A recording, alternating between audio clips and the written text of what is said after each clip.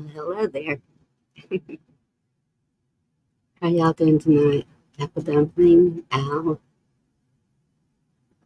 corn patch, keeping the faith. I like that. It's good to see y'all. So I had this scheduled for last night, but I got sick. The dog got sick, my mama's dog, and could have been stress over the dog. I don't know, but I feel a little better today, and it's like, it's a promise. So I felt I gotta be here.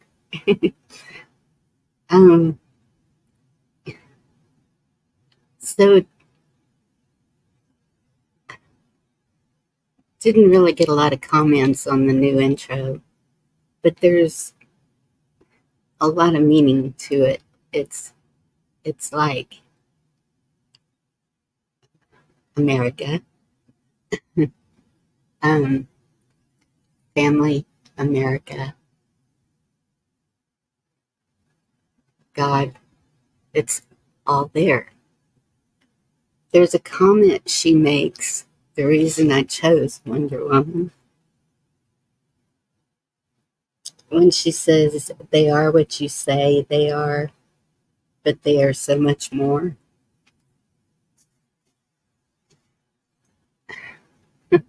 I chose that part, hey Carl, because there are people out there that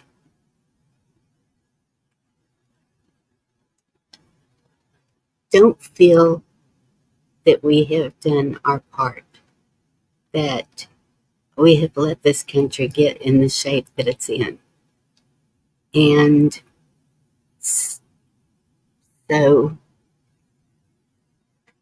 that's kind of why the V, that's why a lot of it. I tried to tell a story with it.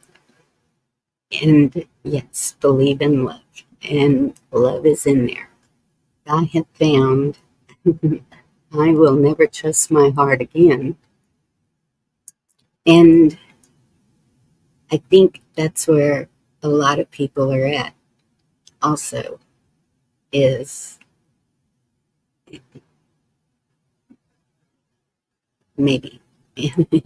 I don't know. There's been a lot of conversations.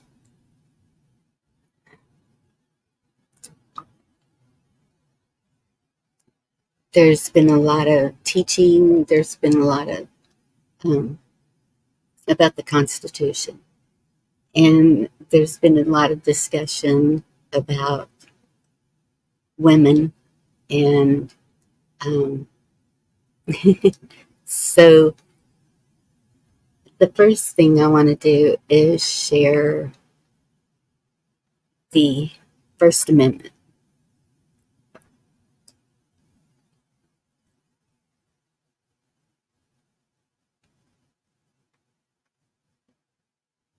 Yes, apple dumpling, exactly.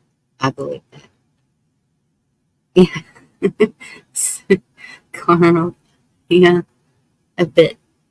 I don't know about listening to your brain. But at the same time, yes. But sometimes can't your heart get in the way of your brain? That's a tough one. So I'm going to share this real quick, and then it's not very long, and then I'd like to discuss it. So here we go.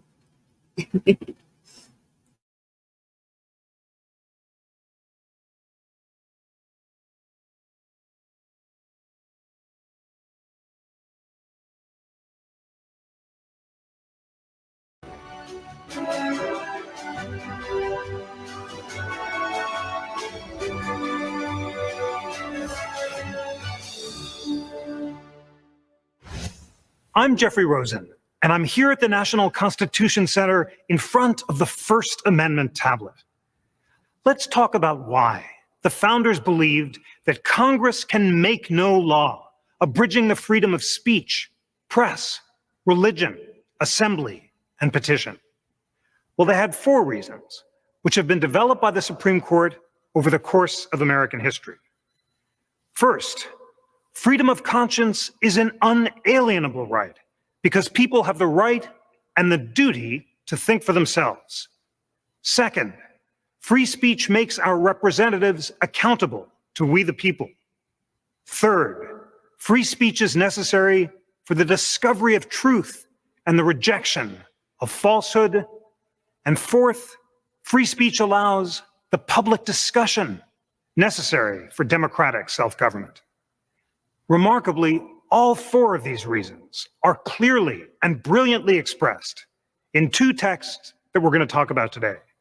Thomas Jefferson's original draft of his Virginia Bill for Establishing Religious Freedom from 1777, and Justice Brandeis's opinion in Whitney versus California from 1927. Let's begin with Jefferson's bill, which he drafted after returning to Virginia from Philadelphia when he wrote the Declaration of Independence. Jefferson considered his religious freedom bill among the 3 most important accomplishments of his life, important enough to be inscribed on his tombstone, along with his having drafted the Declaration of Independence and founded the University of Virginia. Under Virginia's colonial religious code at the time, all dissenters were required to support and attend the established Anglican Church. Presbyterians and Baptists could be arrested for practicing their faith or preaching the gospel. Quakers and Jews and other dissenters could be denied the freedom to marry or to have custody of their own children.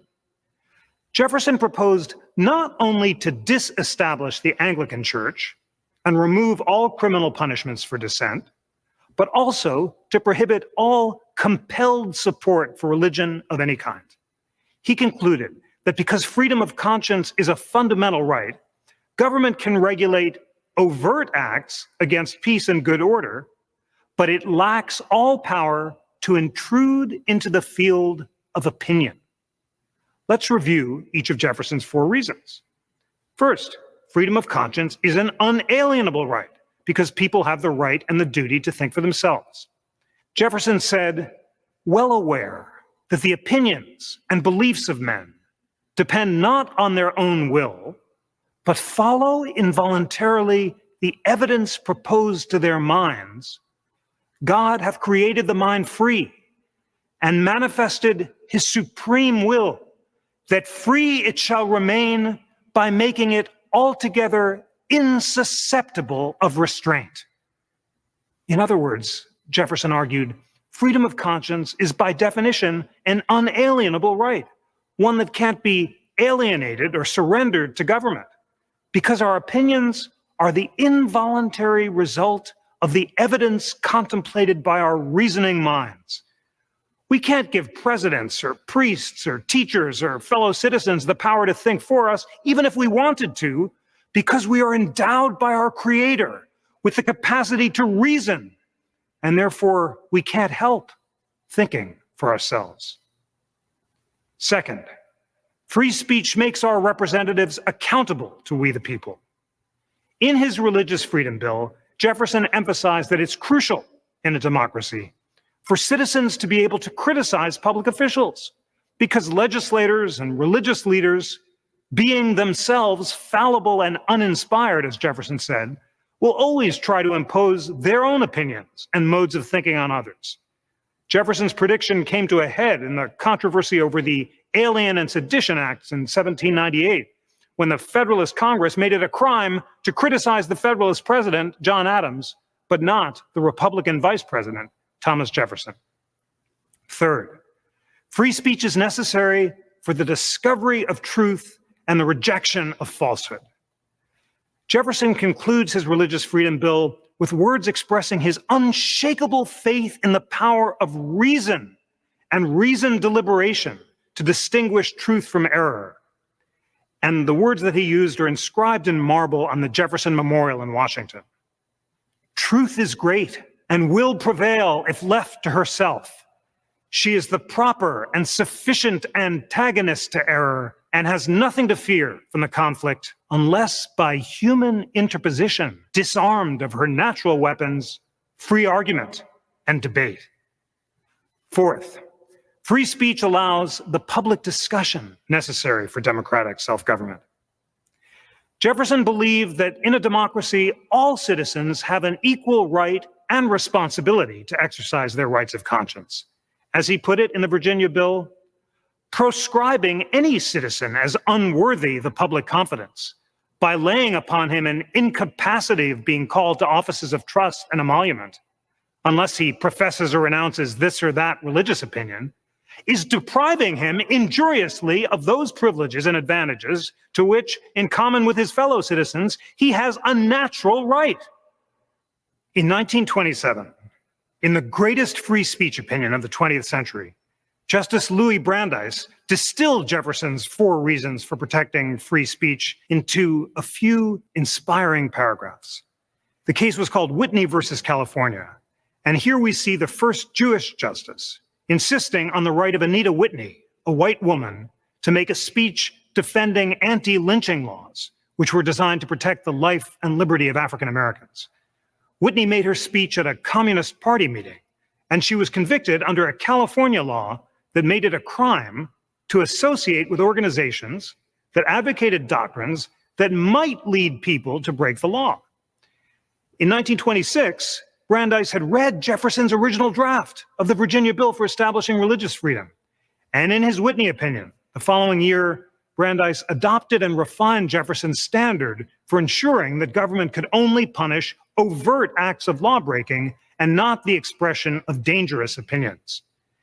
As Brandeis put it in Whitney, fear of serious injury cannot alone justify suppression of free speech in assembly. Men feared witches and burnt women.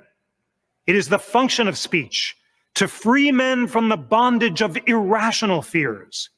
To justify suppression of free speech, there must be reasonable ground to fear that serious evil will result if free speech is practiced, and there must be reasonable ground to believe that the danger apprehended is imminent.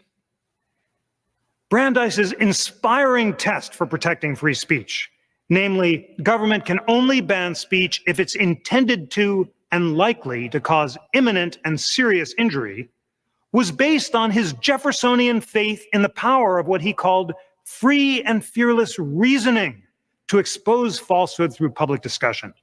As Brandeis put it, if there be time to expose through discussion the falsehoods and fallacies, to avert the evil by the processes of education, the remedy to be applied is more speech, not enforced silence. Only an emergency can justify repression. Brandeis's test was finally adopted by the Supreme Court in 1969 in the Brandenburg case. And as a result, the US Supreme Court and the United States of America now protect free speech more vigorously than any other country in the world. Brandeis went on in Whitney to summarize Jefferson's 4 reasons for why government can't make laws designed to restrict free speech. And in the process, Brandeis achieved a kind of constitutional poetry. I'm now going to read Brandeis's central passage. Listen closely for each of Jefferson's 4 reasons. Here we go. Those who won our independence believed that the final end of the state was to make men free to develop their faculties, and that in its government, the deliberative forces should prevail over the arbitrary. They valued liberty both as an end and as a means. They believed liberty to be the secret of happiness and courage to be the secret of liberty. That's a quotation from Pericles' funeral oration. They believed that freedom to think as you will and to speak as you think are means indispensable to the discovery and spread of political truth. That without free speech and assembly, discussion would be futile. That with them, discussion affords ordinarily adequate protection against the dissemination of noxious doctrine, that the greatest threat to freedom is an inert people, that public discussion is a political duty, and that this should be a fundamental principle of the American government. Well, that's the most inspiring paragraph on free speech ever written. But as that paragraph shows, all four of Jefferson and Brandeis's reasons for protecting free speech are based in an overwhelming faith in reason itself.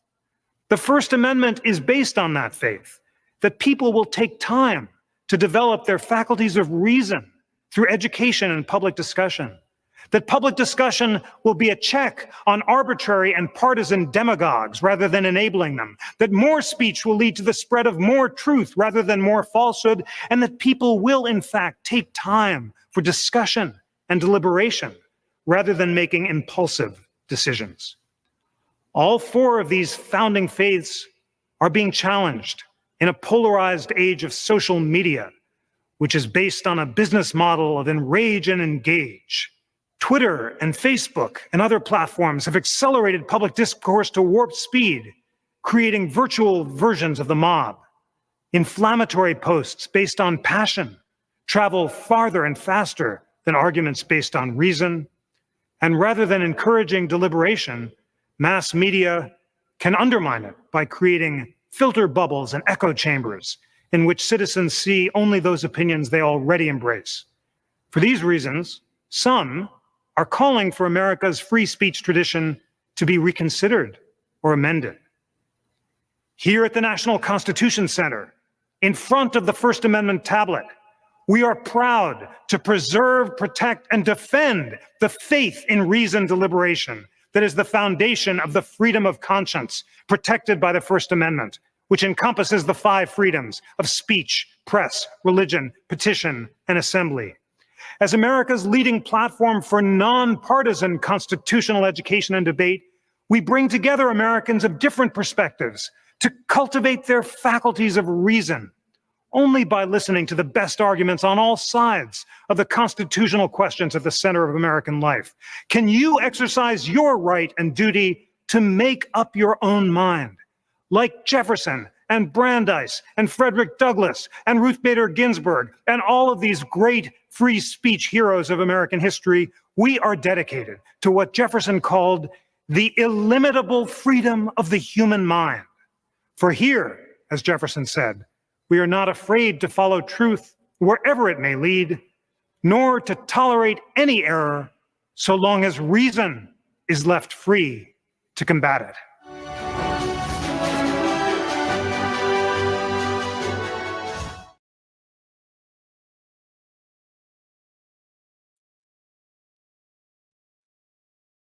So, the reason I did that is because of the thinking for yourselves.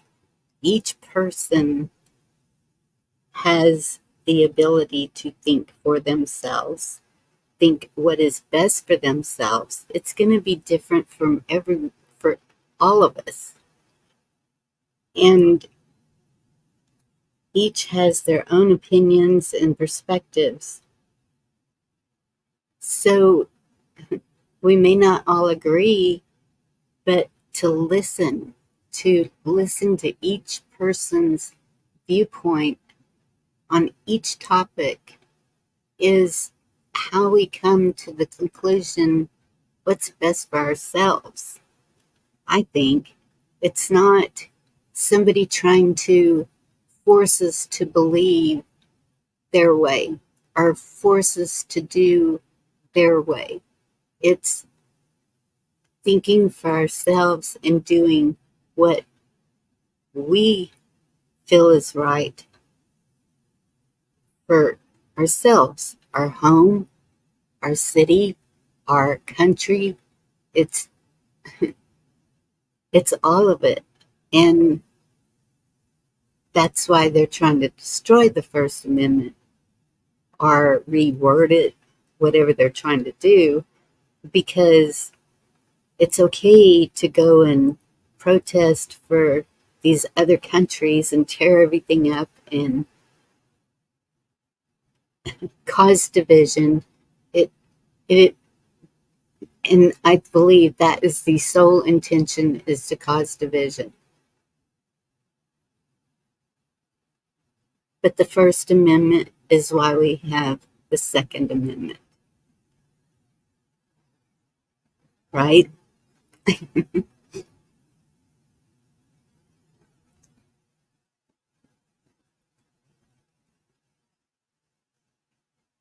Oh, outline. Cool.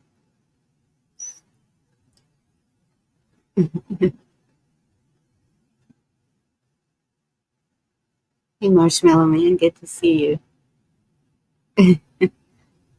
Yeah, I'll get into the whys. I named it Rocket Man in a minute.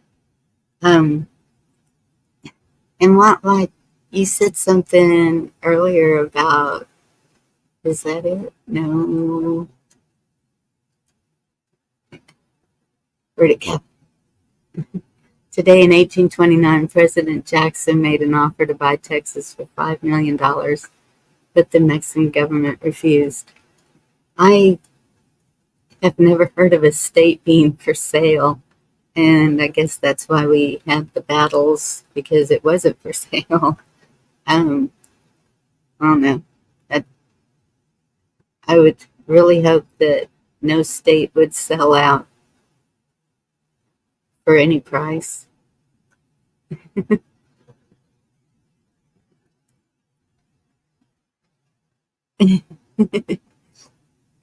Stands alone, that's good.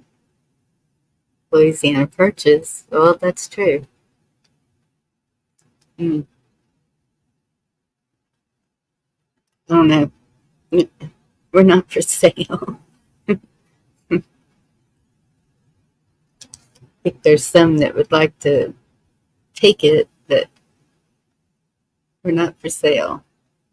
And I know it seems that way. We've got foreign countries buying up land. We've got these big corporations that we know they want to destroy the land, buying up land.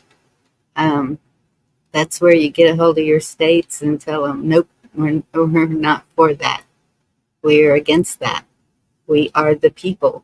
And it's got to start somewhere. And that's kind of the intro also is it's past time to stand up for what is right and fair for all. And that's true to some degree.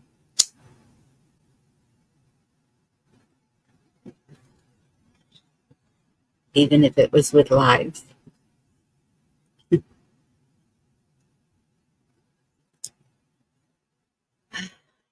And yeah, our taken. I think we kind of took it. Texas, that's why we have Six Flags. Six Flags over Texas has been owned by, I think it's 5 different countries, but Texas had it twice.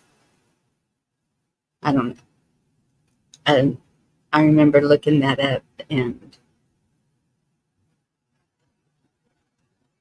seeing that Spain had us for a bit, Mexico had us. Seems like the French. I should know the Six Flags. Oh well, I don't.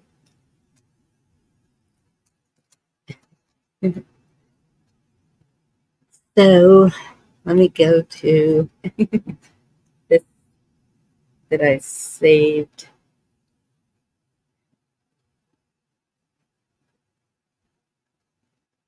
At that. So, free will. So this is the definition, Oxford Languages. The power of acting without the constraint of necessity or fate. The ability to act at one's own discretion.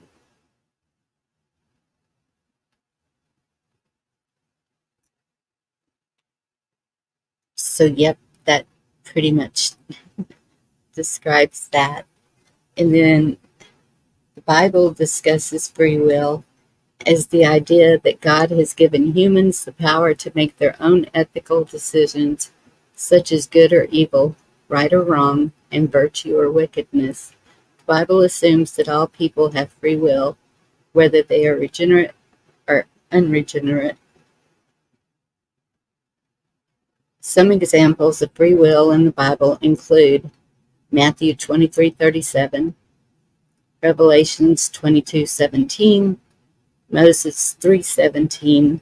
God tells people they are free to choose between good and evil, and that they can choose liberty and eternal life by following Jesus Christ or following Satan.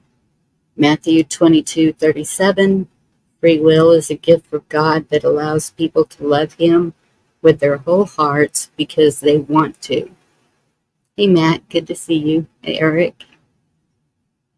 However, some say that human beings don't truly have free will because their decision-making is influenced by many factors, such as their sin nature, upbringing, intellect, training, biology, and psychology.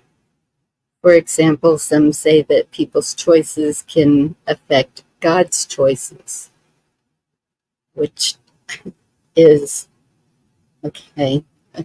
Others say that the Bible is clear that people have the ability to choose, but they also have the responsibility to choose wisely. Which is, I think y'all all do that, get that. It's understood. And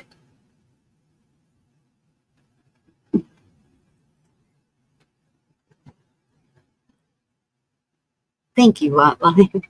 Spain, France, Mexico, Republic of Texas, Confederate States of America, and United States of America. Oh, I didn't know that. Well, we are the Republic of Texas, from what I know. If you believed any of that BS, you wouldn't be here now. And yes, and that's why I read it, because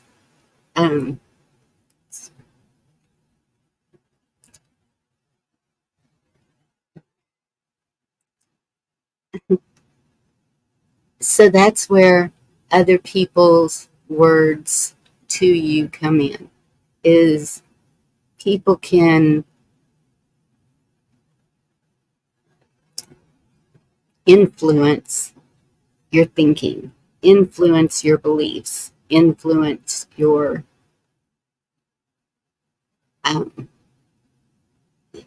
if you allow them. And that's where we set up boundaries, and that's where we do critical thinking on our own. You can listen to their advice, but it's up to you whether you take it or leave it. And that's the same with right here. I don't know everything. I'm not some scholar or anything like that. I am just sharing what I'm hearing, seeing, and my own personal beliefs. It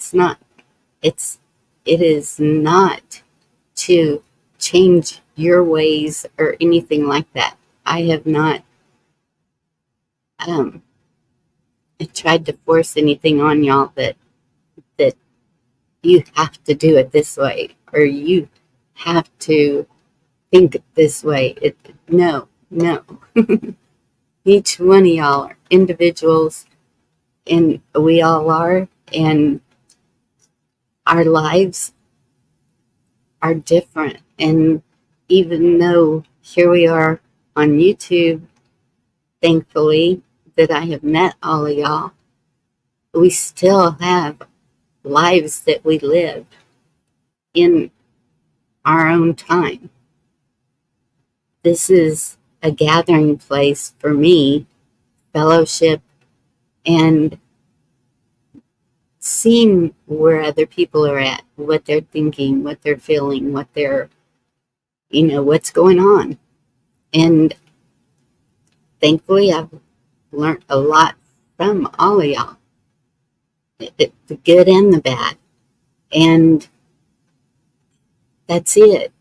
We can't just because somebody comes in and says something bad, okay, well, why do you feel that way?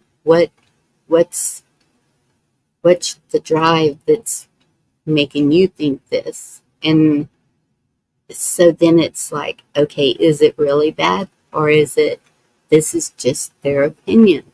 This is where they're at in their life. And it doesn't mean we have to accept it, but accept them as a person. Each one of us are individuals. And that's how we unite, is by just listening and getting along and seeing the different sides of that campfire, Pappy. Good to see you, Pappy. Hey, Gigi. I'm missing some good chat here, I know.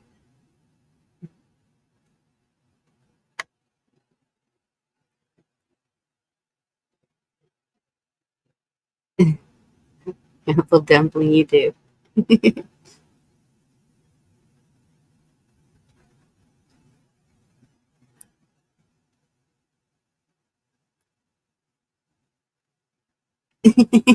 Chima, I have a great uncle that was a Pentecostal preacher, and it wouldn't surprise me.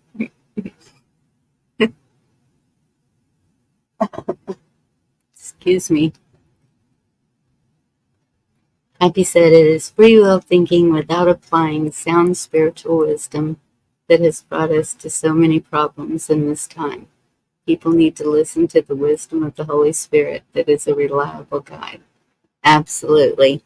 And that's what I was just saying over there at Ronnie and Steve, is that there's a big difference between conviction and condemnation. And people tend to condemn. And hey, Blackwatch. And so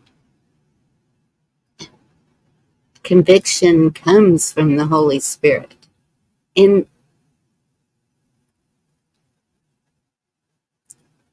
you know, that's where, does it really matter if we call him creator or God or the Spirit, or it, the Father and the Son and the Holy Spirit? Isn't that all connected together? And thank you for that, Pappy. We're not going to change into Canadians, Gigi. But the Canadians, so the Canadians have been our allies always, from what I understand. And we're different, but in a lot of ways, we're not. In a lot of ways, they're going through the same trials that we are. They're going through the same, their farmlands are being destroyed. Their the prices are going sky high. The everything that is happening, it's happening everywhere. And so I just ask that we give each person, no matter where they're from, little kindness.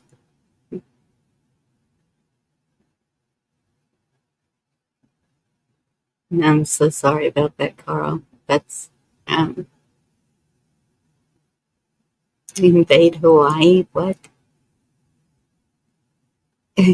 Squirrel, I would do sounds.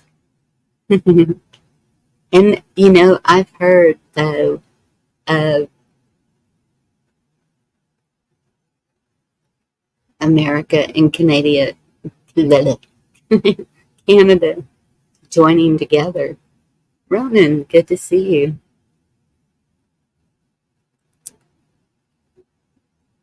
We just shop at the same 7-Eleven now and again.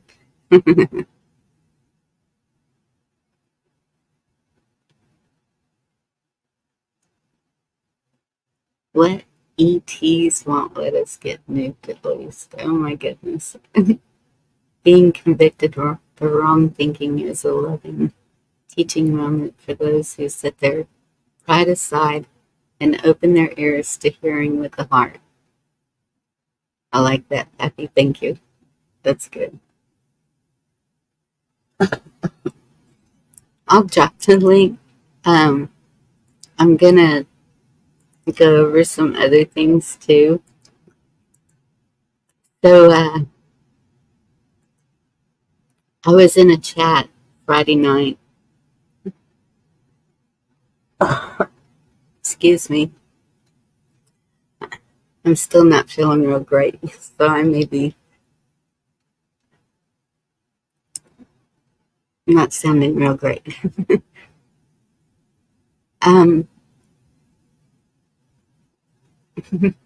There you go, Eric.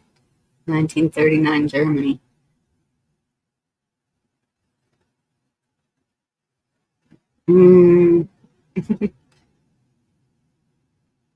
Not ready to go to Canada, Gigi. I couldn't legally now anyway.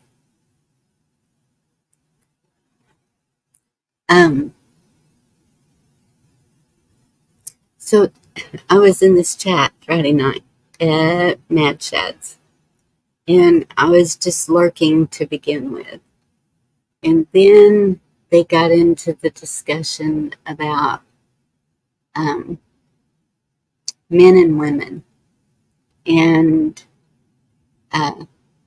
because of the candidates for what's going on right now for November, I believe is why the discussion started happening. And so, you know me, so I went in and I said,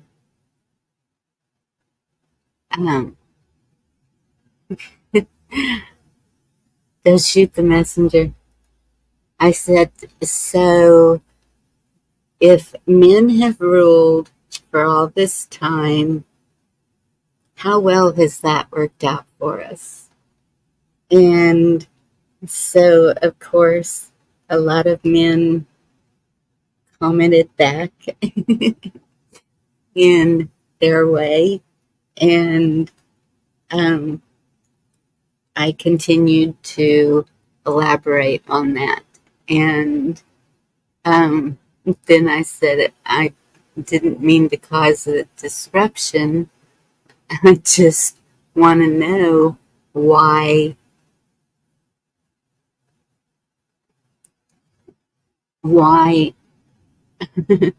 and Gigi, I've heard you say it, women and emotions, and I keep hearing other people say it. Yet, okay, men are builders and thinkers, right? And uh-oh. Hi, What Life, how are you? Good evening, Miss Bonnie. You want me to finish? Okay. Yeah. Men are builders and thinkers, right? And but yet women are the ones who take care of what, 3/4 of the home, the children, the meals, the home, making it a home. So if they're capable of doing that, and a lot of times the finances also, I had to. So if they're capable of doing all of that, why would they not be capable of running a country? And it's not just the president that's running the country, is it? I mean, there's a whole staff of people. The military is in on a lot of the decisions that have to do with foreign affairs. But there's different because women are unstable to a point, but are men? I mean, not saying you men are unstable, but do you let your stubbornness or your, because men have the strength, is it their and dang it, Ronan, and that's what Matt Chat said. Okay, Bonnie's a man hater, and I said, no, I don't hate men. I love men. Just for the record, I'm not a part of the she man men hating club. Yeah. And no, and I'm not a man hater. It's just I'm trying to figure out why the concept of that is so out of this world to people. Hey, Rocksteady, good to see you. What concept exactly, or what idea? Of a woman being a leader. Why can't a woman be a leader?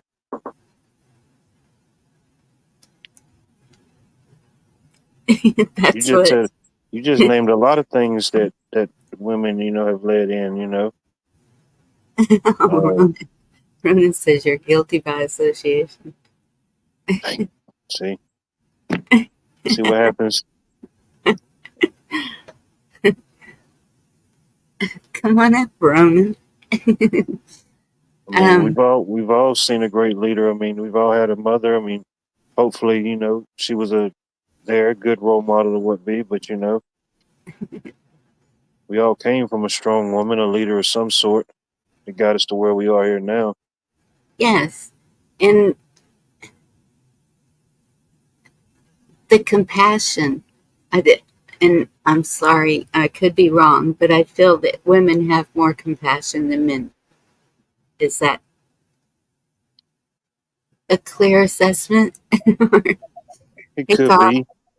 It could be. I mean, there are exceptions, We've seen people that just because they have children don't mean they're mothers, Exactly. Yes, I've seen that. There's good and bad in everybody. Yeah. Male or female, it doesn't matter.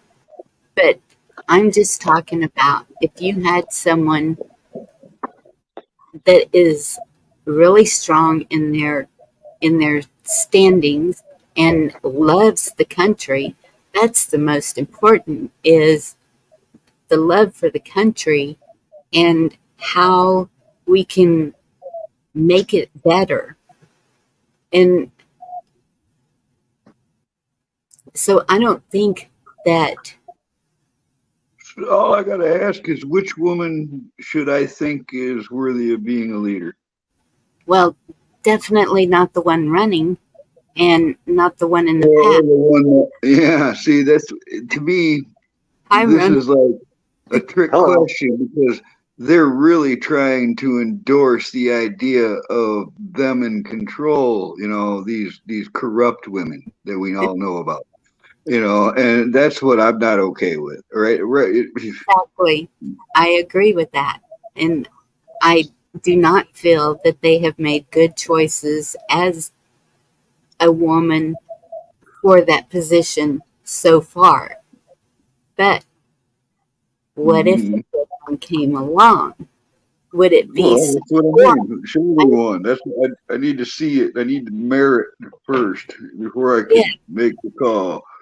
Because, like you said, women and men are both, pretty much, besides the interlocking parts, they're pretty much capable of the same things all the way around, with the exception of a couple, times that a woman goes through physical things that a lot of people use as an excuse why they shouldn't be in power or something. But, oh, goodness. I really, after the last 8 years, I don't think the president has near as much power as I thought they did anyway. I think they're more like a spokesperson or something, because they get sued and controlled, and I don't know what's going on, but it doesn't seem like they're really in control of something. What do you have to Yeah, it's kind of designed that way, though. We're supposed to have checks and balances. That way, it doesn't matter. It shouldn't matter as much if we get a bad leader, for example, because the other branches of government supposedly are supposed to keep them in check. Obviously, we see that they're often on the same. They're all on the same page, and that's against us. Yes. Well, that's another thing. It's like the best woman, the best woman I've ever known on this planet was my mom. All right. That's the way I see that. She's the strongest woman. She was the most badass woman I've known. But I still wouldn't vote for her because I know she'd like tell me what to eat and what not to eat, and tell me to clean my room and shit. And I don't like to be controlled. Exactly. And none of us do. That's why we're where we're at. And so it's up to us to make sure that the government is doing what they're supposed to be doing. And I think that a lot of people forgot that, and that's how we got where we are. If we had a Joan of Arc type figure right now that, was like yielding a sword and talking about, beheading Democrats or something, I'd be all behind that.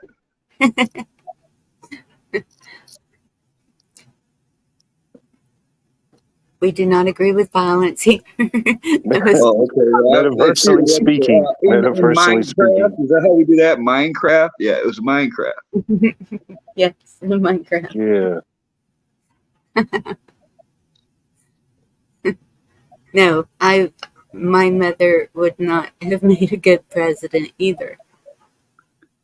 Oh crap! I don't know. It depends. My mom almost shot my friends. All right, if you walked into the house in the wrong time, you might get shot. That it depends on what you call good.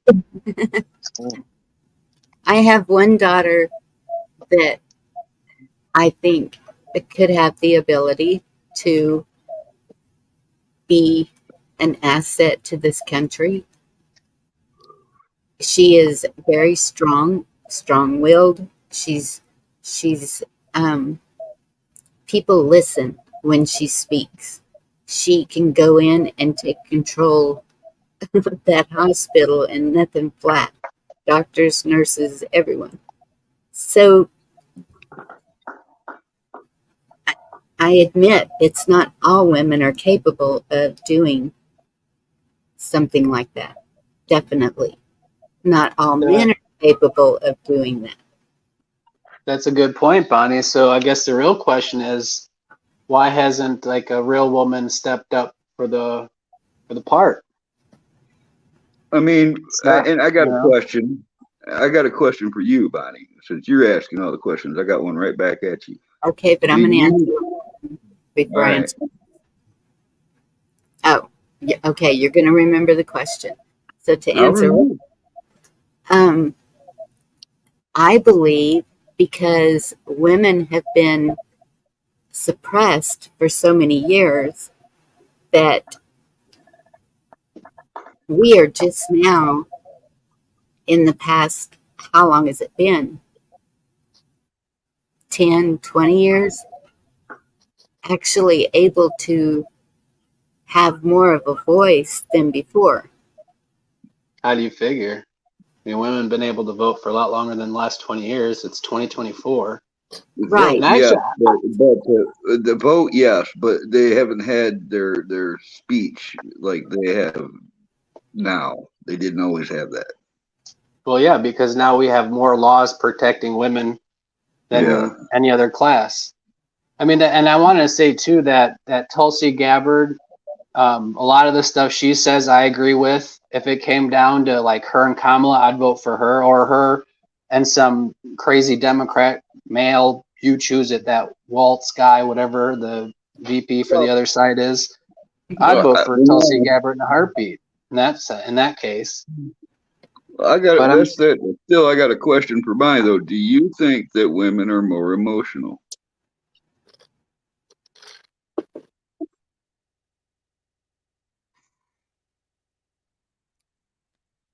Did we lose Bonnie? No, I'm trying to think of how to put this. I believe that women are emotion-led. Yes. I believe that we sadly go by feelings more, or okay, it's like if you were in the field, war, you see a child, dirty, crying, 4 years old, coming towards you. A woman is possibly gonna be, oh my goodness, this poor child, where a man is going to be more cautious because we've seen what happens in the field, what they use children. You mean like the female Secret Service agents? Like this child has a time bomb strapped to them. And so you're taking a chance of, a woman would tend to want to take care of that child, right? Oh my I goodness. know what you're trying to say. I know exactly what you're trying to say. I've heard this from a couple of different fire departments that where when they recruit somebody for the fire department, they ask a question, a simple question is, would you risk your life to save somebody in a burning building? Or would you risk your life for to save a family in a burning car? And almost everybody's reply, you know, is a gung-ho, well, yeah, you know, I'm there to save people. And that's when they'll straight up tell you, well, we don't want you then. Because if you're willing to risk your life, then all that training, all that money, all those resources they put into getting you there is thrown away. All right. If it's too dangerous they don't want you to do it. And that's fact. All right. And it's one of those things to where it may be a woman is capable of being a hardened, logical person in a situation, but there's a lot more men that are, all right, because you know, in a fight, in a situation, it's just more our nature, just like it is that you are nurturers, you are mothers. Don't let them cloud that up. All right. Exactly. The men have always been the providers. All right. You know, women have always been the nurturers, the gatherers, you know, that's always been the role they played in our survival throughout history. You know, Hey, Chris. men have generally been the leaders. And like I said, show me one that's worth following, and then I'd think about it. But gosh, I don't see any. I mean, even some of the conservative women, I don't think they're up to it. They don't understand everything that's involved.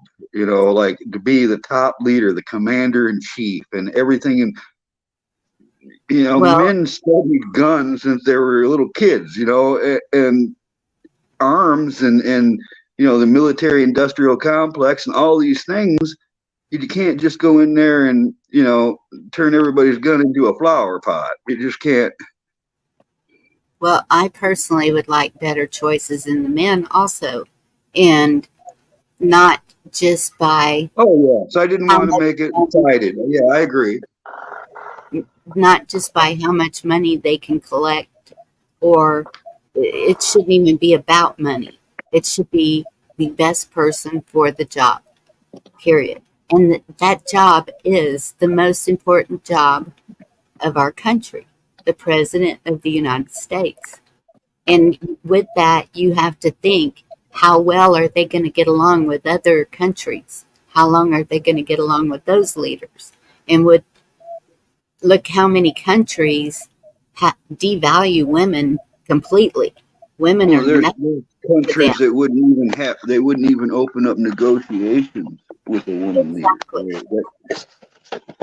That's true. So there's that block. Germany has a woman president or prime minister or whatever, chancellor or whatever their title is. Germany has a female leader leading that country. She negotiates with all kinds of different countries and does things. And I don't want to. I'm not trying to like beat up the image of women or nothing. I'm certainly not against women, and I've said this on this panel too.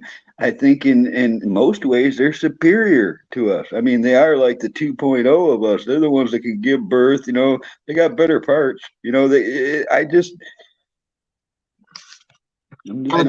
don't think that the president is the most important role. I think there's power and influence in that seat, but in my opinion, there's no leader is the most important person of any society. To have a well-functioning society, maintaining peace and order of some kind, you have to have different people playing different roles, right? Women play their roles, men play their roles. A lot of those roles could be, you know, whichever. Anybody could work at a supermarket. Anybody could deliver packages like I could do. There's no gender required as far as that goes. And I'm pretty sure there's a lot of those kinds of folks out there delivering packages too. I've seen plenty of the blue-haired people. But nevertheless, the presidency isn't the most important. It is the most, it's arguably, obviously, you know, the most powerful because you wield the army, right, in that sense. But the president, that's what I mean. I'm tainted. I shouldn't even say much because I'm tainted. When I think of powerful women, I think of like Janet Reno and Hillary Clinton, Nancy Pelosi, and you know, that's not power. That's influence. Yes, but they're all, you know, not my idea of good people, to say the least. So it's like I don't have anything good to choose from. I don't know. I guess, you know, as far as I've seen throughout my life, Trump's been the best choice. No one's perfect, and I'm not looking to vote for my next beer drinking buddy or anything like that. And I think sometimes women will look at it that way. They say, well, I don't like what he says. He's kind of mean. He's this way, he's that. It's like, well, you're not interviewing your next husband. You're not voting for your next boyfriend or your next date. You're voting for the free, you know, the next leader of the free world, right? And what do you have to do that job?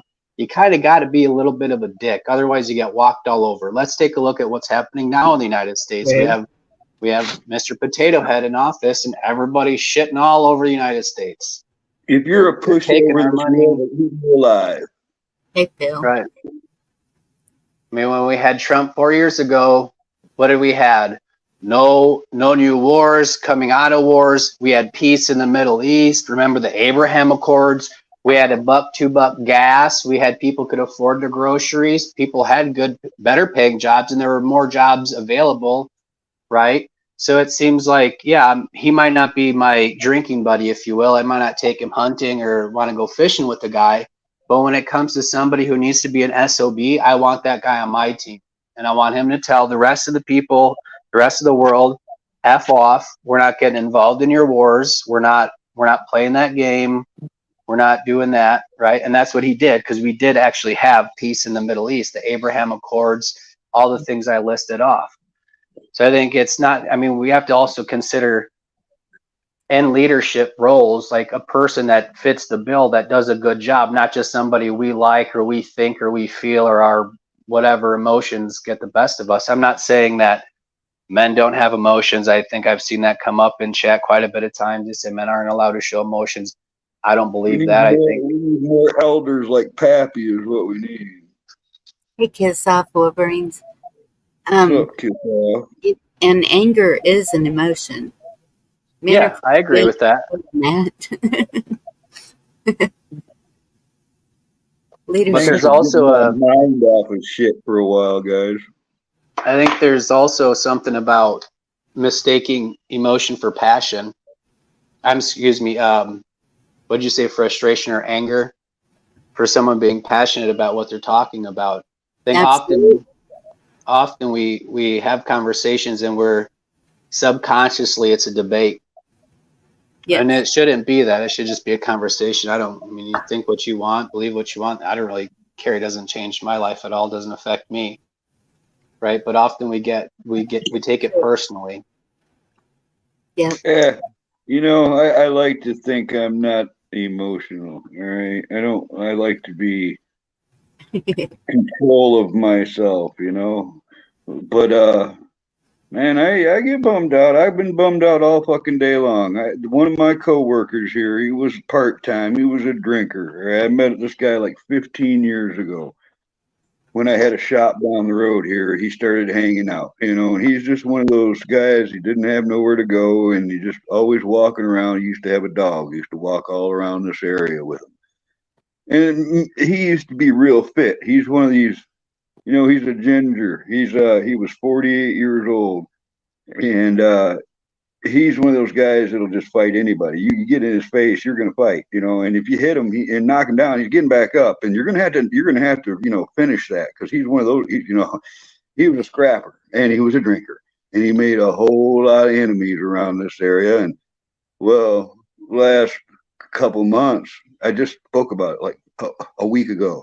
He's lost his body weight and he's getting skinny. He's not looking healthy, and well, he's been for months and months sleeping on a picnic table a couple hours in the morning by my truck. And he's got his blanket and stuff. He had it stashed in the pallet racking here, and he had stuff stashed all around here that he, didn't have nowhere to put it. And he, like I said, he works once in a while here at the upholstery shop. And well, he was missing. I didn't see him in the morning. I'd see him from 5:30 in the morning to 7:30 in the morning. And then he would go off somewhere and start drinking. And I didn't see him for a few days. And then Friday night, he spent the morning on the coffee table. I seen him. And by the time I got out there, just before 7, he was gone again. So he was like avoiding, the upholstery shop owner and me. He's been kind of like avoiding us. Well, Saturday, his girlfriend got a text from him, or a video. She showed it to me, that he had big laceration on his forehead and a big black eye starting, and he was holding his head like he had a headache and stuff. But he had a little smart ass grin, because I've seen him fucked up since the last 6 months. I've seen him have black eyes like 4 or 5 times. He's a scrapper, right? I think he likes to fight. Anyways,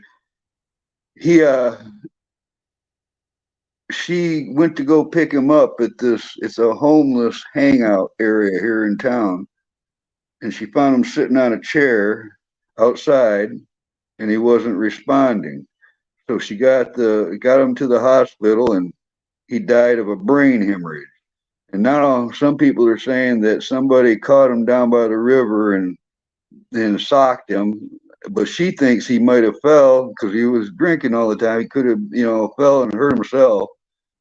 But I met her today. She came here to get his blankets and all the stuff that he had stashed here. I give to her, and she was just a wreck. Talk about emotionally, damaging. But yeah, just a real weird weekend, man. They had a search for some fugitive in the lots around me here, and then within the same hour, I heard about him dying.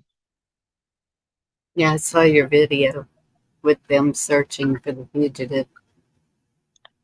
At first, a couple of us thought maybe it was connected, but it's not looking like it's connected. And I'd never heard if they caught the guy or what. Yeah. I'm sorry to hear that, Carl. But no, it's all right. I don't know why it makes me feel better just to tell people about it for some flipping reason. And all right, Frank was his name, and he could be a pain in the ass. All right, I was straight up, man. There's been a couple times where I almost socked him. All right, but my day was ruined today.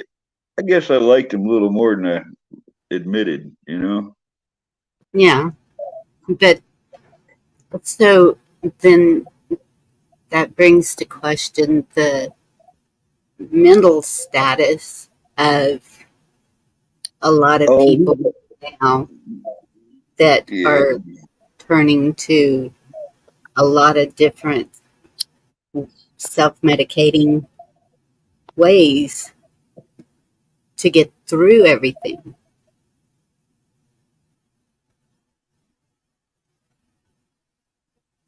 Boy, I've seen so much of it, Bonnie. It's driving me nuts. They're all younger. He was only 48 years old. and they're drinking and drugging themselves to death with heroin and whatever the hell they're into, and it just making me ill inside, man. I've seen so many people end their lives that way. Yes, I have too. And it's sad that I just saw where they're putting vending machines with Narcan.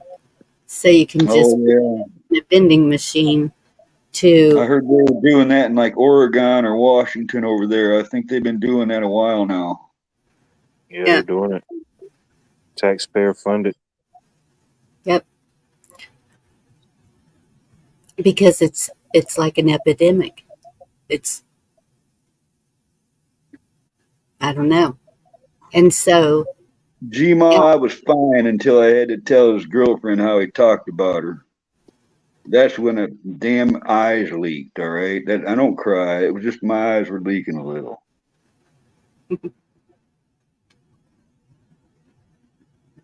of course they were. That's that's normal. If Y'all hearing the sirens all around me and shit? This town's getting nuts. no, but that's the thing too, is that emotional, is that everyone, I don't care who you are, you're going to mourn the loss of somebody.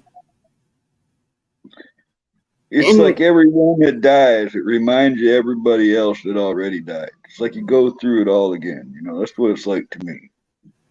Because this shop I'm sitting in right now, I think I told you my truck's completely skinned inside out, and I got all my shit in the shop, so I'm in the back of this 120-year-old shop, just kind of habitating here. And now, if I was in the shop 15 years ago to this day, there would be 4 guys here that are all dead now. 4 out of 6 of us. There's only 2 of us left, and the other one, the owner's terminal, like I told you. So I'm going to be the last one standing out of a circle of 6. And this shit gets old. That's the part that gets old. There's things hanging up here on the walls in front of me. There's Scotty stuff, there's Demir stuff, there's Corey stuff, and now there's Frank stuff. but that's the strength I like to see in men and women, is being able to say, no, that's not the life I'm going to live. Being able to realize, look what it's done to these people, and that is not my choice. Yeah, Because it that does. talks about. Oh, sorry. I'm sorry. Go ahead. I was just going to mention that goes back to free will and free choice, like you were talking about earlier, right? We Yes. have to choose that, regardless of. And I mean, it's not, people could say your free will and free choice is tainted or whatnot, but even within those parameters, you still have the ability to do that, right? Like Rescue says, right? You can make today a good day, right? You have Wait, to make what? it, and that starts in your mind, right? What are Yes. you talking about, Gigi? I don't even know what you mean.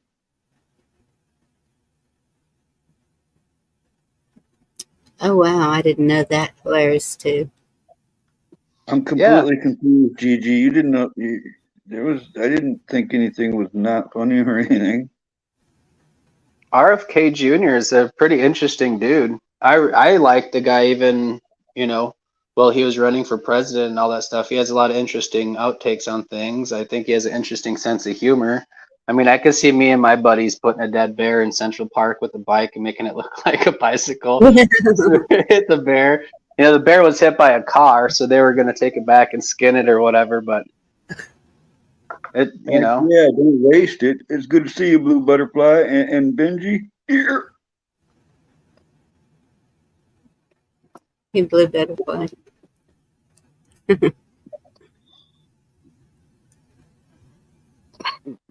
So, okay.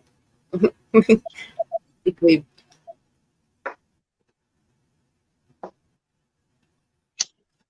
figured out how. It would be cool to see. Wait, I have a video to share with y'all because I have never seen any political figure do this before. And so, yes, I was impressed by this. So I'm going to share this.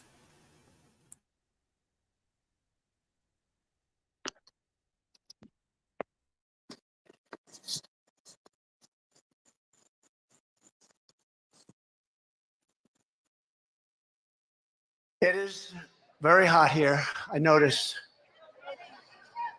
it's very hot. And a lot of the people waited for days to get here, so I understand it. Take your time, doctor. Take your time. Thank you.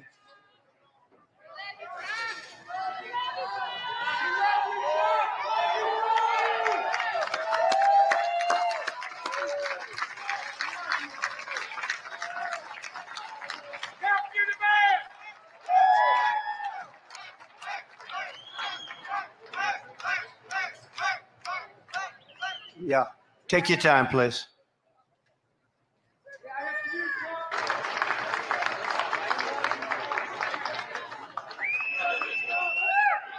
We lose them.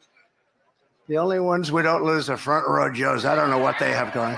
They have something going here, Governor. It is very hot.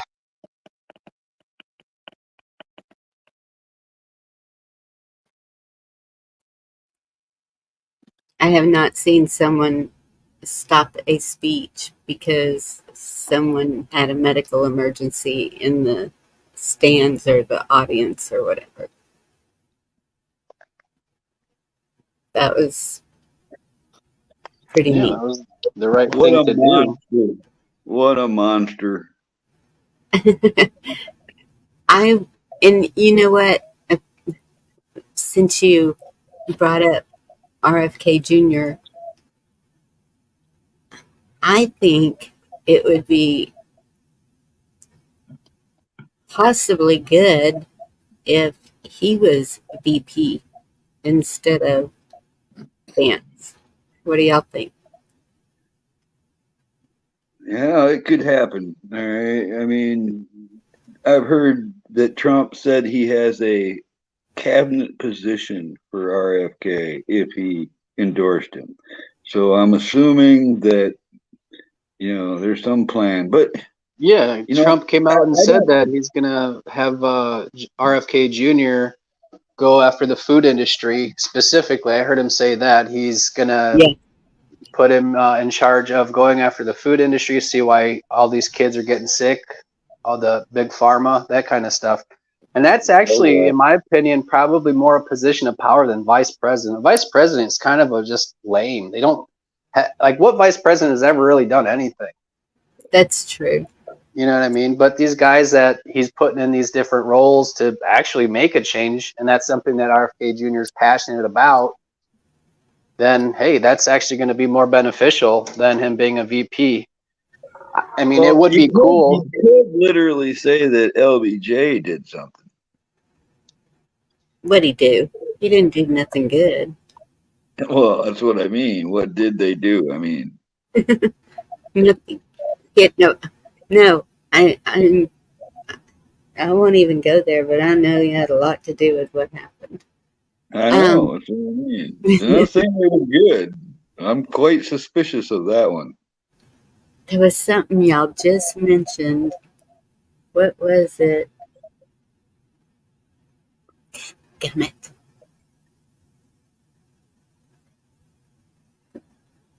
Because I was going to ask you, FDA, yes. He's done that almost every outside rally. Lauren, good to see you. I didn't know that.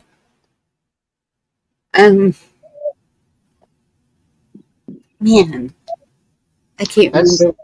It was. That's a good point that she made. That, I mean, what Trump did shouldn't really be anything spectacular. It's just the right thing to do. But we're in a world where everything's so backwards and upside down. Like, we cling on to these moments of like just doing the right thing, and it's like we find it amazing.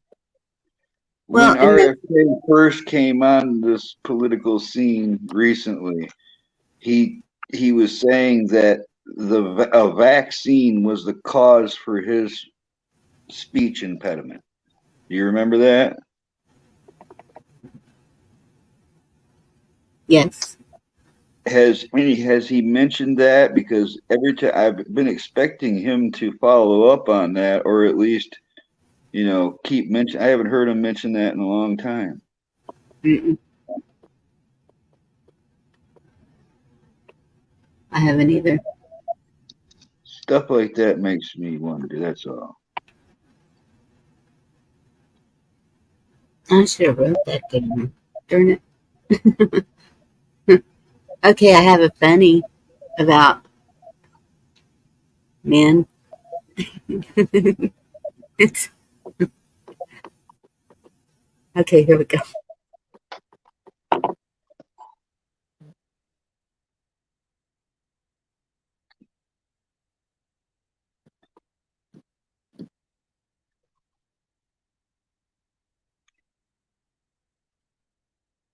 There she is. Daddy, Oh, what? what do you think of her outfit? Oh, wow. Beautiful. Yeah. You need to keep that pulled up. Don't show your belly. Why? Why? Because it's a teenager thing. Then why do you show your butt crack when you walk on the truck? Is it a grown man thing? What is it? What? Why does he show his butt crack when he walks on the truck? Is it a grown man thing? This is butt crack. Mm-hmm. I see men like that everywhere, even my uncle. Mia! They're gonna get mad. Look how pretty. If that was all her without coaching, the world's in trouble. Yes. She's going to be a lawyer. Good observation, though. Excuse me. I agreed with the father when I first saw it. I was like, yes, these children need to not dress that way. But then when she came back with that, I was like, oh, that was great. She's got a good point. They got to start making pants a little longer on the top side. I don't know what that part of the pants is called, but seems like they've been getting shorter and shorter over the years. No. I got a belt. I got suspenders if I need those. It's just not safe leaving that thing hanging out there. People will put things in there if you ain't watching. Got the back turned, that ain't safe. I remember that in school with the hip huggers. Oh my goodness. Not me, but I've seen other girls have that happen. Now, it's completely acceptable if a girl's ass is hanging out, but nobody wants to see that old man plumber doing that. No, it's not acceptable. There was a video I just saw. Well, it's not anymore, but it was for me 30 years ago or whatever, 40 years ago, whatever. Yeah, I just saw this video. It was a police video. The police were on top of this guy, and it was stupid. A lot of them I've been seeing are stupid. That I want to even know what the charge is going to be when they take them in. One man was blowing a horn, and they arrested him for blowing a horn in middle of the day at a protest. And it's like, I want to know what the charge is going to be. That's ridiculous. Probably just for disturbing the peace or something like that. I don't know, but excessive noise. They probably got a law that they can use on it. But that other one, they do. They have a certain decibel that your noise can be at, amplified sound. Still, it seems like it would be a misdemeanor, not an arrest. I doubt they even brought charges on the guy. They might have just arrested him and then released him. Just to make an example. But in that other one, they were at a beach and a girl walked up with her back to the camera with a thong. And it was like, really? That just had to be in there? Like, in your face? I don't know. I think that a lot is shown like that purposely, just to Oh, of course. Yeah. keep that keep out all in temptation. And divides people, and it, you know, Yep. it takes away from the message. You know, like even that little video you played, it was funny. It was a cute video. But, you know, the dad, like you said, the dad did have a good point at first. We don't need to Yes. be teaching these young children. If I had a dressing young child appropriately. in this world, they would not be on the internet. There would, I don't even know if I'd allow photographs, because it's like this world's so fucking twisted. That's half of how they operate. You know, I don't want any. I would hide Yeah. all of my That's, child's info if I could. I don't post any of my grandchildren's pictures on internet. I don't show them on the internet. I don't do that. And then I teach the kids to not trust nothing, nowhere. And man, thank you, Yes. Lord, for not giving me a daughter, because I'd have probably killed somebody by now. There's this this saying I saw years ago, Bonnie. It said, you know, it makes a guy think, even though I ain't got a daughter, maybe think, but it said, would you be the man that you'd want your daughter to date? You know, thinking Yes. about, yeah, you know what I mean. There was a meme, I can't remember it word for word. But You mean be rich? Just kidding.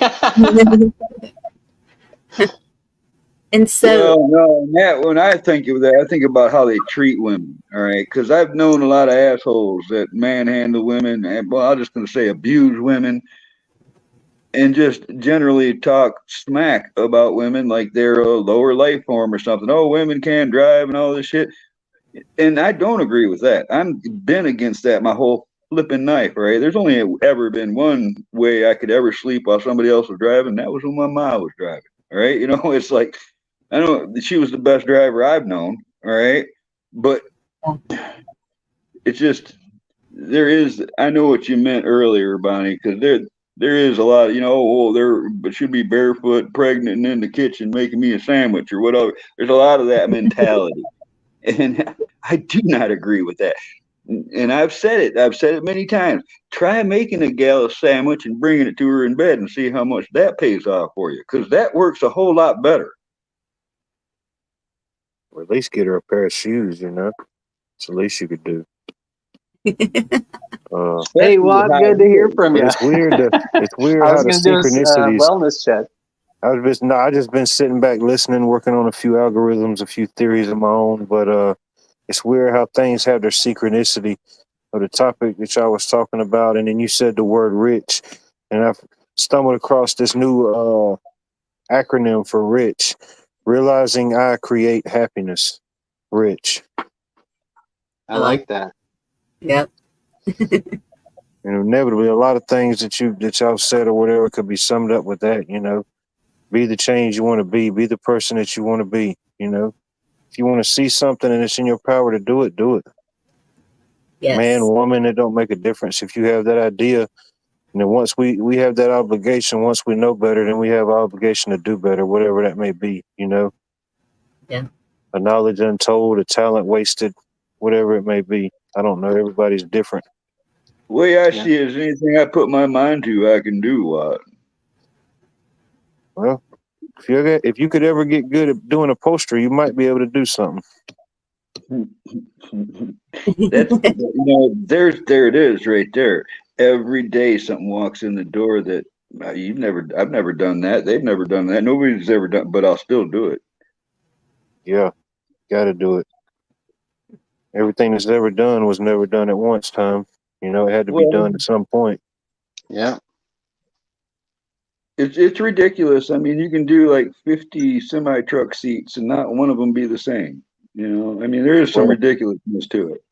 If you ever migrate south, dude, there's a big demand for that type of stuff. I'm right on the river, and there's all type of waterways and water stuff. You know what I mean? I seen a boat yesterday, and I said, "Damn, I wonder if Camo Carl put the canvas on it."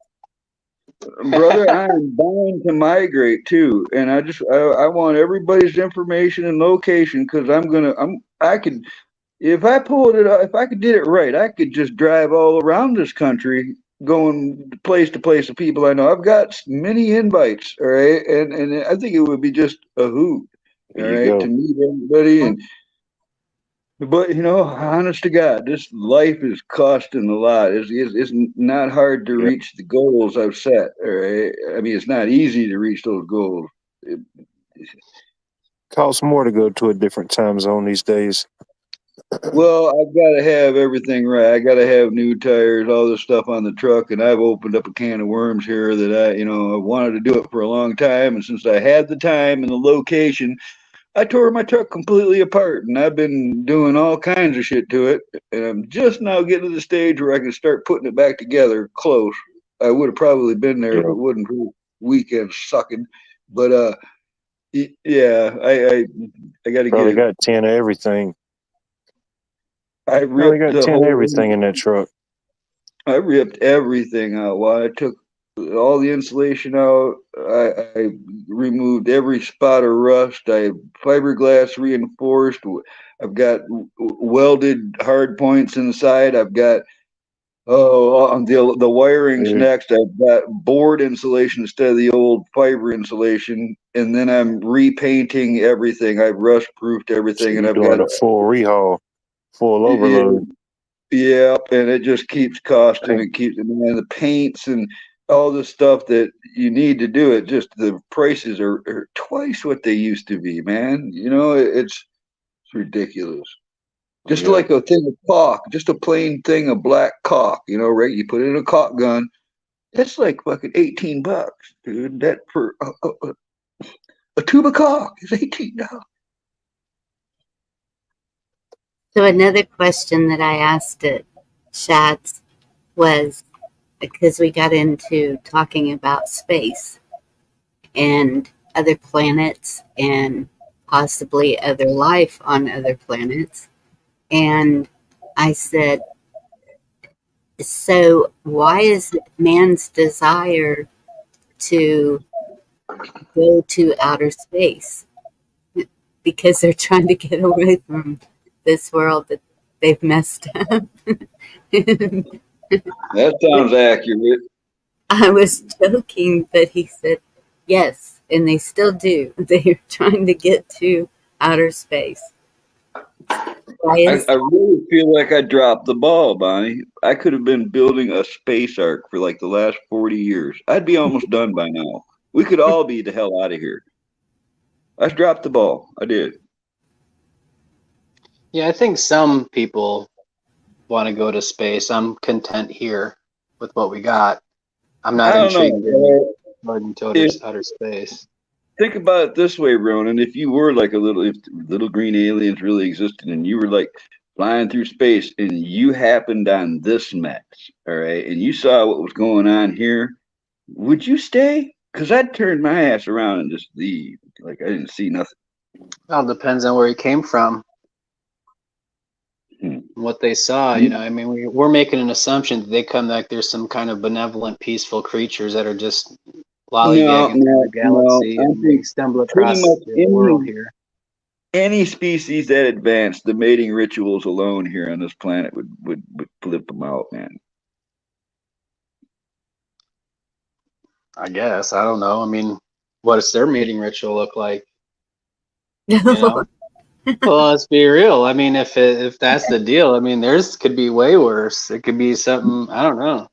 I've Like seen a lot of how a sci-fi. parrot dances, like how a parrot dances to impress its partner, something like that. Hey, Daniel. I know some people think space is fake, that they never made it to the moon, that the Earth is flat, and that it's all a lie. Well, I've, some people they live their whole life reading stuff on the internet too, so Yeah, they didn't even they don't even know how to operate a book. that's funny, and I'd trust a spaceship over a plane nowadays. Also, Well, Good point. speaking of the moon and extraterrestrial beings, it was today in 1835 that Dr. John Herschel published the first of 6 series, The Moon Hoax. So where he started writing about where he's seen these beings on the moon, and it sent people into an uproar. They didn't know what was going on. They thought the Earth was going to be invaded. Oh, wow. But it was a publication printed today in 1835. It's Kiss Off Still Here. Here comes the train. Wow. Let me see. Put the article for you up there. Hold on. I think some of the space stuff too, like I've always found it at the like entertainment, you know, it was like I'm not into sports, but I do find science fiction movies and shows more interesting. Yes. And I think inherently we do have this thing in us that we want to explore. We want to go see it with our own eyes, not just space, but anything. That's how man got. Is it explore or is it concept, conquer? Right? Is it explore or is it conquer? Well, for me, it's exploring. I don't know. It could be different for everybody else. I mean, when I travel, I go to see what's there. I don't go to take it over. You know? But look at our track record. This is our track record. Don't lump me in with these people. You know, I had nothing to do with any of it. Now we're blaming us for all the world problems that happened throughout all of history. No, those people at that point in time made their decisions. They made their own choices. They expressed their own free will, and they did what they did. I'm here now doing that same thing. And like when I went to Europe, I went to Japan, I went to Jamaica. I've been places. I didn't go over there to conquer. I went there and I met with the people. I experienced what they experienced. I found it amazing and great. And I was super grateful to come home. I just can't imagine you in dreadlocks sitting on the dock smoking big reefer. I saw where Bob Marley was born. I saw his house. Cool. Oh, you be coming. He's a smart dude. I mean, think about these lyrics that he wrote.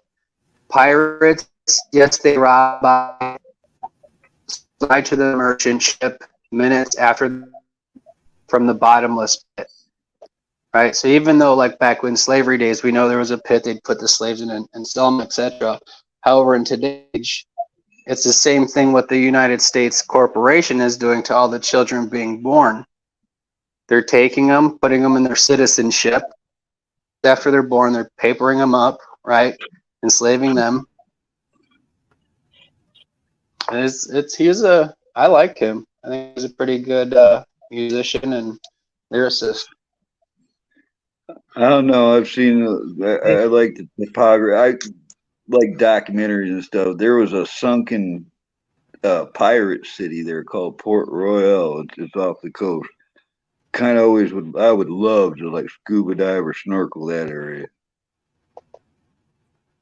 So, isn't it kind of odd that, like, when a man has a car, a nice car, or he always calls it a she, or a ship is called a she? Why is that? Well, it's because you don't want to. I mean, who wants to be in love with their truck named Frank? Mine's named Hildegard. Right? That's gay, Bonnie. What are you talking about? In love with a truck. Okay. Well, there is an amount of love going into my truck right now, and her name is Hildegard because if I park her on top of the hill, it's a Hildegard.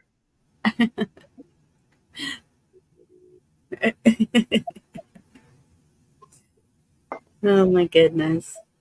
I mean, my rifle's named Kindness and my shotgun's named Pin. I name my things. I do too, but it's not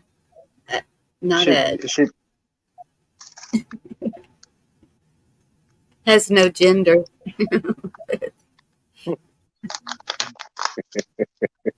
But no, I don't name all my things. My car does not have a name. I have not liked my car ever since I got it, but it's reliable. So that's a good thing. That's the name, reliable. Yeah. Old Faithful. Good. It's reliable, so there you go. If you're nice to them the last decade.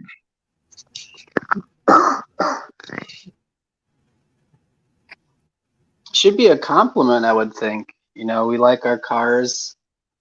So we give them names we like, and I don't name any of my vehicles, so I'm with you on that. But Yeah, I haven't. But I just always hear like when we go to car shows and they're like, "Yep, she's a beauty," and I'm like, "Why? Why is that? Why is a it?" lot of languages have that, like Latin-based languages, or have the masculine, feminine built into the word. So even though you're saying car, it's either term. That could just be something in our somewhere deep down in our subconscious. You know, it's not necessarily a. I don't think it's a bad thing. It's a thing. I wouldn't want to be in a car named Bob, for example, like Cam. Is it just me hearing Ronan glitch, or is anybody else hearing him glitch? I I heard am, something. but I thought it was me because whenever my internet starts to drop me, all of y'all start roboting and y'all can't hear me. So Check, Well, we're all check. Sorry about going that. through. no, No, you I just was wondering because you're saying stuff I'm missing it. But it's if your connection goes bad, Bonnie, then we're all gonna, go glitchy. no, y'all still be up here. It's happened a few times, and then I have to try to come back. I'm too close to the target, as they say. Yep. And it's a leap year.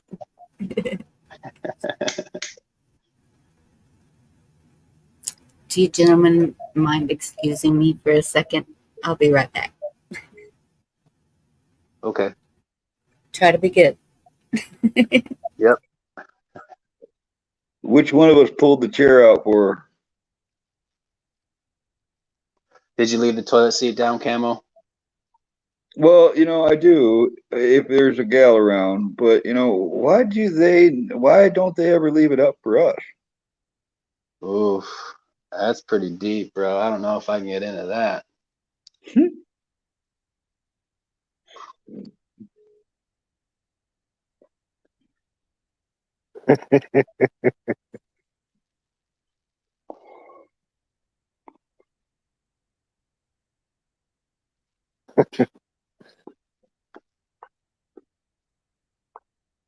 Did you I name was your car? born. I was What? Listen. I was raised by women. I all I had growing up was my mom and my two older sisters, like a dozen years older than me. So I mean, I I don't know if they programmed me or where I got it from, but I do open doors and let gals go first unless there's something going on. And I'm one of them guys. I keep traffic. You know, I'm between them and traffic just naturally. It's like if you practice those gentleman things, it becomes just natural. You don't even think about it. You know what I'm saying? And it's weird in this world because I've gotten negative reactions from just opening doors for people, or gals, and it's just a strange world we ended up in. That stuff is endangered. That way of thinking, if you ask me. I don't know if it's generational or local, but I mean, I don't get that around here. I've had the door held open. It's just kind of like common courtesy. If you're the first person going, if there's multiple people going to the door, the first person holds the door, the first set of door for everybody to walk through. Then the second person, guy or gal, that's in front of them, the second person holds the second door, and then the person holding the second door holds the door for the first person. It's just, I don't know. It's just kind of always been that way. I've never had. There's payoffs too, though, because if you're with your gal and you open the door for her, and let her go first, you at least get to look at her butt more. So there's always a plus side of things. I hold Yeah. the door for people. And to answer your question, Carl, that I heard as I was leaving,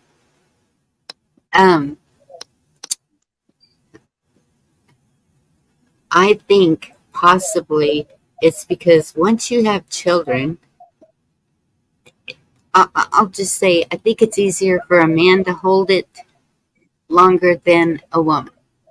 We gotta go. It better be ready to go. That's all. Wait, say it again, because now I couldn't hear you. Dang it. I think men can hold it in easier than women. You mean to urinate or anger? What are we talking about? Urinate? You were asking about the toilet seat, why we don't leave it up for the man, and I believe that is the reason.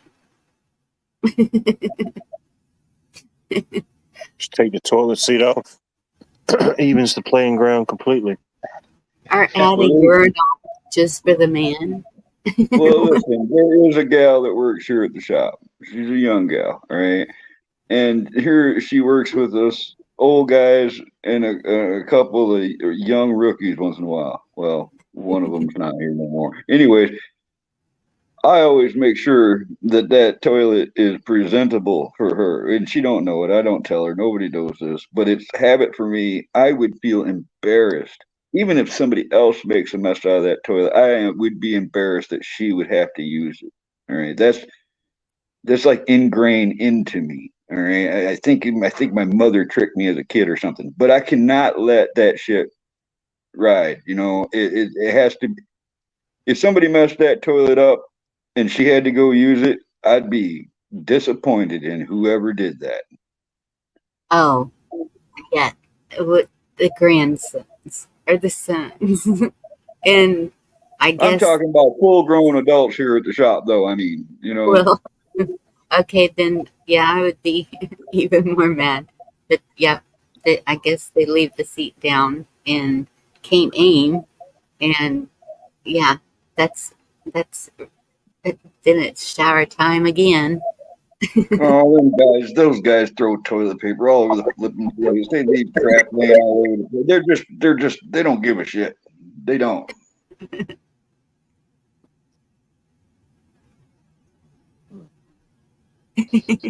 Echo, that's good.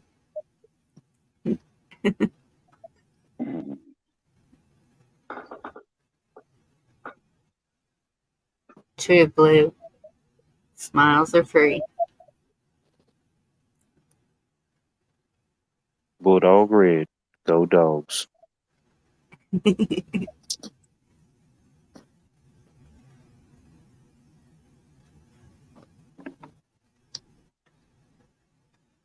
There's this video, Bonnie, and I believe it to be real. It wasn't one that they just played out. And it was like a 40-foot dock out on a perfectly calm day. And it shows this couple, you know, a man and a woman walking on this dock. And they're standing at the end of the dock when obviously somebody with a scuba tank jumps out of that perfectly still water wearing a Michael Myers mask and has a machete and just starts walking fast in their direction. And the dude on the dock literally pushes his girlfriend off the flipping dock to get past her in total fear. He sacrificed his own gal to save himself. All right, that man right there is a piece of. Yeah, and that's a good way to get shot though around here. I mean, he was thinking, "I'll get another one of them. I'm out of here. I'll get another one of them." I'm just long. I need to find that video and post it on my page. Yeah. There's more of them. There's only one of me. I'm out of here.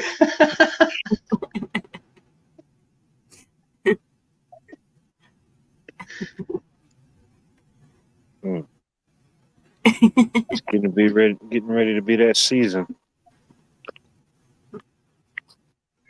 That season. What season? Oh yeah. The Michael Myers season.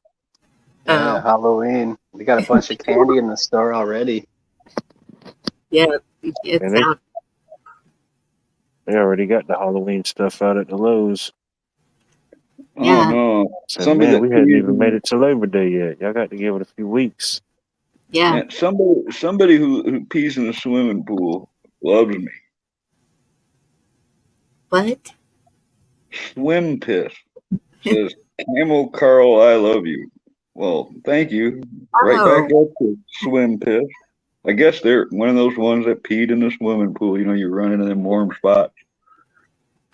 what a name. Okay, swim kid. I must be getting trolled. That name right there, I must be getting trolled. This is the beginning of The fan club. a. It's the Things founding member of Camel Call Fan Club. No, thank you. No, thank you. I'm trying to see the icon. So what does SW stand?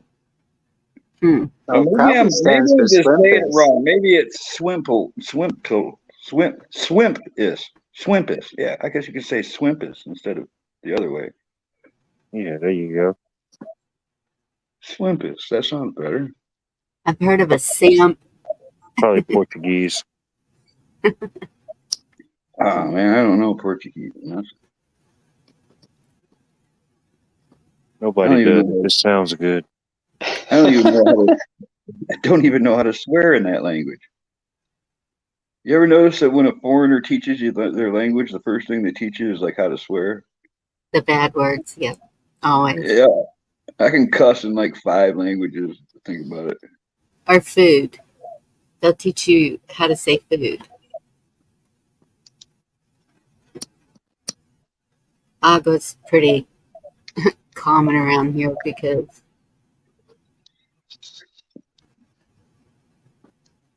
yeah.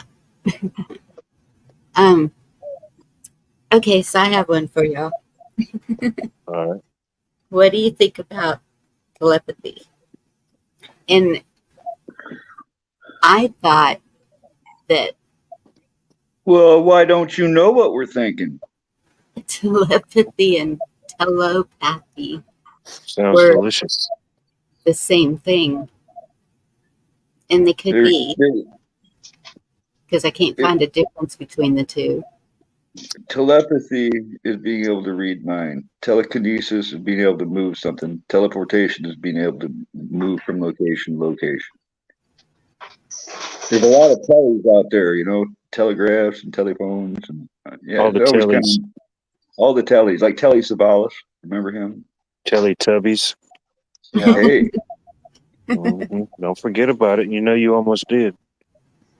not with you around, brother. Remember the movie Phenomenon with what's the guy's name? Pretty famous actor. Phenomenon. Can't think of his name now. John Travolta, where he seen like this bright light or like some type of thing at night, and he instantly could just read a book or instantly just know things. You know, He I'll could be do that. honest. I try to think as little as possible. You know, to be honest. He instantly knew how to grow a better garden, and he could move things with his hand like telepathy. Oh yeah. Well, that's that telekinesis stuff. You know, where you can move things with your mind. Are you trying to tell us you're telepathic, Bonnie? No, Oh, good. if only. I'm hoping not, because you know I don't need anybody in there. Yeah, I wouldn't want it. It'd be like Professor X, and X-Men. You know, it'd be too much. The burden would be too much to bear. And I'm constantly warning people, Watt, you know, never assume to know what I'm thinking because I don't know half the time.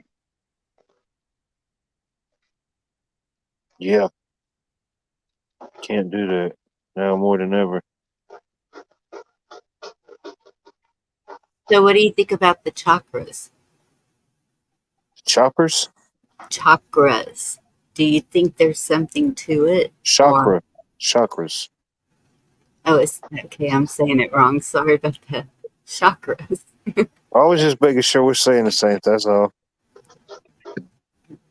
Yeah. I'm familiar. I know what you're talking about. Chaka Khan. Just curious because they say that the trauma sits in the solar plexus chakra? Yeah, it's kind of like an aura, and I know Hindu or Buddhists, the monks and all that stuff. They're into all that, But to me, it's more of a personal meditation. It's not just God or Jesus. I talk to Jesus a lot, but it's also nature, and more or less in your own head, like reflecting Right. on your own. And it's that's why I always jokingly say I'm zen as fuck, because I've already self-reflected on my entire life. I've already gone through all this, getting to know myself and all that crap. I'm way past all that. I'm more at a stage in my life to where I am pretty damn zen. All right, no matter what the situation, I'm gonna find my happy place. At least part of the day. And that's the thing is the meditation. Um, I think is necessary. I think we all need to clear our mind once in a while, and um, I don't know. I haven't researched or looked into Somehow, this that where it's supposed to each part of your body.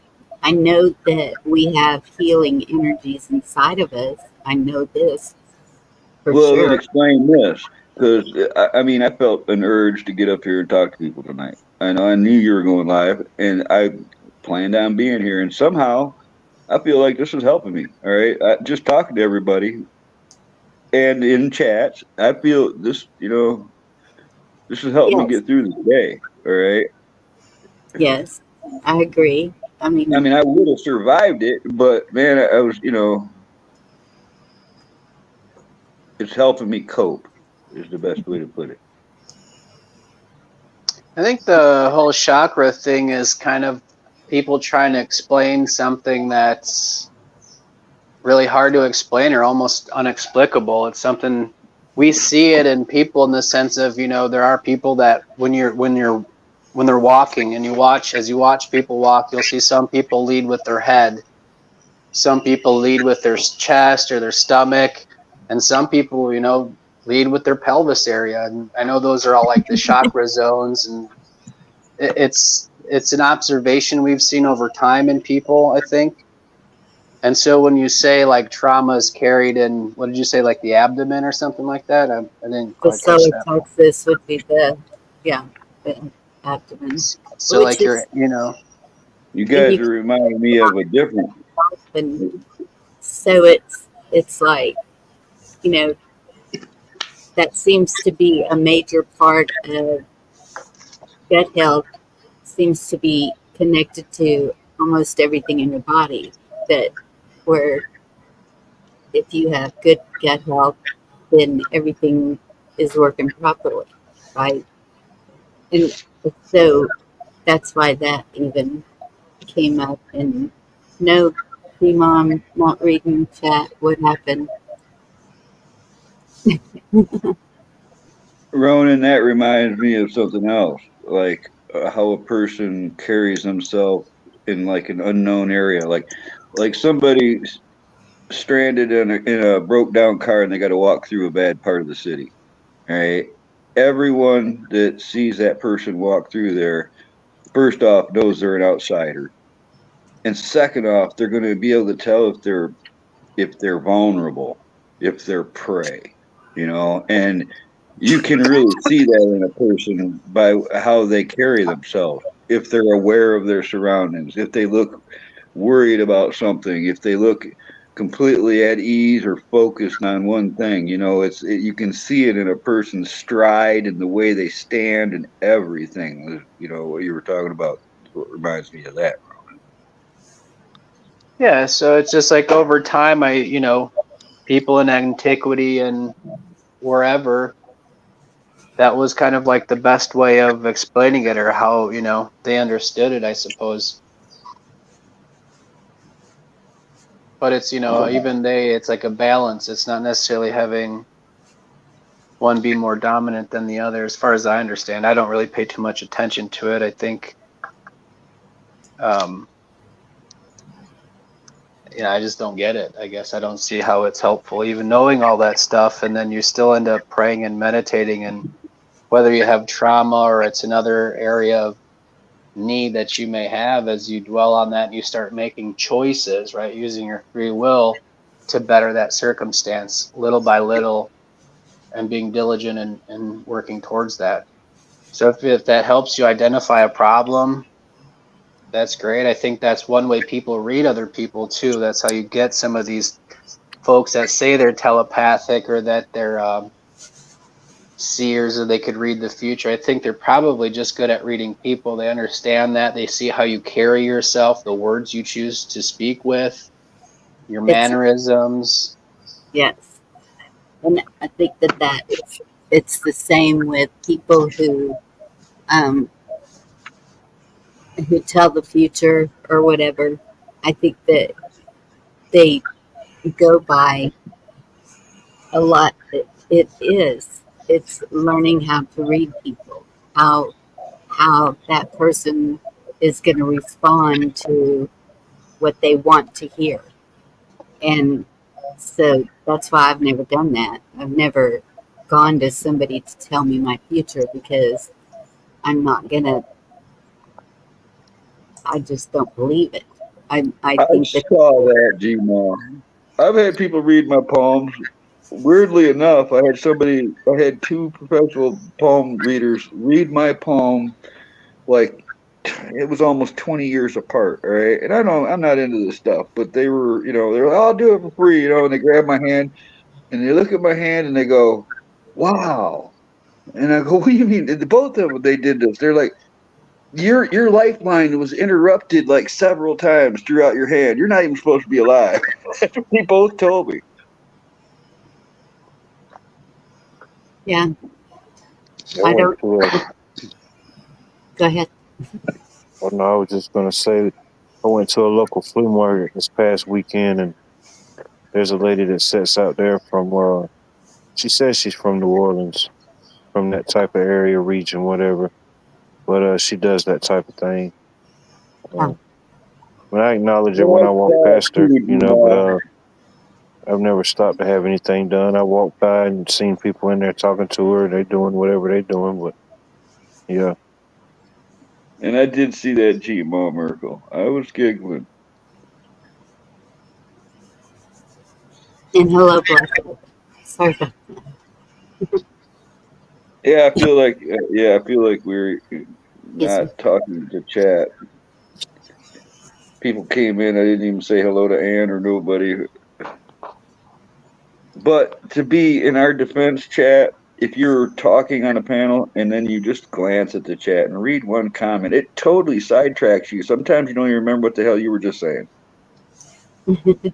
Well, and I've seen a lot of discussion about being afraid to go to the hospital, and I can understand that. Our health system is, um, sadly, for whatever reason, they're not treating people. They're just from what I've seen of my mother when she went to the first hospital, and she just kept getting worse. And I was like, she should not be getting worse. She should be getting better. That's why she's in the hospital. And what's going on? And so that's why we had her transferred, because I really and truly believe that she would have died in that first hospital. And even because of the things that they did, it's been a struggle now where it's still daily, we don't know. And so, I know I sure don't trust any of the medical systems at all. All right, I've had a lot of friends that had heart issues and stuff, and they go to the hospital, and then they only live for a couple of weeks. All right, it's like they got no help at all. They got put on medications, they got a stent or something that slips, and they don't survive it. And if they get cancer or something, they put on some cancer treatment or something that breaks them down and it makes it worse. You know, I don't trust none of it. I don't trust medication. Yeah, I already been over this with all y'all. I don't trust any of it. I'd rather find some home remedy or some, you know, something, Yeah. an alternative. If I need if I got a problem, I'm looking somewhere else. Heck, I'd go to a medicine doctor before I went to one of them hospitals. And I think it depends on your state of mind also. If if if you went in and they said you had cancer, well, depending on your mind and how positive you are and how um, I think that Stubborn? affects. Did you just call me stubborn? No, I said positive, and I Too boring. think that that affects how long that person has, because I've seen that too, where they're once they're told, it's like so much on them that they can't handle it, that they're gone in 2 weeks. And but then I've seen others that have um, They say, screw that, I ain't dying yet. That's what they say, and they don't. And they go on and they fight it, and some of them just whip its ass. yes. And is Black Watch only squeaking when I talk? Is it my voice? I hear a slight echo. I don't know where it was coming from. Okay. But yeah, and that's Yeah.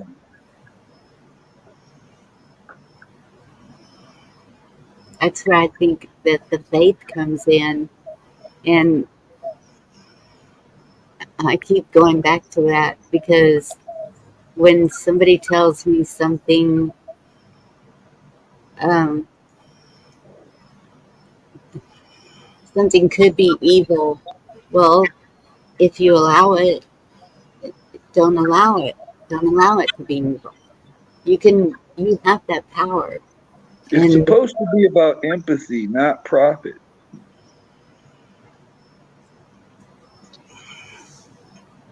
Yeah, well, Any, it's When? go ahead. no, go ahead. No, go ahead. That's the difference between a doctor and a physician. And even if you look up those two words, they have very different definitions. And it says right in the dictionary, a doctor is someone who prescribes medication, is licensed. A physician is someone who's trained in healing the body. So I mean, it has been in a sense monetized to the point where it's, they're just looking to write prescriptions. Some help people. I mean, it's not that I don't think all medicine is bad, right? What about insulin for people who need that to live? And there's a lot yes, of different examples of stuff like that, but it seems like what I've seen is they'll come out with the medication and they'll have to push it and sell it and try to get people on it for them to make money, whatever, Ozempic or whatever it is, And sometimes right? it's experimental. It's not even a tried and true, tool. It's well, something they're Everything is experimental. testing. That's why it's called practicing medicine. yes. Yeah. And then a lot of times they'll give you a medication that causes other problems that they have to give you another medication for until you're on 20 different prescriptions. Exactly. And the insurance companies pay for it, or Medicaid or whatever it is, just writes them the check. And And then, yeah, if you have Medicare, then they decide what you can and cannot take. They decide what they'll pay for. And so you've got all these other controlling factors also. And notice they will not pay for you to go to a, let's say, an allergist. Well, an allergist is pretty important, I think. Any type of specialist like that, yeah. Yes. And they won't pay for anything natural. They won't pay for, um, like, if you need supplements, if your doctor tells you you need supplements, no, it has to be a prescription from the doctor. You can't just go buy cheaper off the shelf. I've just been lucky this far, and I'm thankful for it because I won't do well with that. Not me. Same here. You know, when I was real young, they said that I had a disease in my knee, and they said that I was not going to be able to walk before long, and then I'd probably end up having to get one of those newfangled knee replacements and all this. And I was on crutches a while, all right, because this thing would balloon up, and it was pretty painful at times when I was in my growing spurts, and I've grown up with it, all right, and I I didn't listen to them. They said that I wouldn't be able to walk, so I flipped and walked everywhere. All right, and I rode bikes. I unintentionally walked as many places as I could, and I built up muscles in my legs that most people don't even have because I was compensating for the knee. You know, I've even shown some of the exercises and stuff were on video. But the point was is I wasn't going to listen to them.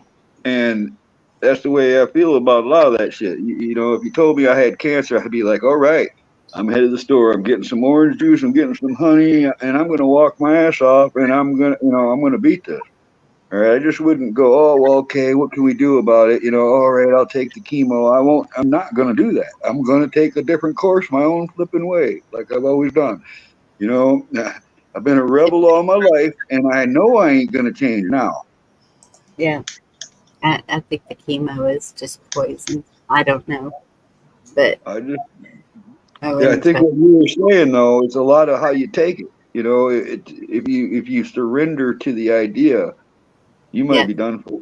You know, if your mind says, well, I can get past this, you probably will. You know, I think it's a whole lot of how you look at things. absolutely. But also, I know the prayers help too, and they have been Oh, felt.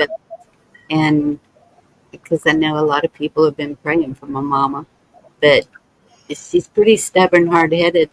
They did the surgery yesterday, and or the day before yesterday, and yesterday was the first real smile I've seen since she's been in there.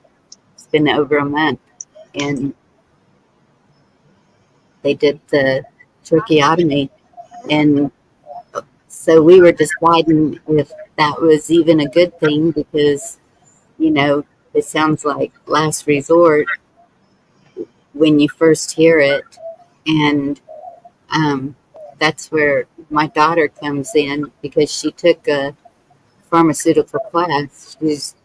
She was going to be an assistant, and so she's really good with the medications and procedures in that way of so it'll it makes the breathing easier, and it keeps her off the vent, and um, makes the feeding tube easier, which didn't have so many hoses on her face, and she's not having to be restrained anymore. So there's good things that came out of it, even, but she was so alert at that time. We left it up to her. That was her choice, whether she had that surgery or not.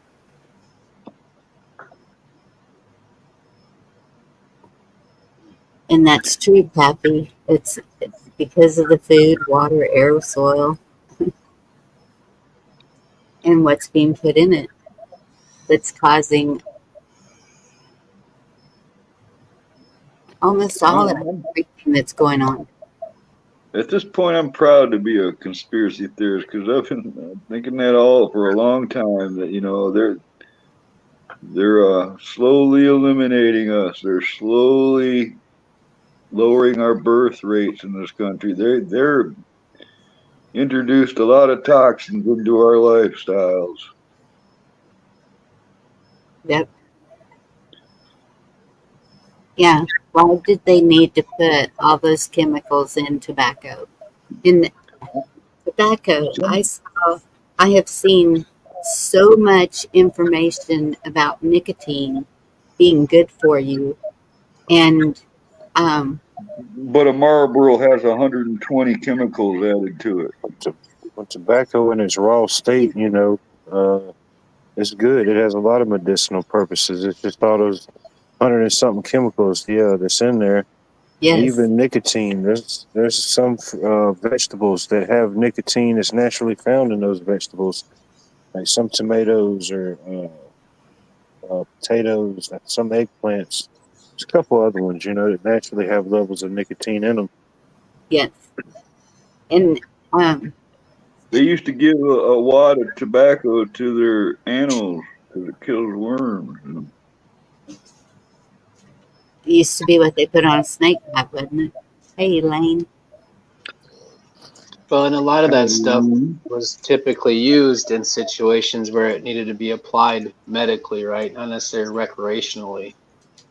Right. So it's like we went from perhaps using tobacco, I know, ceremoniously or medicinally or whatever, to now it's, pack a day or whatever it is. Right. My tobacco is a completely different thing and most people don't like it, and I got a chance to actually pick my own tobacco out of the drying tobacco shacks and down south, they dry it in shacks on racks. Oh yeah. And I got to find out what it was like from its, origin without all the additives and stuff. And now I get the tobacco I get is actually from Texas, Bonnie, and it's 100% tobacco. There's no additives to it, but it's considered pipe tobacco, right? You got to pick some sticks and twigs and stuff out of it. But I can smoke for like 3 weeks on $20. All right, Well, you'll have and to pick me up. huh? You'll have to pick me up. I don't know where that is. Well, like I said from the get-go, though, most people don't like this. All right, somebody bums a cigarette off of me, they go, "Oh, whoa!"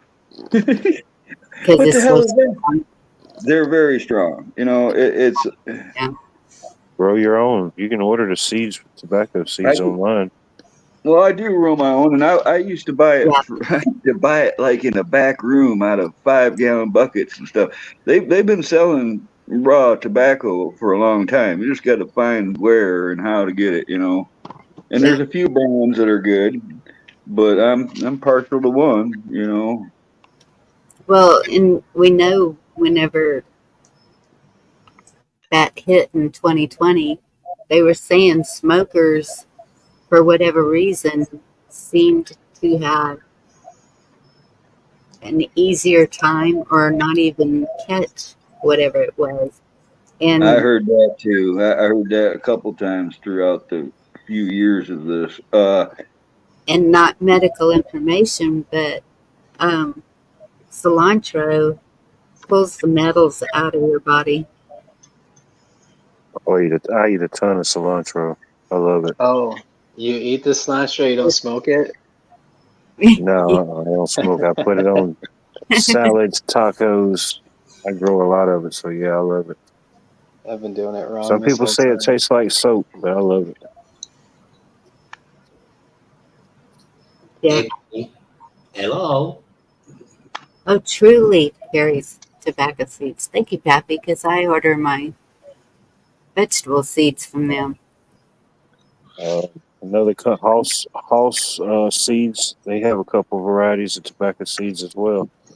I cannot smoke a store-bought cigarette. All right, if I don't have cigarettes and somebody offers me a Marlboro or even Winston's these days, any of them, I can't smoke them. They taste like chemicals to me. Straight up, I taste chemical. All right, they put stuff in there to make them slow burning, all kinds of stuff. They don't taste like they used to. Winston cigarettes used to be 100% tobacco. They can't say that no more. It's no longer a slogan. Yes. Those are chemical sticks. You can taste it in them. You get away from them and get on something natural and go back to a store-bought cigarette. You won't like it. I can't order my cigarettes. I can order tobacco in tubes. Yeah. But not What I do, I get the tobacco and I get the tubes. Yeah. See, I think up in Canada they can do that from the reservations. And But then I don't roll them all up, Bonnie. I roll them as I want one. That way I don't smoke it all up. yeah, If I gotta take time to sit and roll one up, then you know. Because if I yeah, had them all rolled or sat there and rolled up 600 cigarettes for the next couple of weeks, I'd smoke them puppies in half the time I normally would. Yeah. yeah, Pappy, that's the one I ordered the tobacco from in tubes. See, Pappy knows everything. He I should be know. our elder. He should be the tribe elder. You know what I mean? He is Yeah, the. I mean, he already is, but What's tobacco in cubes, Bonnie? What is that?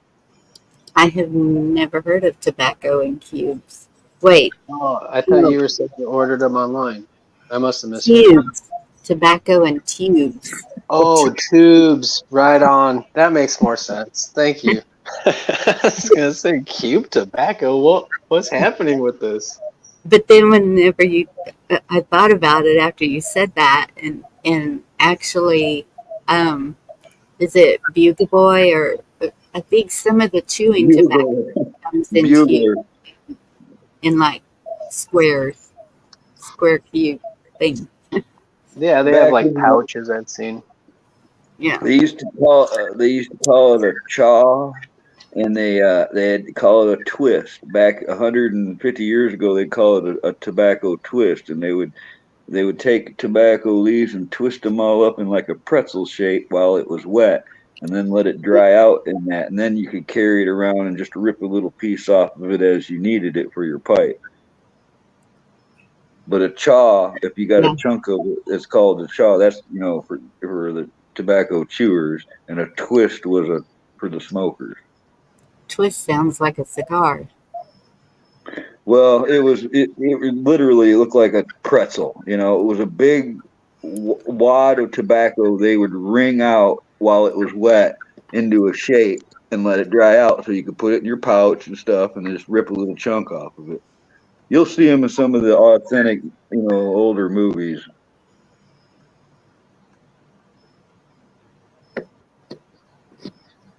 Yeah, Tobacco was a major tradable, for both the Native Americans and the settlers and cowboys and pioneers. All of them, tobacco was a big thing. yes. I love the smell of a cigar. Oh, I You don't know why know, it's different than a cigarette, but it does definitely. I used to smoke cigars and go, once in a while and stuff, but I was given a couple of real Cuban cigars back around in the early 2000s. All right, they were like $100 and something a piece cigars. And the guy brought him in on a sailboat. He's one of those rich sailing racers, And after I had those cigars, I can't smoke any other by. There's just no comparison. Those were so fine and so good that it made every store bought cigar in this country taste second rate. Cuban cigars really are the good ones are really impressive. Yeah. And I thought that it was only menthol that had the fiberglass in the filters. I don't know. Yeah, I don't know. Haven't dissect.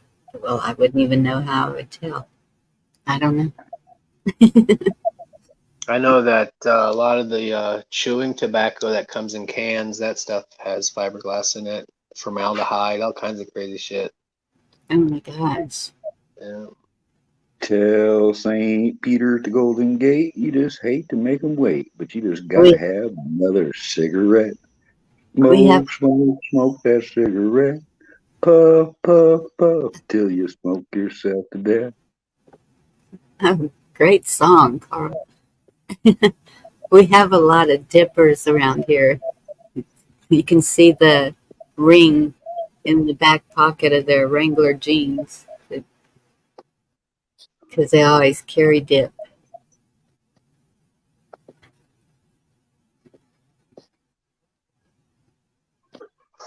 In junior high, I used to chew Red Man with my friends. We'd go out after lunch or like during lunch break or whatever. It was good though. It tasted sweet. It was like molasses and stuff. They were just chewing and spitting. We didn't know what the hell was going on in the world.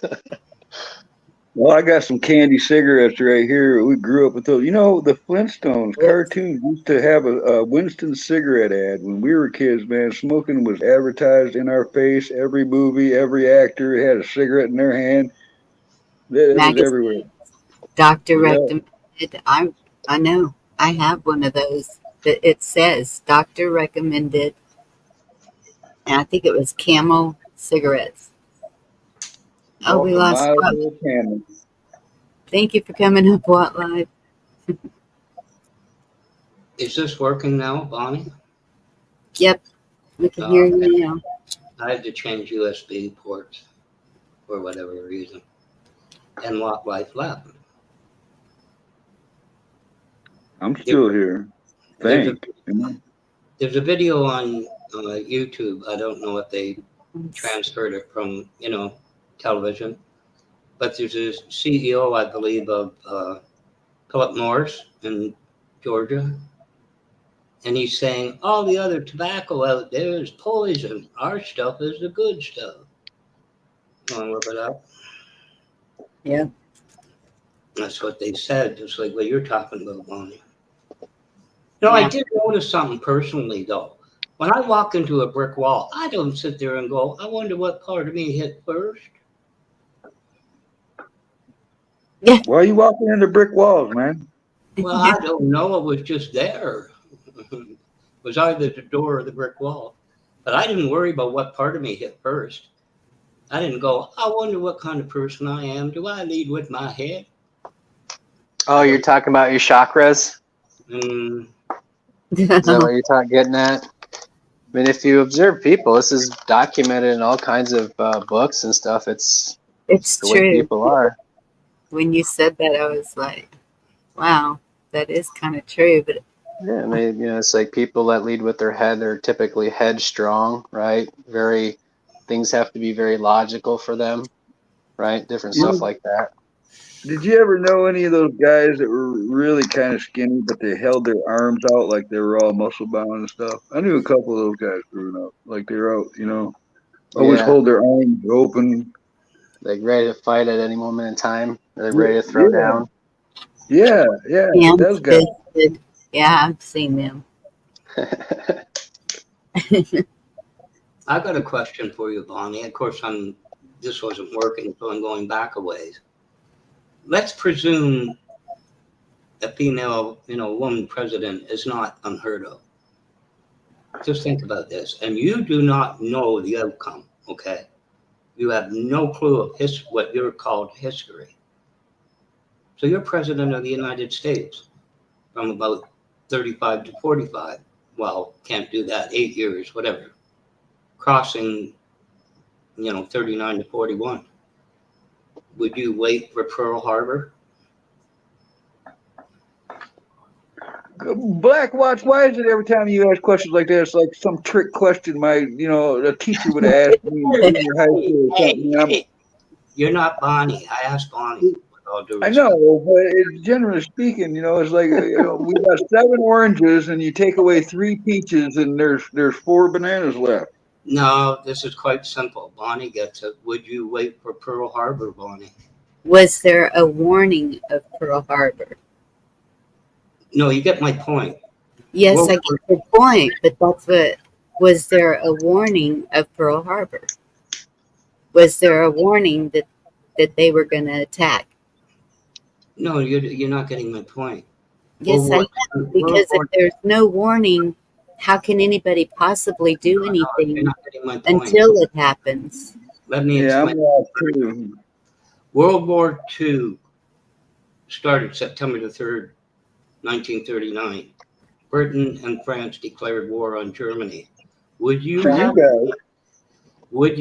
waited for Pearl Harbor to join World War II as a woman?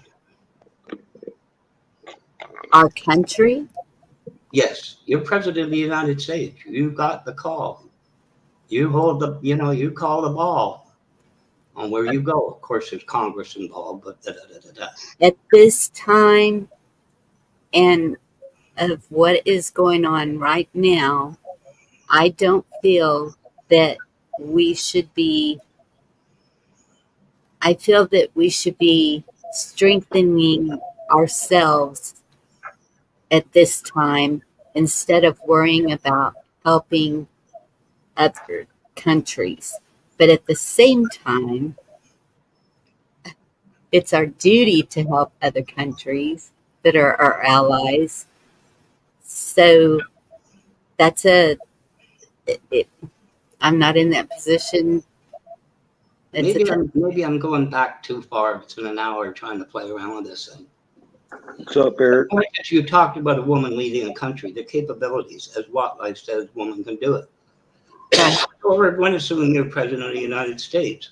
And you got in there in 1938. September the 3rd, 1939 comes along. Would you hold for Pearl Harbor? The point of a woman, what we're talking about, what you were talking about, would you wait till December, what was it, the 6th? Well, all right. You guys were at war in 39 with Germany, all right, and Italy and the Axis, all right. But No. Japan attacked us in Pearl Harbor, and we entered into the World War fighting Japan and then the Germans just by proxy. So it was you guys were fighting different people than the people that attacked us. Is all I'm saying. I'm fully aware of this, Carl, the steps of World War II and why. Well, that's we're talking about a woman leading a country. So Bonnie is the only woman here. You were president, but you have waited till Pearl Harbor to go into World War II. Pick any leader would have. And at that time, did we have a standing military? The men volunteered to go to fight that war. They were not. You had a standing military. You had a standing military, and the Navy was all positioned in Pearl Harbor, which was a big mistake. They awakened the sleeping giant. We were not ready for World War II. When they attacked us, our infrastructure went full bore war mode. Right? Yeah. The point isn't the morals of World War II. The point is, as a woman, that's my point. As a woman, I would have had, if there was a standing military, I would have had advice from them. Let's say you had a standing military. You keep punching holes in it. Okay, then it wouldn't be my solitary decision. It would be, okay, what are the facts? What is going on here? And do we want to get involved? It would be, I would have to look at every aspect of it before I made that decision. It's not something you just jump into. You have to know all the facts of it. What Okay, is one major fight over? First of all, you want to know what they're even fighting over. Is it worth losing people over? Okay, as it turned out, Britain's under the Blitzkrieg. You couldn't go out to have a cigarette without watching your butt getting blown off. Would you? This is the whole point. As a woman, would you, the woman being the leader, would you wait? No. Were we helping Britain when that was happening?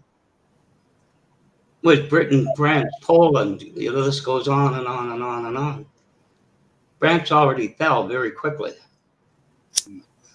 If you go through the point is, as a woman, we're talking about you're talking about a woman being emotional, and she's not capable as a woman. Would you make the decision to go in before that? Because I would think if you had, Pearl Harbor wouldn't have happened.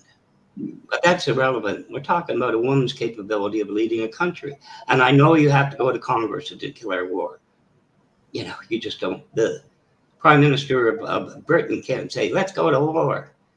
Got to go through the House of Lords and everything else. The island of Themyscira did it. Right, Bonnie? Bonnie's I'm her own not woman. What familiar would with you do, Bonnie? I'm just asking. I'm just asking as a woman. Woman's Do you capable know, of going to war. Been do you done know which before. island that is, Bonnie? Blackwatch. I have no problem with going into war if it's going to affect our I, country. I If can't it, stand war. I think if war is it's evil. to affect, right, I don't see But I going believe in to defending war ourselves. necessarily. I think that we are in wars that we should not even be in. The free world, as you call it, is falling. I don't. You know, World War II. You know what's going on.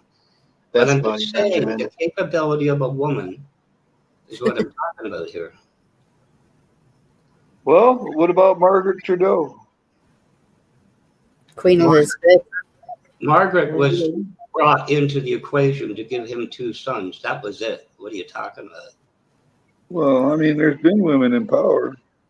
look how Mar- long Queen Elizabeth Margaret, ruled. Margaret was a surrogate mother, period. That's all she ever was. They parted right afterwards. I don't see the relevance, but anyway. What was Queen Elizabeth? What about her? What was Cleopatra? A hoe. Faux show. You see my point about a woman, this whole categorization. Oh, they're too emotional. They're too this, they're too that. What you were talking about earlier at the beginning about it. Who said The, that? the impenetrable menage. How would they call that line in France, Benji? The Marginot line? Menage a trois, is that what you're talking about? No, the French bunkers that they made to keep the Germans out. That the Germans just blitzkrieged right through it. The German and the French were like, "Okay, you win," but they did start a resistance. Well, there's still the German ones that the concrete were so thick they still haven't eroded, but I don't see the relevance of this. I'm just saying No, about I a woman. was answering Benji. That's what the relevance of that was. I was commenting to Benji's comment. I don't see, we're going through the steps of the World War. I'm just saying the capability of a woman to lead a country. Well, I'm just saying that as a woman, if I chose to take that position, I would run it as I do my home. It would be Vanilla wafers for all. no, I'm going. no, but it would be the same thing I just said. I would have to know all the facts. Why is this war happening? What is it over? Is it worth losing life over? Lives are being lost. Being lost for the last 2 years before We you. have been at war for 5 years, Blackwatch. That's how many times have I said that? What's Yeah. up, Ron? But it is a war like no other. Where's the target? War is hell, war is evil. We should avoid it at all costs. But if we have to defend our freedoms and our life, we Which one? should. That's the only time it should be acceptable. We should never. It's just like anything. I would never start a fight, but boy, if somebody starts one with me, they better be prepared to fucking end it, because I will. Yeah. But right now, what is the target? There's not one. That's why everyone's kind of like, "Ugh, what do we do?" Because Before this last decade, I once read that in any given time there was like 36 wars happening on Earth. My whole life I haven't kept track of it the last decade, but there was like 36 wars simultaneously going on this globe throughout most of my life, as an average 35, 36, something like that. And it just makes you think just how, I don't know, how savage we can be. You know, it's hey, Dom. And so the question would be then too, should she have children? Because I think that a woman who has not had children would not have that same that same, what do you call it? Emotion. No, not emotion. It's that, okay, what what what drives you to protect your home? It's not yourself. You're not worried about yourself. You're worried about the ones that are with you, your children, your grandchildren. So that that drive to protect is for them. Yourself, you're only yourself. That's a given. But when it comes to other people that you love and care about, which we should, everyone, but at the same time, I think that, I don't know. Not everybody, Bonnie. You know, I don't have nobody, but I'll tell you, I'd stand up for a stranger's children. All right, to me, you know, I would also consider what is righteous. All right, if I see an injustice happening and I'm the only one that can do something about it, I already know myself. I'm going to step right into that mess because I already have. All right, and it all depends. I mean, I guess nothing's ever just cut and dry, simple. No, it's not cut and dry, and that's the problem. And from what we've seen, the leaders that we have seen, it's all about power. It's all about money. It's all about their own gain. And so that's why I keep saying it needs to be reconstructed, because that is not what it's about.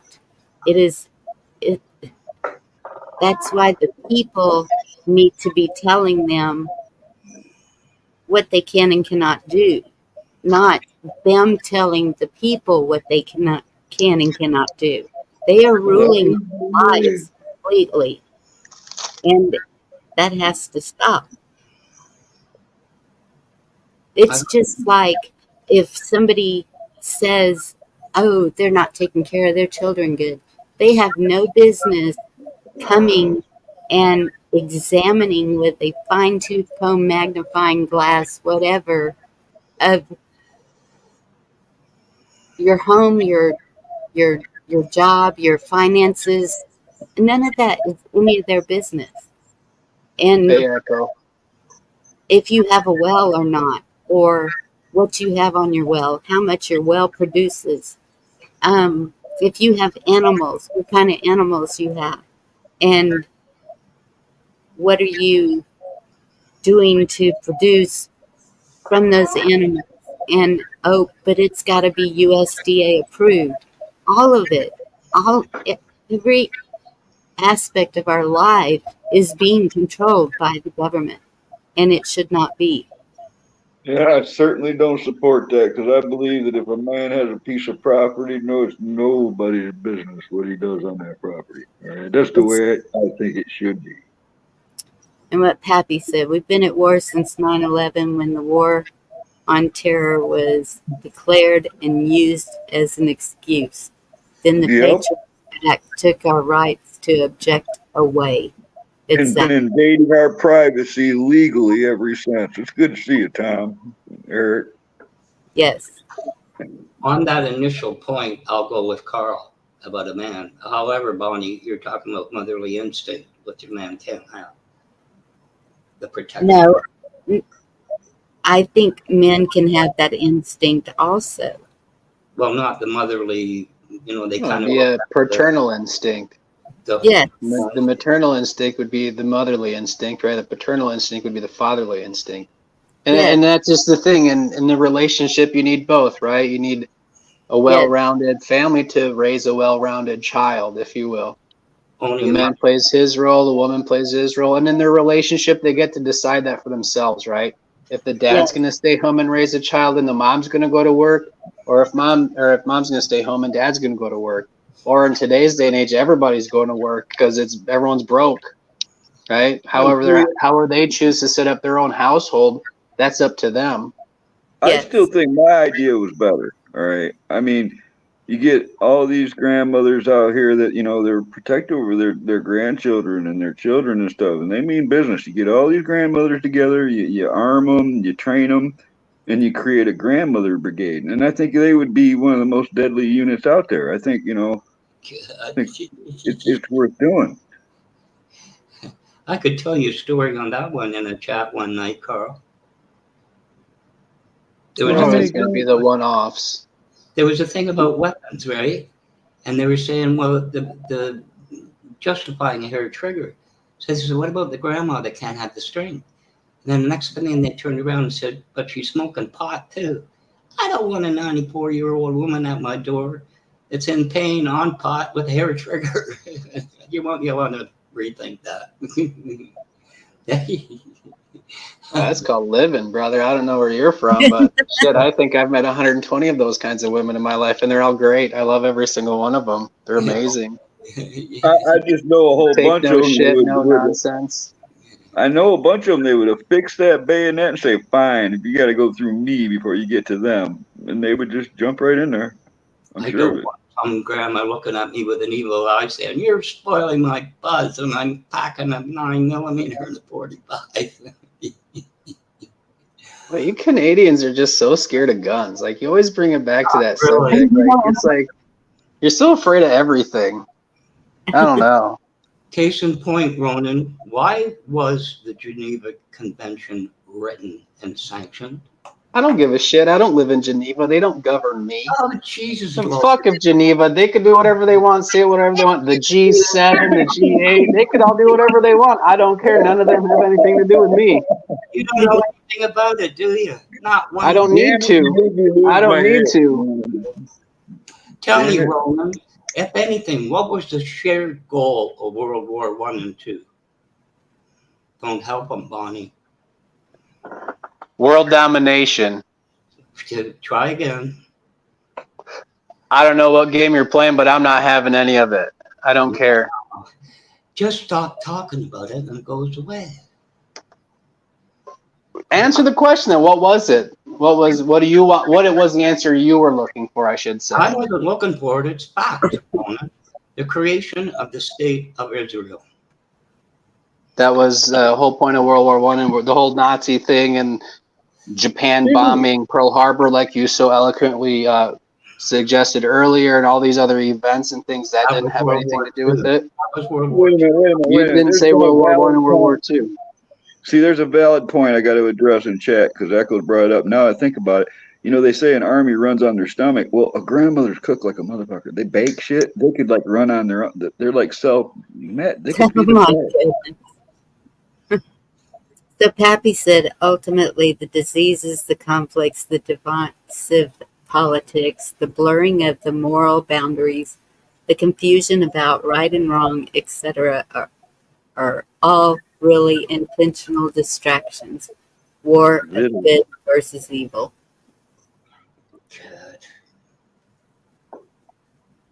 Bunch of grandmas could bake a bunch of bills, cookies. Spiritual warfare. Absolutely, Pappy. Spiritual, psychological, economical, physical. You know, we're in a multi-stage chess game here. It's like one of those 5-level chess boards. They're coming at culture war. They're coming at us from all angles. I think they always have been. We're just a little more aware of it these days. We're able to communicate with each other better, spread our messages and our individual experiences with each other, and kind of pick through all the lies. Yes, but it's definitely intensified. Purposely. Sure, yeah. You said that a while ago. Eric, 1 and 2 were subsequent wars were all planned. Yeah, I agree. I think it's all planned, and they saw that. There's even things I heard about them knowing Pearl Harbor would be attacked and it was going to be attacked, and they let it happen so they could get involved. And who knows that truth anymore? I mean, Every story in our history has something like that to it now. Yeah, and that is true, Ridge Runner. Japan was active in Cambodia and China, trying to bring them under the Japanese Empire. That's what they didn't want the world to interrupt. So they brought America into the Second World War. yeah, Just they could have talking probably about gone pretty that, far with it. Blue, I was just talking about that song. You know, when I was young, before he died, that song, I loved that song. I thought it was cool, the idea, the concepts. But then as I got older, man, that song started to sound like communism to me. Imagine no God, you know, Mm. and I don't know what to think of that anymore.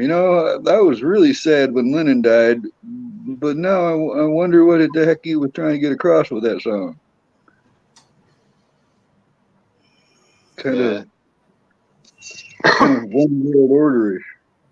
it is important to listen to those lyrics. I mean, a lot of the songs I remember listening to as a kid, you hear them again, you're like, wait, what did they just say?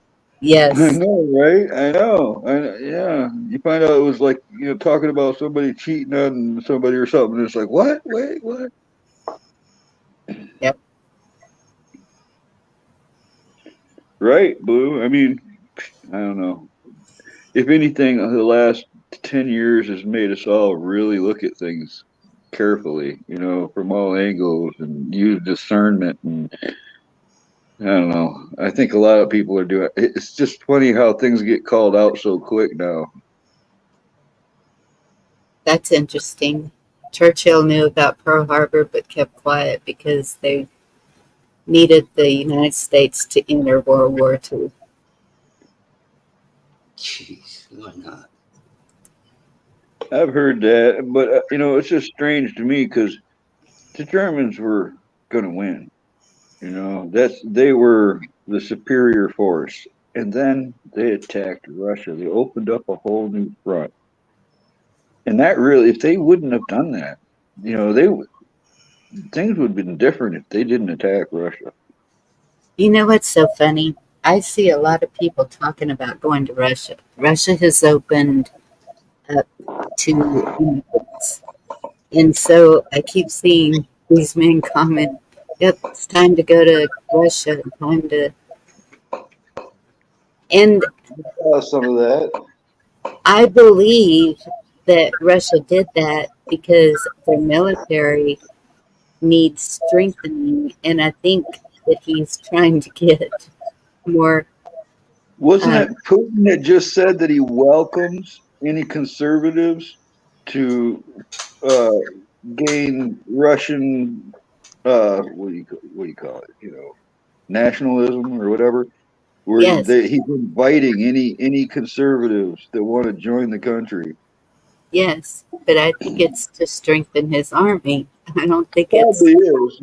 just All I because know they're is conservative. I ain't leaving this place. My forefathers fought and died and all this for this place. There's a lot of graves that kept us free up to this point. I ain't giving it up. I ain't moving away from this country. They don't even like us out of this country. Why would I want to leave it? Even the Canadians don't like us no more. Look at them. Yeah.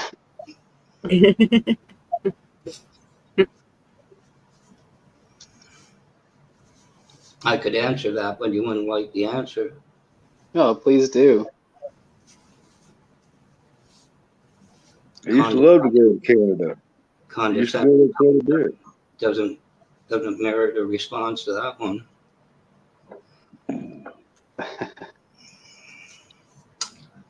I like you, Blackwatch. I don't care what anybody says about you.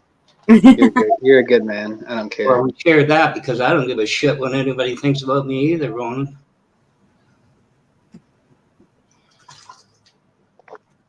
Welcome to my life.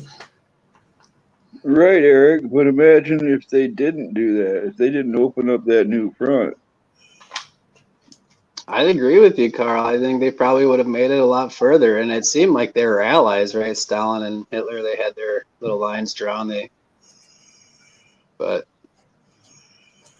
here we are now, facing our own battles every day. We have to choose which ones we fight, which ones we don't. Yep.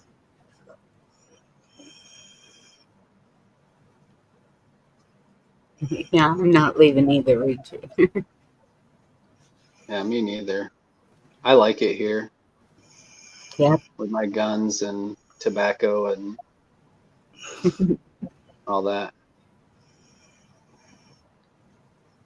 Yeah. It's monster trucks, guns, and bikini-clad women that make America great.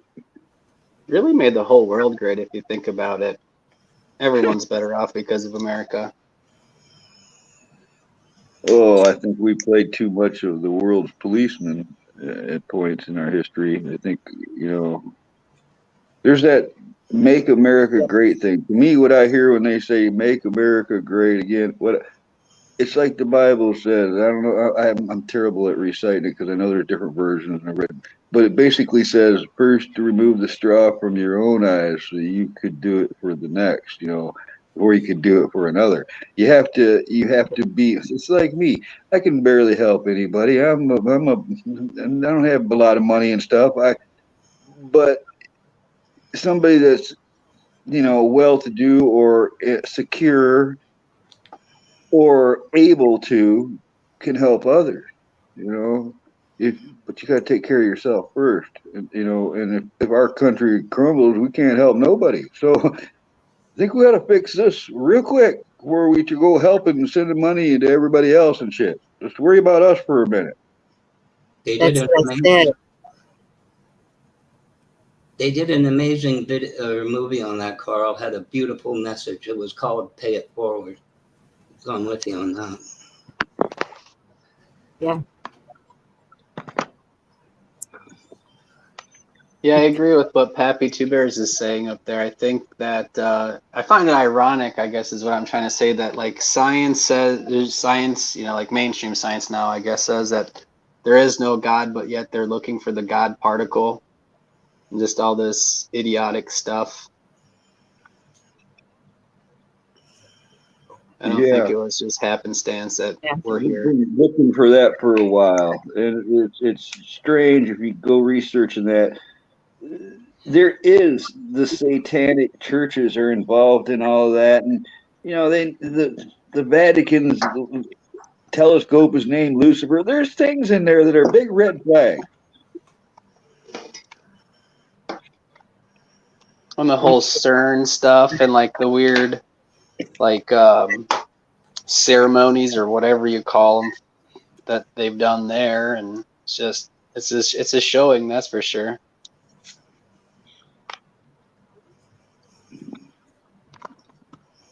Get to the bottom of it all. When the world goes to shit, let's go raid the National Archives, the Smithsonian, and the Vatican Archives, and we'll find out all the truth about everything. I think the Vatican Archives would scare the pants off of a lot of people. We'd see people losing their minds. Yeah. I am down for that challenge. Oh, me too. So with everything with Germany being on high alert and the countries in between Germany and Russia,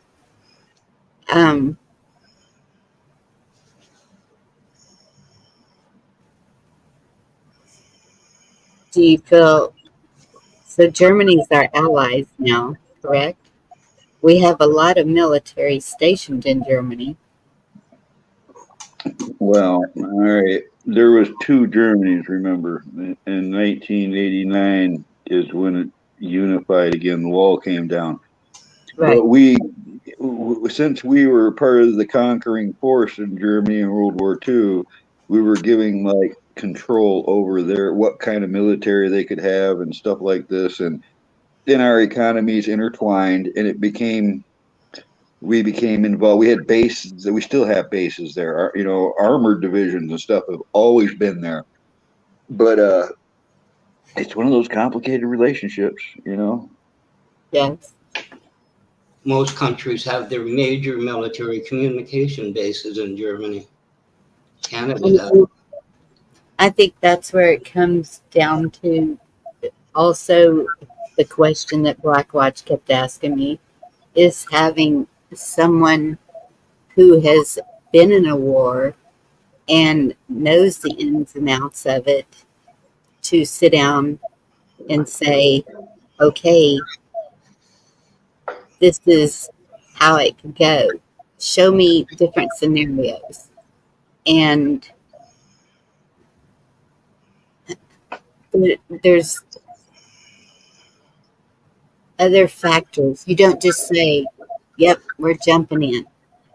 We just can't do that.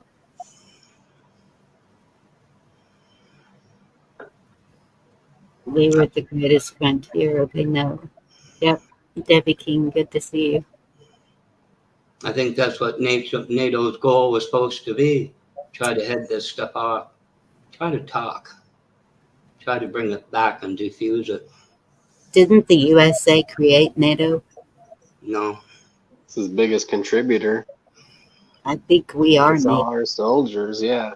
Our It was money. NORAD as well. It was a combined effort through North America, Canada, because they were But worried. they're the reason Russia's pissed off and is taking over places in Ukraine, because they want to get Ukraine in there in their treaty, and that was part of the deal with Russia to maintain the peace, is that the bordering countries of Russia would not be NATO countries. The main concern was Russia would send jets over the top of the world, would start war over the North Pole. And I don't think that Russia wants to see that, really. I don't think any country wants to see that, because it would turn into the worst ever. And we know what that means. So, Yeah, they didn't try this stuff when Trump was in office. Russia, Russia, Russia. no.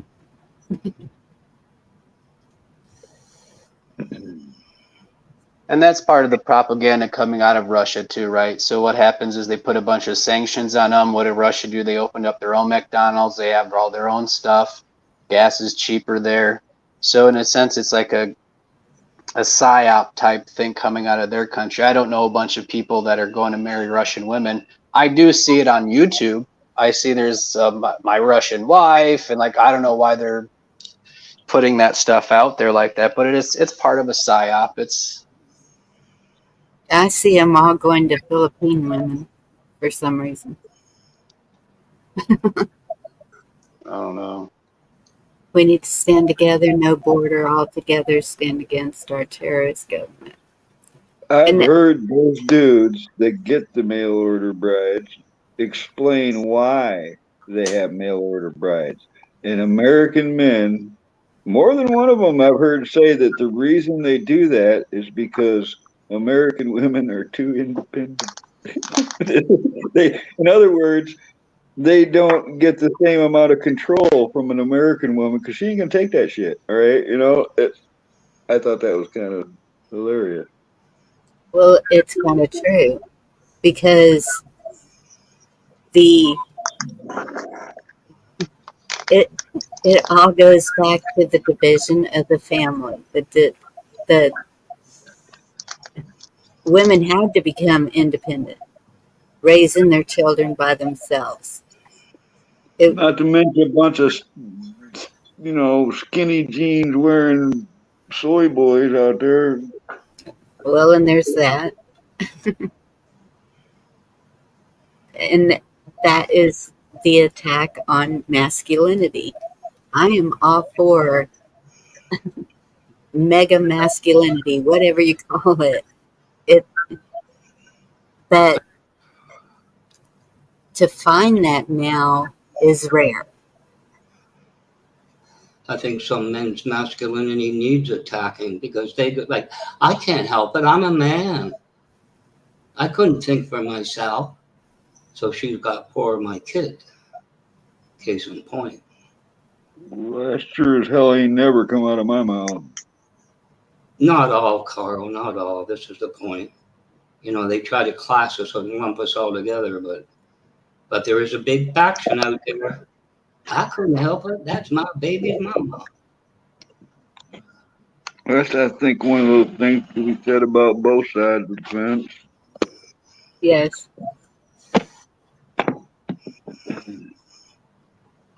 Yeah, I've seen fathers raise their kids alone too. And well, if you lose a spouse and don't remarry, you're, it's your duty, it's your job.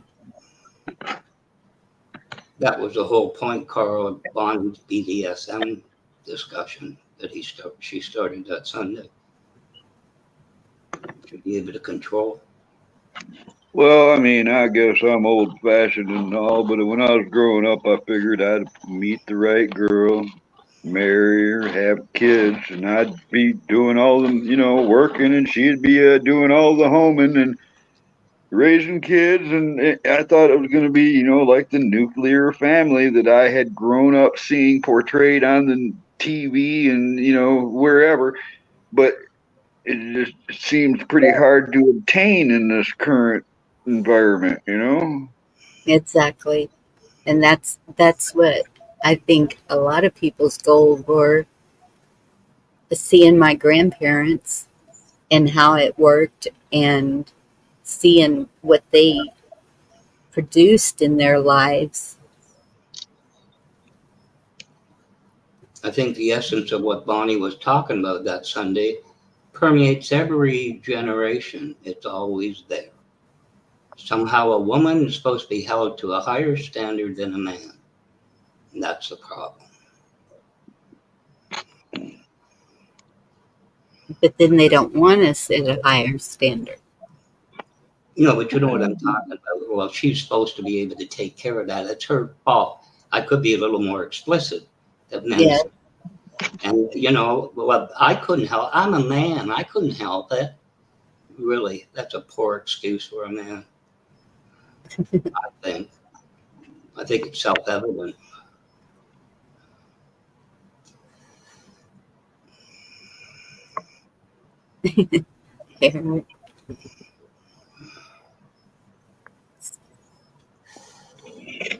Dylan Tree.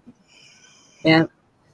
The way they ward on our culture and the way that we had our family unit, they have, in my eyes, they have, ever since I've been alive, they've been demoralizing society in many ways, and yes, they've caused rifts, and they've made it easy to replace your significant other. All right, whereas it wasn't so easy to get divorced back in the day, for instance. And I feel like they've done all these sneaky little things that have added up to this point. Like, even, you ever wondered why porn is all over for free on the internet? Well, I believe that was part of the demoralization of society. They put it out there for even kids to see. All right. And look what's happened. To me, the internet and the way society is acting, they've allowed children to realize and know about adult things far too early in there. To me, all children should be kept clueless as long as possible about anything adult related. But that's not really the case anymore, because mom and dad are divorced and dad's got a girlfriend or whatever, and those kids get bounced around. They don't have a secure family unit, or there's dramas or whatever dysfunction goes on in their lives now. It's not like the happy, leave it to beaver family life. I rarely see anything like that anymore, where there's a family that's stuck together through thick and thin, and chances of that going on seem pretty rare to me nowadays, at least in my environment. Yeah, but a case in point, Ozzie and Harriet Nelson, and leave it. That was fantasy, Carl. That wasn't relevant then. There was a time where it's accepted the man had something on the side, quite frankly. Well, it seems damn normal to me. All right, that's the thing, is it still seems normal just to have one wife, one gal. All right, some kids that have grandkids. That seems like that. I guess maybe because everybody else has families and I don't. It's a little different from my angle, you know. I don't know. I feel like that's still the normal way to be. I'm not saying it's right, but there was cultural things, and it wasn't that long ago where it was just, well, I guess it, you know, he just got bored. I'm rolling as fast as I can, Eric. Hold on, you can hit this. Well, that's still polygamy is still a thing in the world today. There's cultures that men have multiple wives and they take care of them all, and the women agree to it just as much as the men do. It still works today in Utah. I know what you're saying. Sister wives. Yeah, Well, internationally in the Middle East, I know people here from that part of the world that do have multiple wives. And one guy was like, this was when I worked at Radio Shack. I was thinking more about the cheating bastards and stuff like that. Yeah, being dishonest about it. Yeah, that's different. But this guy was in there to buy new phones for all of his wives. And I was like, how many wives do you have? He had 3 wives. And he started kind of bellyaching. He's like, oh, man, you know, you can't treat any of them differently. So he's like, I bought one a Mercedes, so then I had to buy the other 2 a Mercedes. I got one of them a cell phone. I had to get all 3 of them a cell phone. It's like, well, yeah, that's what you did, I guess. I wasn't, you know.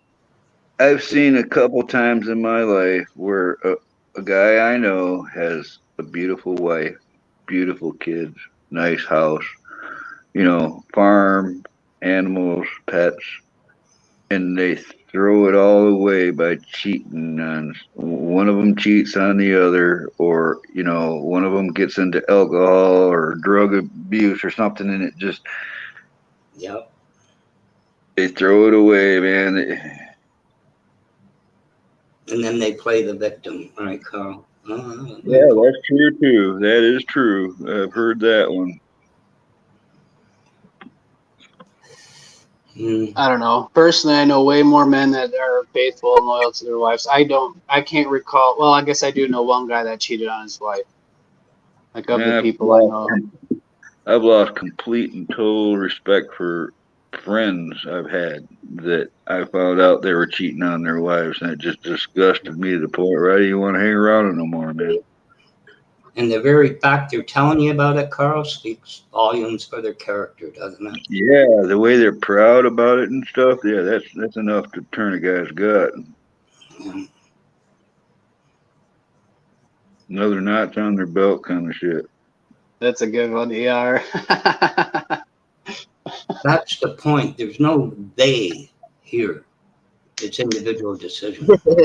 You know, they are doing this. They are doing no. It's not. You did it.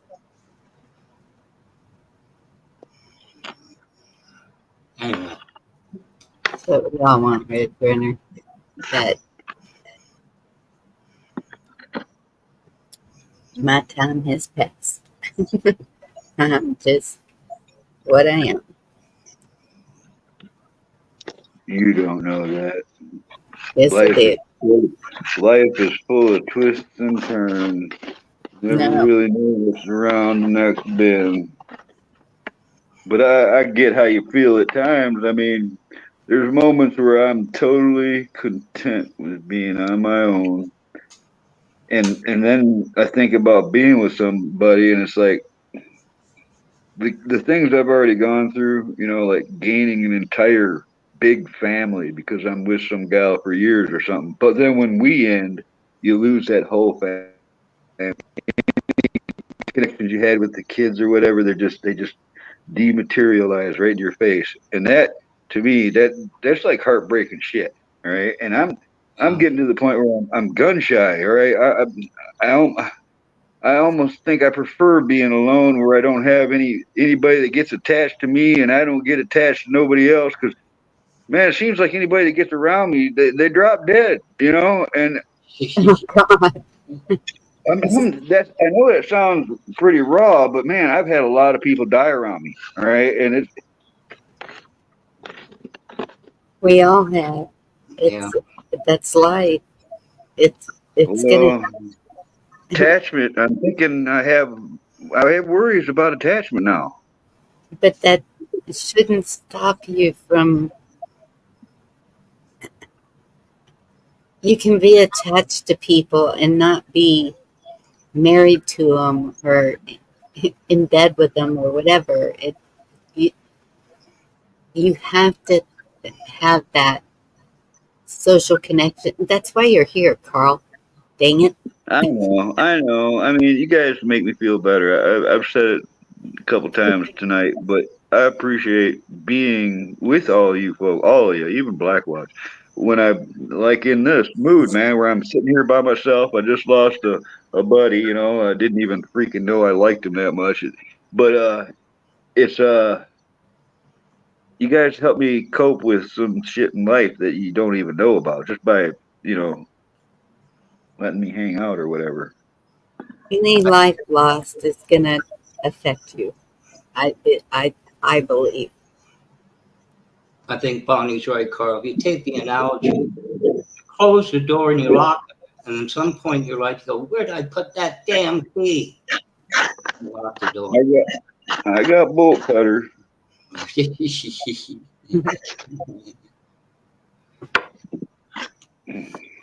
Doesn't work on your heart, Carl. Believe me. Man, you guys really like talking about relationships and stuff.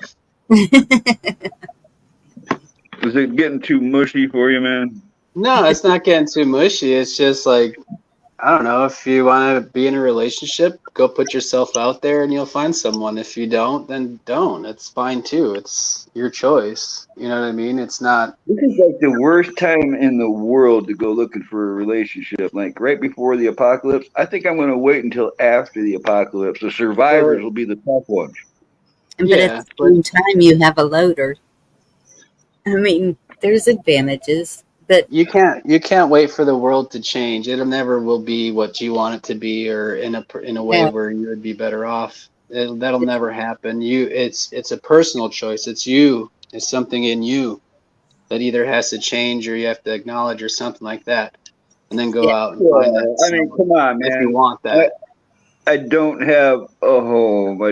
I'm not wealthy. I don't have, I'm not in a position either. And I'm aware of that. I can barely take care of myself. All right. So it's like, that's not even something on my Look at radar. it. Carl, the 48-year-old you spoke about, had a girlfriend. Yeah. It's actually quite amazing because, I think she put up with a lot of shit. She must be a really nice girl. And what's weird is the ones asking me out are kids. And it's like, to me, they're kids. Oh, yeah. And I'm thinking, what the heck are you thinking? Not going to be a mother. Yeah, that's weird. Yeah. And I don't know. I don't know what is going on with it, but take it as a compliment and laugh it off like I do, because it happens to me too, Bonnie. There was a while there I was wondering, why don't anybody my age look at me like that? All right. There is something. It's a weird feeling. That's what I did. Thank you for the compliment, but nope, no.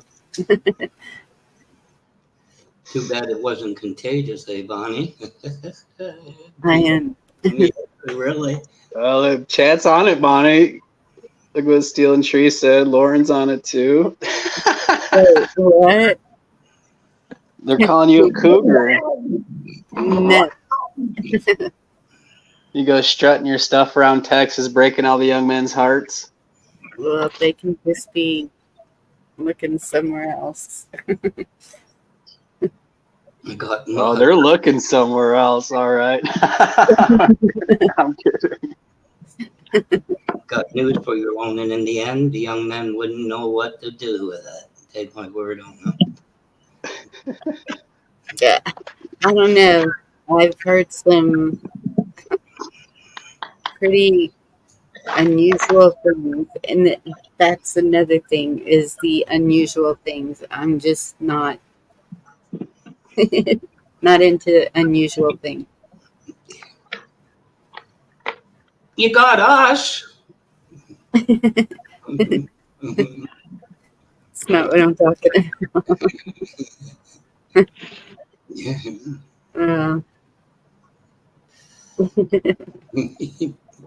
God, I haven't met more unusual things in my life since I ended up here. Just saying. Oh, we're not that unusual. I I don't know. was told once, there's 100 of me. There's 100 of all of us. You got 100 personalities? Wait, what? No, there's 100, at least 100 people just like each one of us, is what I was told. Those poor bastards. Yeah, There's boy. 100 of me out there. I look at a lot of chat, you see two eyeballs and it says, "Hi, I'm normal." Like me. Like, really. Somehow you just made me think of that jar in Young Frankenstein that said Abby Normal. Yeah. Gene Wilder, wasn't it, on the roof? I think it was Gene. Who was it? Gene Wilder, I think. Oh, Gene Wilder, yeah. Yeah. I said, It's Marty Feldman was the hard one to look at, you know. Hey, what you're looking at? That's one of my favorite memes I like to post on Wednesday, where it's a picture of Marty Feldman as Igor or Igor, and it says, "What hump?" and Benjamin, I understand that. In my family, that seems to be a thing. The women are all older than their husbands. I've dated gals 11 years younger and 11 years older. What's that make me besides a tramp? Abby normal? No, my aunt is like 26 years older than her husband, and they have been married forever, and it works. And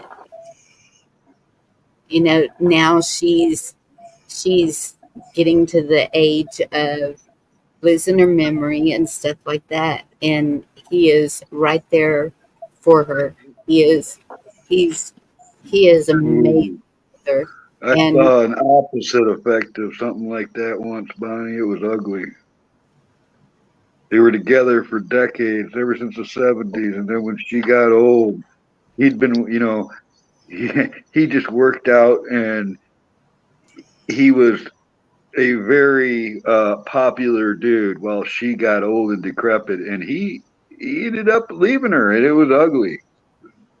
well, and there's men like that too. Happy, thank you. That's sweet.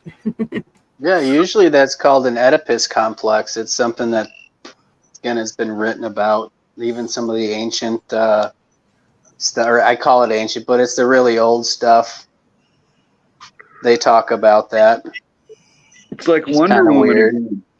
Wonder Woman outlived all of them. She was immortal.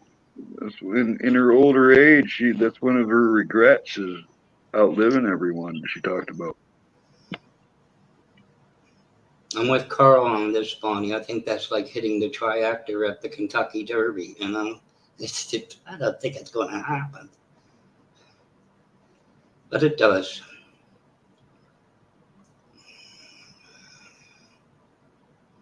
Wonder Woman, you're Wonder Woman. Do do do do do do do do do do do do. I got to tell you, Carl, that's the first time I heard that Wonder Woman was immortal. But okay. Oh yeah, she was the daughter of Zeus. So yeah. The island of Themyscira was completely, there was no men allowed. It was completely run by women. They had, Athena was the goddess that was in control, who was Wonder Woman, Diana Prince's mother. So that was a totally woman run. It seemed to work for them. Zeus's wife, Athena. Kind of like in real history, the island of Lesbos. You ever heard of that one? Mm. There was an island off of Greece called Lesbos. It was all lesbians. It was a real thing. Huh. Never heard of that. Yeah. You can, Oh, maybe younger guys are going for older gals because all the younger gals are selling their Gucci on OnlyFans and hoeing it up all over the place. Well, and that's true too. The a lot of the younger women that I see are not reliable. They're not. They're I not. was just a skinny lad, never knew no good from bad, but I knew that before I left my misery. Yeah. Left alone with big fat granny, she was such a naughty nanny. fat bottom girl. Made a baby out of me. Good old Mick Get Jack.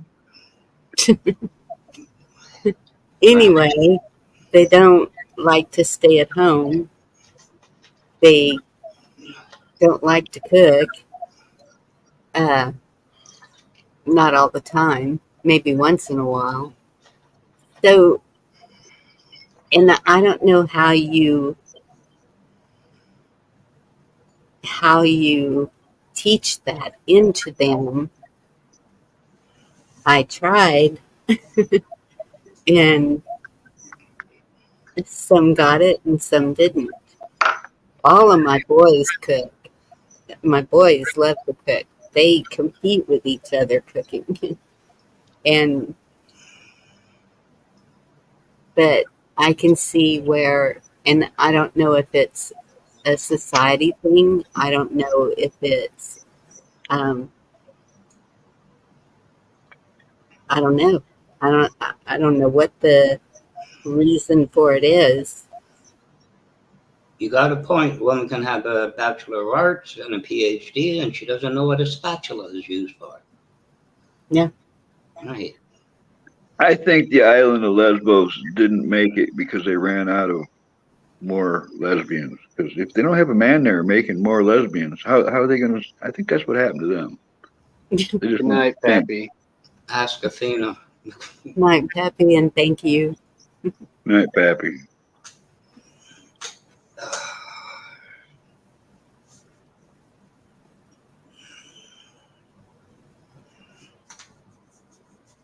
Mm, It's a good point, Bonnie. Maybe if more mothers raised their daughters right, they wouldn't be on OnlyFans. raised them Or right. I don't know. Doesn't seem like the right thing, in my opinion, anyway, to be doing. But that's what I'm saying. If I had 6 children, 3 boys, 3 girls, they were all raised just alike. But once they grew up, I can see a lot of differences in these children. So I don't really think that it was in the way I raised them. I think it was in the way of maybe what has happened in their lives, or Well, they're their that own people. They society. have free will and choice too, right? So at some point they That's start the expressing way that. we became the Bonnie Bunch. The Bonnie Bunch. Yes, that's what they always called it. Begs the question, though, Bonnie, of the 2 boys that can cook, if they are married, when did they get married? Late in life? So they had to eat for themselves. Still a tree. I am not.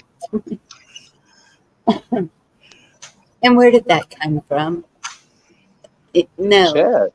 I think that You're where, bragging on how you're such a heartbreaker. no, I wasn't bragging. You were. I said the kids are the ones that keep asking me out. That's not bragging. That's what the heck is going on here. Called strutting your stuff, Bonnie. Strutting your But, stuff. but where did the cougar thing come from? It's not unusual for a man. You're not a cougar unless you take them up on it, and you're not out there hunting them. All right, a cougar's a predator. They're coming to you. That's a different story. And that's what I was fixing to say. I think it was created as the women that would go into bars or wherever looking for the younger, muscular, hunky men instead of they're not looking Well, I for. can tell you right now, Bonnie, that I was a teenager as a waiter. All right, this had happened more than once. Where a booth full of 30-year-old chicks or 40-year-old, maybe even older, are grabbing me. All right, grabbing my shit right there in the restaurant while I'm serving. They're like, "You're coming home with us." All right, they're telling me you're coming with us. All right. They can be like that. They really can be like that. No, I Yes. didn't go. I didn't know. So that's where I have a problem. And the same with men is those type of people then lump all women to that, or those type of men lump all men to that, and that's not the way it is. Each person is individual. You know what started that, Bonnie?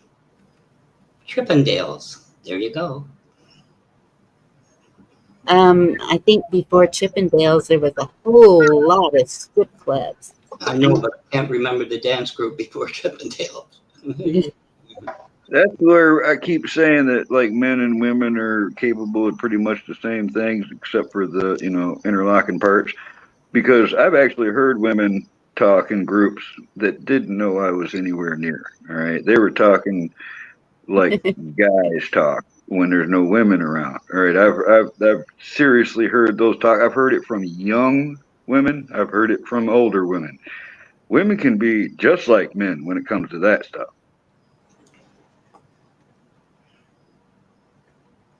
Gotta tell you, Carl, I never had conversations with guys like that. I don't like it either when guys are talking. Look, man, I've been to a strip joint just because I was taken there because one of my exes was working there. And I've delivered video games. I've been at strip joints, but I ain't never gone there to go put money in some gal's clothes. I ain't never paid for a stripper. I ain't never paid for a hooker. I ain't never gonna. I never needed it. Nothing. Never gonna happen. All right. Lauren, no apologies, no claws coming out. Yes. And we all pay for it one way or another. I've seen men gossip more than I've seen women gossip. Mm. Just personally where I'm at. But yes, they both gossip. Oh, Carl, yeah.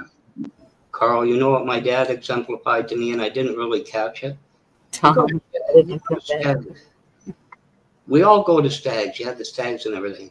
But as soon as the women show up, you leave. If they do. Just saying.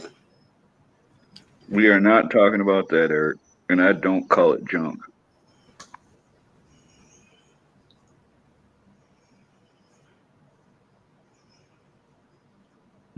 Runner knows.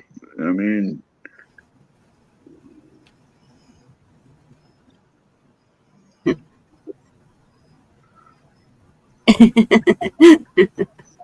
still in tree. There's striptease for a bar full of blind women. It's serious. That's funny.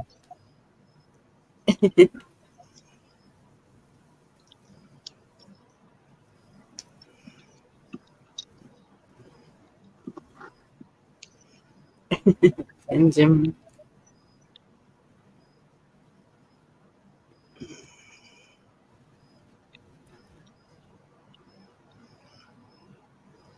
Well, I don't know how it goes to relationships for women, but it does. Could be just my opinion. But you take what you're talking, younger men, older women, older men, younger women.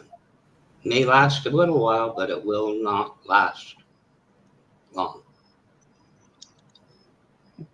Just the conquest or whatever. It's been a while there, Tom. I'm always glad to see you're here, Tom, because then I'm not the old guy at the party. That's why they have poker tables at stags. You teach that. You all need What's to a go. stag?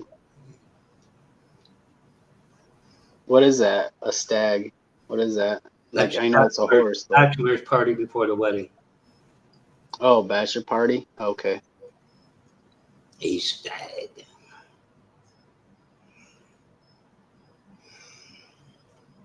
I didn't know what it was either. Why would When- you want to be with a gal that was getting naked in a public place?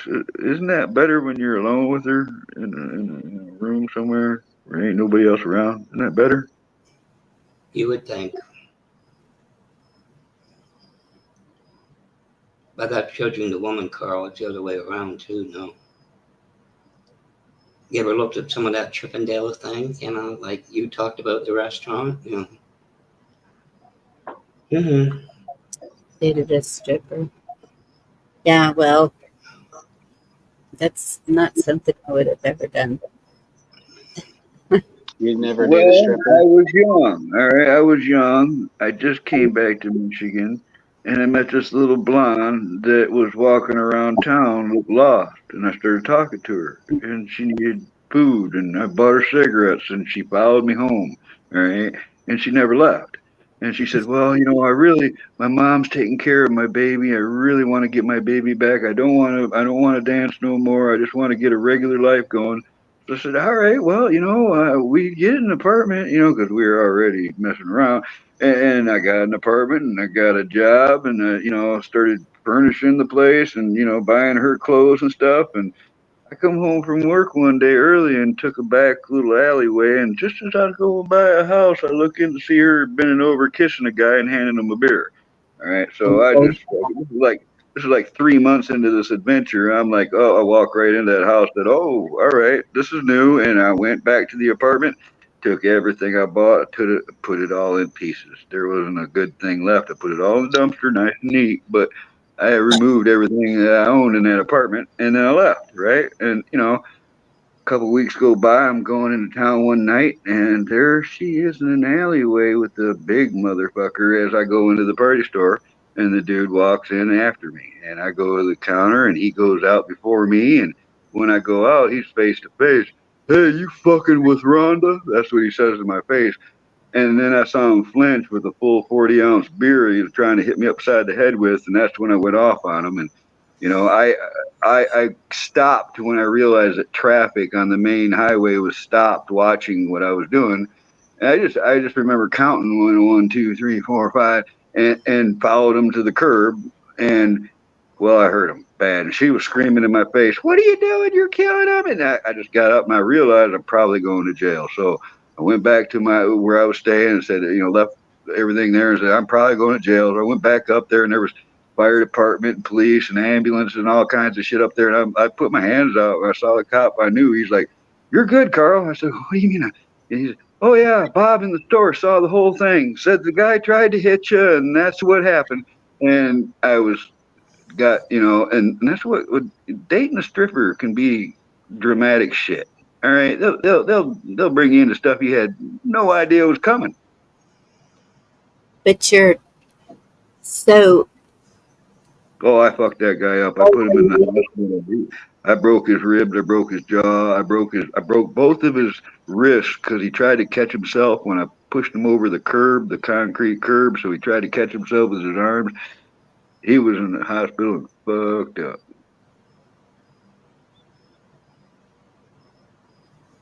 Do what Tom said.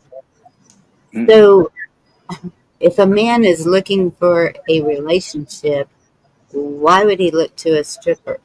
It seems to me that you would want someone more Because conservative. people lie. They try to emulate what they think you want them to be, and they can play that part for a long time before you realize you get fooled. But if a woman is willing to take off her clothes in public. But she told me she wanted to quit that. She was not dancing when she was with me, She was done with that.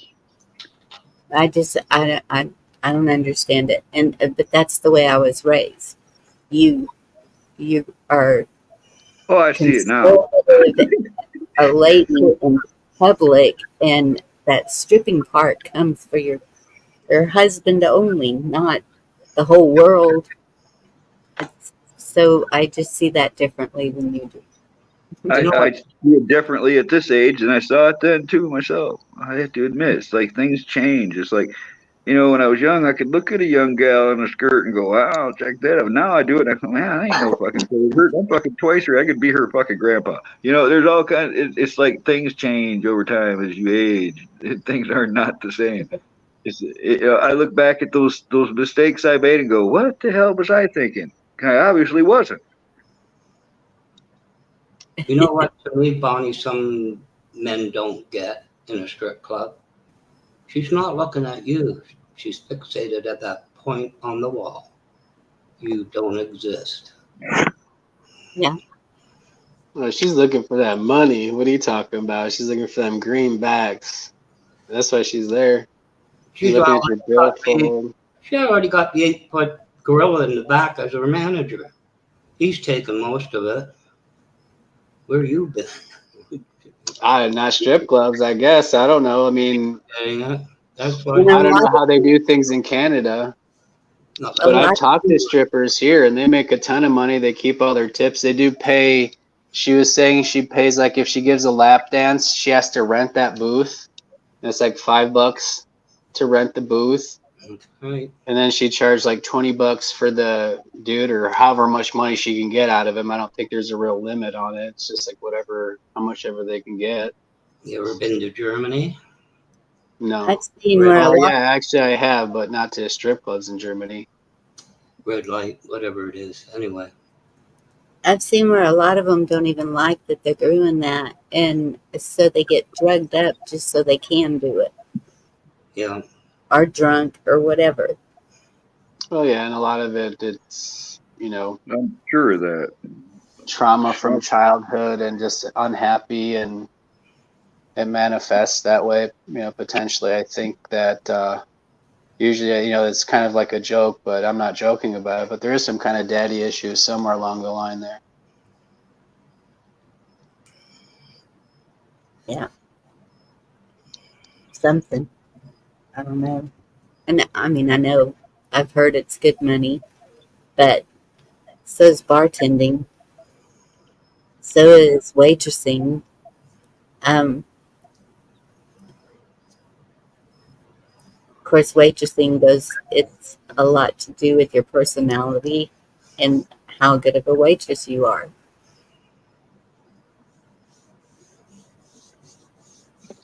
The sad thing is, for some girls, that's a step up. That's going to Yeah, pay. I went to That's going to pay my college. It's going to pay my education, and I'm going to get out of it. college with a girl who dropped out to be a stripper. She said she loved it. It was to me, it was so interesting to talk to her. Like, she was there freshman year, then she just kind of disappeared, and then she came back, and then she was like inviting us to go to the strip club. I'm like, I'm not going to this strip club. Like, it's like we're in college. It's like a hole in the ground bar strip club type place. It's like you get disease just walking in there. Some lose their But priorities. she said she loves it. I was like, that's all right. That's interesting. Yeah. Give her 10 years. But anyway, No, I'm not. I don't know. I didn't keep up with her. She kind of went her own way. But so there is that too. Some of them just like to do it. They like to get up there. They have all the attention on them, make some money. The guys that went to the strip club said that she wouldn't let them tip her. She wouldn't take their tips. And they were getting free beer. And when I heard free beer, I was like, shit, I knew I should have gone. there you go. But nevertheless, I don't even like beer. I'm a fucking alien. I drank the shit out of beer in college, and I pretty much drank it all. A lot of stuff still happens, but you go back to the days of burlesque, and that was totally different. That had an aura of civility to it. It was like nightclubs, just entertainment, but it wasn't what it was today. Today with the sex clubs and some of the debauchery they have going on, it's unbelievable to even think like people find that enjoying, like at any level. I don't know. When I That's what worked I for a was company in talking about. Colorado, So I was talking about the mating rituals alone.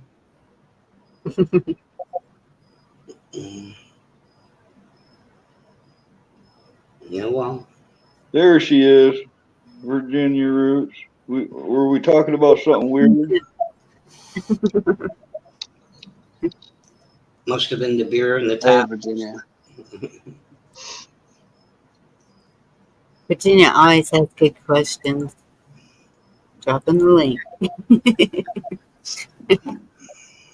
Because I ran out of questions once we got to strippers. I lost. yeah, we went from tobacco to World War II to wherever the hell we are now. It's been quite the ride. Ronan. Hey, Ronan. Shh, just go. Then we met up with Carl. We ended up in a strip club. I don't know how that happened. I don't know. Was I the one first talking about him? I don't think so. I don't know. I don't know if it was chat or how'd we get on It's strippers. usually a runner. It's usually a Tennessee Ridge runner that brings stuff like that up. I'm I think it blame was Blackwatch talking about Chippendales. It Not- was. That was He's got Chippendales on his. that was Bonnie stripping her, strutting her stuff. Pardon me, with that little flip, strutting her. Oh, that's right. Calling me the cougar. Virginia, help. She's staying away from this. She's like, I don't know what I just got into. Should have never chatted. But she was good. She was at Shad's too when I was asking all the questions. I would think by this point you guys would have beaten that whole men versus women subject to death already. Yeah, it's over and done with, I think. You know what? Virginia's one of them gals. If you threw her, Virginia's one of those gals. If you threw her to all the men out there, like threw her out into the auditorium into a group of men, she'd come back ruling them. She'd be like the alpha. And there you go. There's a good one to lead a country. Maybe. I don't know her. Virginia does not. I'll bet you anything. Virginia does not want that job. Well, and that's the thing. That's how many times have we said that? It needs to be somebody that doesn't want the job, male or female, because then they're gonna do what they can. You're talking about a day when sex doesn't sell, and that ain't gonna happen. Man, we need to have that drive though. Men and women need to have that drive. Otherwise, they'll never have more children. The whole world will be depopulated because everyone's like this sterile, boring. Well, that's the sorts. funny thing, Ronan, is because all those gay people that hate us, that's the joke's on them. They need straight people to make more gay people, or they're gonna go extinct. So it used to be, and I don't know if it still is, the ratio of men to women. It was 1 man to 8 women. See, we could have 2-3 wives, no problem. It wouldn't have been easier on you to have, an extra woman there helping out, watching the kids while you got to go do something, or you don't want to make dinner tonight, so the other wife makes dinner. Like, what's wrong with that? I don't share. That's what's you wrong. You could have your own room. I was just thinking, you got to be careful what you're wishing for, Ronan. I don't know, that could be dangerous. Ronan really likes that multiple wife idea. I just think it's funny because it irks people, and to me it's like whatever. It's in the Bible. Men have had multiple wives. We see it. And if they wouldn't have, we wouldn't have what we have now. It's just there's been many societies that men have had multiple wives and they were successful and they grew. But I don't know of any society where women had multiple husbands and they were successful and grew. And there's actually a nature in that. There was. On reflection here, historically, all the gals I've spoke to over my lifetime, Ronan, they actually, they tell me that a man has a hard time satisfying just one of them. So, I mean, They're just telling you that to get money out of you or make you feel good about yourself. Hi, Virginia. How are you? I'm good. Well, I mean, I'm always here. A lot of times you come on at like 6:30 my time, and I'm making dinner or something. So, but Yes. you know, I'm generally listening. I don't know exactly what I walked into right this second, though. We but had you police. still walked in, didn't you? Ronan was talking about multiple wives, and Mhm. wouldn't I want help raising those kids? And I said, no, I don't share. That's not. Hi, Yeah, David. it's a slippery Fine. slope. Hmm. It's not something that I desire, but what I was pointing out was throughout history that had happened, right? We see situations where men have multiple wives and society grows and such. And I don't know of any situation where women had multiple husbands and that society was successful. And what I think has to do with the fact that if a woman has multiple husbands, you're not sure whose kid this is. Could be husband 1, 2, or 3.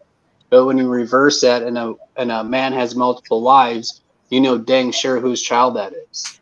It's his son or daughter, and she's the mother, right? It's So here's a question: would it be better for them to synchronize or not? Would you rather have like just one of them all month long mad at you, or would you want them all mad at you for 1 week of the month? They're going to synchronize whether you like it or not. Yeah. yeah. I mean, it's a weird thing. Women do that. Good friends or I sisters. think the man would have to leave for a week a month then. Yeah. That's Well, the just man would need a sexist. break. I think that there would be a lot of comparison there too, whether it was multiple men or multiple women. It Calm would. down. What? I'm just saying. I think that the jealousy would be on either side, however it was, because you would feel that you were being compared to the others in some way. Well, I mean, I think you would feel that way because you were raised different. Right? We live in a culture here where it's one man, one wife, and it works great. It's probably the best way if you ask me, right? However, you were Yes. raised that way. If you were raised in a culture where you knew you'd be, you know, a sister wife, for lack of a better term that comes to mind, it'd be a little different. And I suppose even in that we see animosity between, well, who was it, Sarah and the maiden that she had Yeah, her with dude Abraham. bang. Yeah, Sarah and Abraham. Abraham. It was Hagar. Is it Yeah, Hagar? Hagar. Sounds Yeah, right. something like that. And you know, when Sarah had a kid with Abraham, she was jealous then, right? But Yes.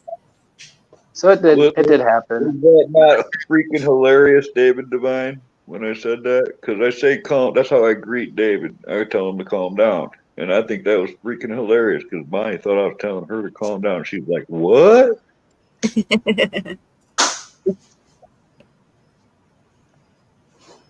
Well, to Ronan's point a minute ago, like, so a woman can only reproduce once every 40 weeks, basically. And, that's cutting it because there's still recovery time and, it might take 2 months before she can procreate again. Whereas a man can lay a seed millions of times in that 40 weeks, Yep. realistic. So I think that's part of where that culture Compounding. came in is to build up the earth, is to procreate and I can't think of what the Bible verse is, but essentially that you Go have forth children and multiply. fill the Yeah. earth. You know, maybe that's, I keep saying it. Maybe that's the thing. I'm single, I'm unvaxxed, I'm unfixed. Maybe I could help repopulate America after shit hits the fan. Hold on. Great. That's Maybe just what we need. A million little camel cars running around in like their camouflage diapers and like And that's why they have the banks where you can do that without. Well, you know, there's a saying that says mothers are more fond of their children because they are certain they are the parent. Like, for the most part, you know, I know that hospital swaps and weird shit happens, but, you know, a mother knows that's my child. I just gestated this and expelled it from my body. A man doesn't. And so I think it was kind of an insurance policy to have multiple wounds to work with, so to speak. You know, I'm not saying it's right or wrong. I'm just saying that I think that's what the thought process was. You mean if you had like 15 kids, if you had like 15 kids in the cave or the TP, you know, you'd be lucky to get 3 of them in the end of the winter or something? Well, the women know, and I think that's why a mother bond is different than a father bond to this day, even with DNA tests and whatever. I think the men had less certainty of what they had sired sometimes. I mean, certain traits always come through in a child, you know, like imagine a white king and queen and the queen has a black baby. Obviously a knight got in the bedchamber. You know what I mean? But the mother still knows that's her baby. Does that make sense? Like, yeah. That's so real. It's not funny, Tom. Well, back in the day too, there was a lot of problems with, you know, babies dying at birth or the mothers dying at birth. It was not like today in modern medicine we have, you know, a lot of really amazing things that help people.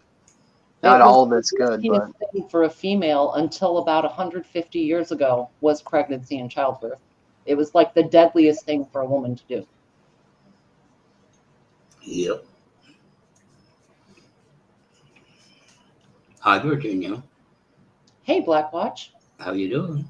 I'm good. And I think that you and I have a similar history. Like, I was raised at LDS, and polygamy is still practiced in the fundamental Mormon church. I know, Blackwatch, you and I discussed this in the past at least. And that was their mindset, was that a patriarch would have multiple wives in order to replenish or you know, their children. Exactly. The whole point was a woman could be turned out barren. You never get another sister wife that's older. They're going to all be younger. Yeah. See, that's good work for me. I want more out of it. I want companionship. I want it to be just me and one gal, you know, no one else involved. So I would lose something having multiple wives that I would miss being, you know, what do? Pick a favorite, you know, oh, this is the one that I sleep with. You girls get that room over there. What the hell do you do? All of them. There's, I mean, you want to be number one. You want to be that one special one.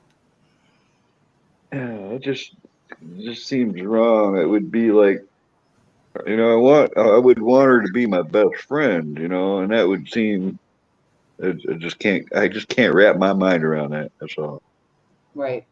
You ever seen that series, Sister Wives? And he sits there and says, but I love her in a different way. I felt like saying, what's that? Oh, man. That show, Sister Wives, I do watch it because, again, being raised in a similar, I mean, that's a sect of Mormonism, that they are the fundamentalists. I find it really interesting. And there's something to be said about the new wives being younger, and with that mindset of the woman's role and the man's role, especially in that particular culture, that's why it's for procreation. And you know, you might have a bond in some way or have a favorite or have whatever with a certain wife, but at the end of the day, they thought or they think that they're doing their duty to be fruitful and multiply. And I don't think that works on a relationship level. Like, you know damn well there's jealousy. Yes. There's, you know, women. I understand Carl saying, you know, I don't want to share. I just want to have like just a lady and my, you know, my gal, right? Well, women especially, man, there is no chance. You will never convince me that they find that balance with the male relationship. I mean, they raise the kids, they oftentimes homeschool the kids. There's one that's maybe working and one that's a better cook or whatever, right? But when it comes to the man, oh, come on. Like, there's no way to, I don't know. That'd be.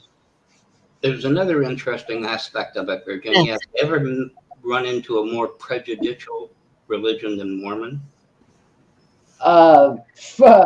Honestly, probably not. No. I never felt more judged. There's a reason I stopped going 30 years ago. And not only that, Black Watch, but censored, because I remember being taught in primary school all the time that we could not read the original Joseph Smith histories. We could not read. Why? Because he had 14-year-old wives. You know, the banned book list started in church, and to me, I always thought that's not right. Like that. I'm not talking about prejudice, gender prejudice. I'm talking about the color of your skin. Oh yeah, when I was born, Black people were not allowed to hold the priesthood or do the rituals that church does for its members. Black people were considered to, the skin was considered to be the mark of Cain. Correct me if I'm wrong. A lot of Mormon communities will not allow them to move in even. I think they've started to change that. I believe it was around 1981 under Spencer W. Kimball. I think that got changed to where Black people were allowed. You know, they took away that, and I think over time they've been able to do the temple ordinances. But for my whole upbringing, the skin color was the mark of Cain, and that's pretty fucked up if you think about it. Like, but the men were saying that women are so emotional. So if you can't handle one emotional woman, how are you going to handle 3 or more emotional women? Or I 20. actually heard that the women support each other like a little group. You know, they actually do support each other, at least from what I've read. Then they've been brainwashed or something. It is brainwashing. It's shared trauma. Yes. I think Virginia missed a channel poll as well. Do you prefer your Chippendale dancers with or without tassels? You know, I kid you not, I have never seen Chippendales. I don't even think I've seen male strippers. Maybe at a club or something but I've never had a. Virginia, if they got tassels, they're going to be gay. All right. Yeah, the pasties are not a good. Carl, you gave it away. Every time you say Chippendales, the only thing that comes to mind is Chris Farley doing that skit on SNL. Yeah, with Patrick. You guys remember that? Yeah. Patrick Swayze and Chris Farley. That was hilarious. Hilarious. Don't make me come up in here and make me make my pecs dance again. All right. There's also a movie, I cannot remember the name of it. They were supposed to get married. They went and did it seems like it was in Alaska because the man was mayor. He was the one that did the stripper at the bar before the wedding. He was I think he even did the wedding ceremony. He was like multiple. I can't remember what the name of that movie was. Okay, so it's a movie with it. Somebody in chat might know. Like where it was a character that did that in different settings. Yes, he was. It was like a comedy. Well, like George Peppard in the A-Team, he could be anybody. Proposal. Thank you, Elaine. That's it. Oh, Proposal. No, George smokes cigars. Thanks for that, Carl. I had forgotten all about that television. Thank you for that. I love it when a plan comes together. Remember Rat Patrol coming over the dunes with the... I watched every episode. More than once. Combat, all of those. I love this stuff. F Troop, what you got? I like the comedies, McHale's Navy. I liked all that, you know. Right. That's one thing about my dad. I thought he wanted to so badly to forget war, what he went through. Oh, he almost died. I like the other brand too. The other brand was cowboy stuff. Remember Branded and, you know, the Rifleman and, you know, all that. I liked all that too. But he watched Vic Morrow Combat every Friday night. That's the only one. I don't understand it. But anyway. Yeah. Combat was a long-running series. Yeah. Yeah, I've never been to a Chippendales. I've never watched any of that. I didn't even watch the movie Big Mike or whatever it was called. Magic Mike. Magic Mike. Yeah. Didn't watch that. My mother did. I didn't watch what's called Big Mike.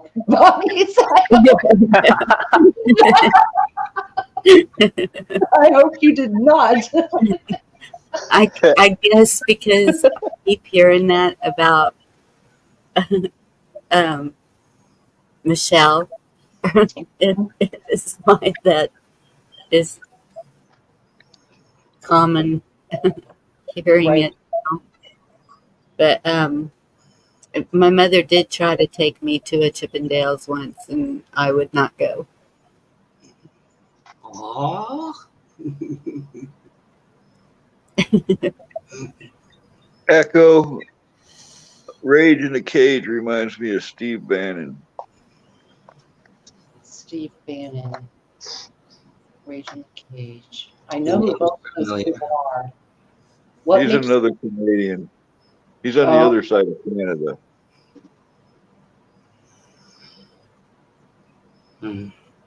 That name's familiar, but I can't place the story. Steve Bannon is the name of the white-haired character in Johnny Quest. Remember the white-haired guy? I don't think I ever saw Johnny Quest. That's a movie? No, it was a cartoon in the 60s. Oh. Huh. They did do a Steve Banner in real life. I remember something about that. Comics.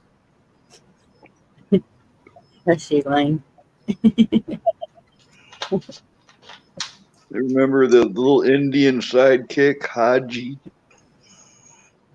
I never saw. I don't know anything about it.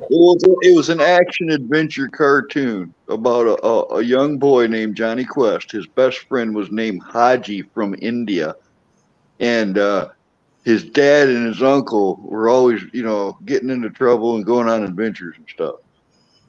It was the shit in the 60s, I'm telling you. It might look pretty cool, you know. I think it was a modern day Mowgli from Jungle Book, Bonnie. Right. Hey, Lady Smith. Hey, Lady Smith. I look forward to Johnny Quest. That Speed Racer, and there was another one I liked too. It was called Kimba the White Lion. Anybody remember that one? Nope. Somewhat, a little bit. I didn't really. The White Well, Lion. if you watch them today, I'm telling you, to me they look primitive today. You know, but for some reason in the 60s when I was a kid, that was the big deal. It's a whole different realm. Oh, come on, Carl. As soon as you saw Burt Ward dressed like Robin, that must have turned you off of comics left, right, and center. Oh, no, it was Yvonne Craig that was on my radar, and that made me go for redheads most of my life. And that was a wig. It wasn't even a real redhead. She was wearing a wig, but Batgirl, man, that put females on the map for me as a kid. In fact, I'm pretty sure. Wait a minute, a fat girl with a redhead wig kind of did it for you. Yvonne Craig, the girl who played that was named Yvonne Craig. She's also She's also the green dancing girl from Star Trek, the original one that dances for Captain Kirk. Remember that scene? Yeah. No. Huh. No, I don't either. Yeah, you guys are nerds. Right? I watched a lot of TV.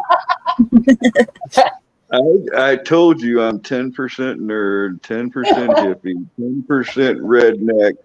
I'm like 10. I'm all over the board. All right, I got some nerd in me. I didn't have time for a lot of TV. I did sit down and watch a movie today because I wasn't feeling good. And it's a really good one if y'all ever get a chance. It's called Last Ounce of Courage. Huh. Sounds like a chick flick. No, actually, it's pretty patriotic. It's, Oh, I thought it was about running out of weed. It sounded sad. Last ounce. All right. I know. I think it's a small town. They took the flag down off the courthouse or something, and he climbed up there and put it up there himself. And it's really good. Huh. I think his son was killed in war. Wow, way to bring down the laughter. I'm sorry. I'm just teasing. No, it's hard to get into shows or movies now. I don't know what shifted in our collective consciousness, but back in the day, you would watch a show on, it was on every Tuesday or whatever, or even for a while, it was all about binging some shows, and I do not find any interest. A lot of movies, I mean, I'll pop one on here and there. And I don't know if it's an attention span thing or just like where we invest our thoughts, but and also how much we all know Hollywood is so disgusting, and we've always known that, but I think in the last half a dozen years, it's so much more has come out, and I don't know what's Not true and just what. Hollywood. It's not just Hollywood. It's the entertainment industry. It's also the music industry. They're all tainted. They're all bad. They've always been bad, I guess. Just so you know, my nerd thing started in the '60s because I have like this. They call it a superhero complex. All right, it's where you want the hero to win. You're not rooting for the bad guy. You actually, the guy with the white cowboy hat. You're on his side. That kind of thing. And I got into those comic books at a young age, and it was all of DC and Marvel. Superman, Batman is fine, but I also like that, Spider-Man and the Hulk and all the other ones from the other line. And that it did kind of make me a bit of a nerd because I know way too much about all of that. I never noticed. And this is not depressing. It says it's a story of family, faith, and freedom. Isn't that what we're about? Right. Yeah. I have a ton of DVDs, and I got this little DVD player that you can hook into your computer. And since I was sick, I was like, I don't feel like watching a movie. And I plugged that thing in and stuck a DVD in it. And I think part of it too, it seems like, when you watch the older movies or shows, even like the cameras and the backdrops and stuff they used were different. It's almost like in today's day and age when you're watching a show, it's like too realistic. It's too, there used to be, especially in like science fiction movies or shows where like you could tell it's clearly just like plywood and all this crap on there, and kind of loses its luster with the upgraded TVs. But on the old fashioned TVs, it looked great. It looked space age, right? It was more of a telling of a story than trying to like put this stuff in your house. I don't know. It seems like, with the agenda and stuff that they have going on now, it's it's even more clear, right? We see unrealistic characters and things coming together in TV that they're trying to push down our throats. And then with that technology, with HD and everything, it looks almost too good, I think. I don't know, kind of loses it a little bit for me. Echo, somewhere in my stuff here, probably my field desk, I have a silver bullet that I got from a guy named Brace Beamer from Oxford, Michigan. He was born and raised there, but he was the original first voice of the Lone Ranger for the radio show. You remember the radio show? Hi ho, Silver! Or Away! or whoever. Yeah, I remember that, Carl. Yeah. Hi ho, Silver. And Tonto. Yeah. Now I remember these from Nick at Night because I'm a 70s, 80s childhood. So I remember these from Nick at Night, and there is a different investment into what you view now.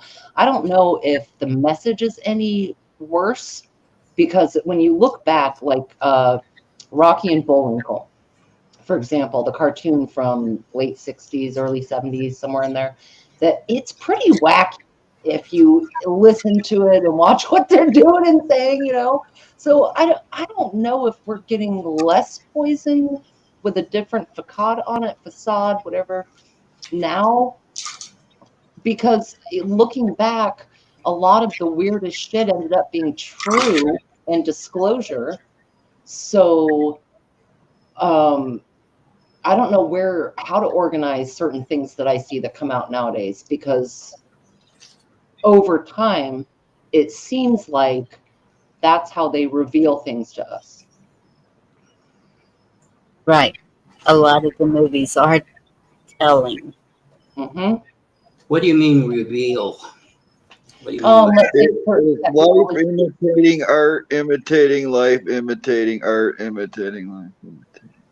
Yeah, disclosure. Think about all the alien movies, all right? And we've been desensitized to whatever those creatures might be, because we've seen cute aliens, we've tried to save ET, we've tried to, make alliances with some, we've gone off on Contact. Like, there's all the different vantage points of that. Well, it makes you less afraid of it, doesn't it? Or zombies, Lady Smith, that's a very good one. Zombies. Yes. Mm-hmm. That one, the girls were watching it. I can't remember what the name of it is, but it's a cop show. But one of the lady detectives is a zombie, but she's a good one. Mm-hmm. She only, when they're in the mortuary, eats their brains. Not just anybody. But, and so that's what's new now is, from what I've seen with my girls, okay, they would watch that, but she's a good zombie, so they get this idea that zombies are good. And they were watching Lucifer, and I was like, I can't believe y'all are watching that mess in my house. Go watch it somewhere else. And they're like, no, you don't understand. He's trying to be good. He's decided to be a good person. And so there, that could be the programming with them is, no, there's nothing good about Lucifer. Period. Right? It's I think it's one of the reasons the mental health arena has become so inclusive of everything. Like, hey, I'm a neurodivergent sociopath with ADHD and OCD, and my pronouns are it and that, and like serial killer shows. There's one recently about Jeffrey Dahmer, and a lot of the feedback about it was empathy, sympathy, connecting. Allow me to introduce myself. Exactly. I'm a man of wealth and Sympathy for taste. the devil is what it is, and it just like zombies or aliens or vampires or whatever, there is a desensitizing and a humanizing or explaining their emotions, I guess. Kind of feels a little iffy trusting the great deceiver. Yes. And that's it, is they're trying to make us accept anything now. Look Yep. at all the ceremonies and anything that's going on. All aboard.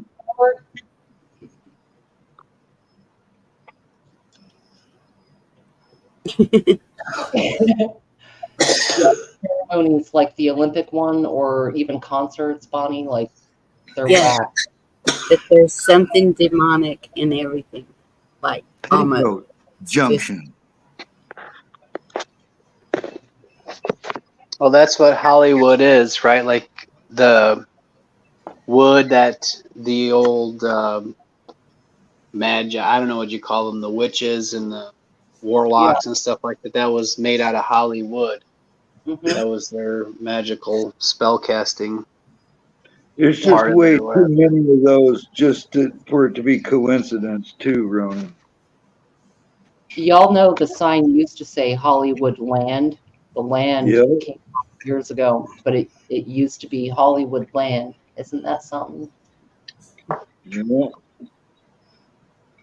The reason trying to remember the theme to Petticoat Junction. Does anybody remember that? Yeah.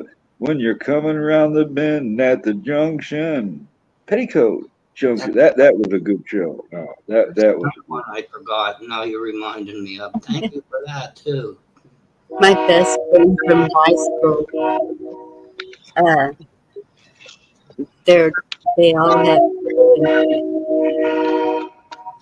because of the Petticoat Junction. Petticoat. That train driver's listening to your show, Bonnie, and every time you try to talk, he blows that horn. I know. I said that. You know, it's a Canadian train, so you can blame them. Typical. You have the remote for it. Oh, Bonnie's trying to talk. Me.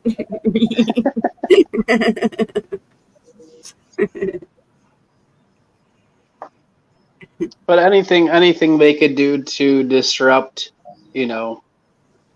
what's peaceful and right and good, they're gonna do that. Whether it's one way or another, you have bad zombies and you have good zombies. That's different. It's like, what do they eat? It's like like that's not good. Yeah, but they don't just go out and kill people for them. They get them from the mortuary or where they're doing autopsies or whatever, the morgue. Some of that lore about zombies came out of World War II and potentially like Unit 731 experiments that some folks did, let's say in Germany or whatever. And, they were doing a lot of weird things with biologics and genetics and trying to create different hybrid creatures or accentuate a certain gene strain or whatever. And so part of the lore of zombies actually came out of that Nazism, because it was the side effects of people being experimented on. Joseph Mengele. Yeah, Mengele and all of that. And it's not the oldest lore. There were zombies hundreds of years ago, but as far as comic books and movies and what we see right now, Island of Dr. Moreau. Yeah. Victor. What's up, Victor? Hey, Victor. But that came out of Cajun culture. I mean, it had nothing to do with Germany.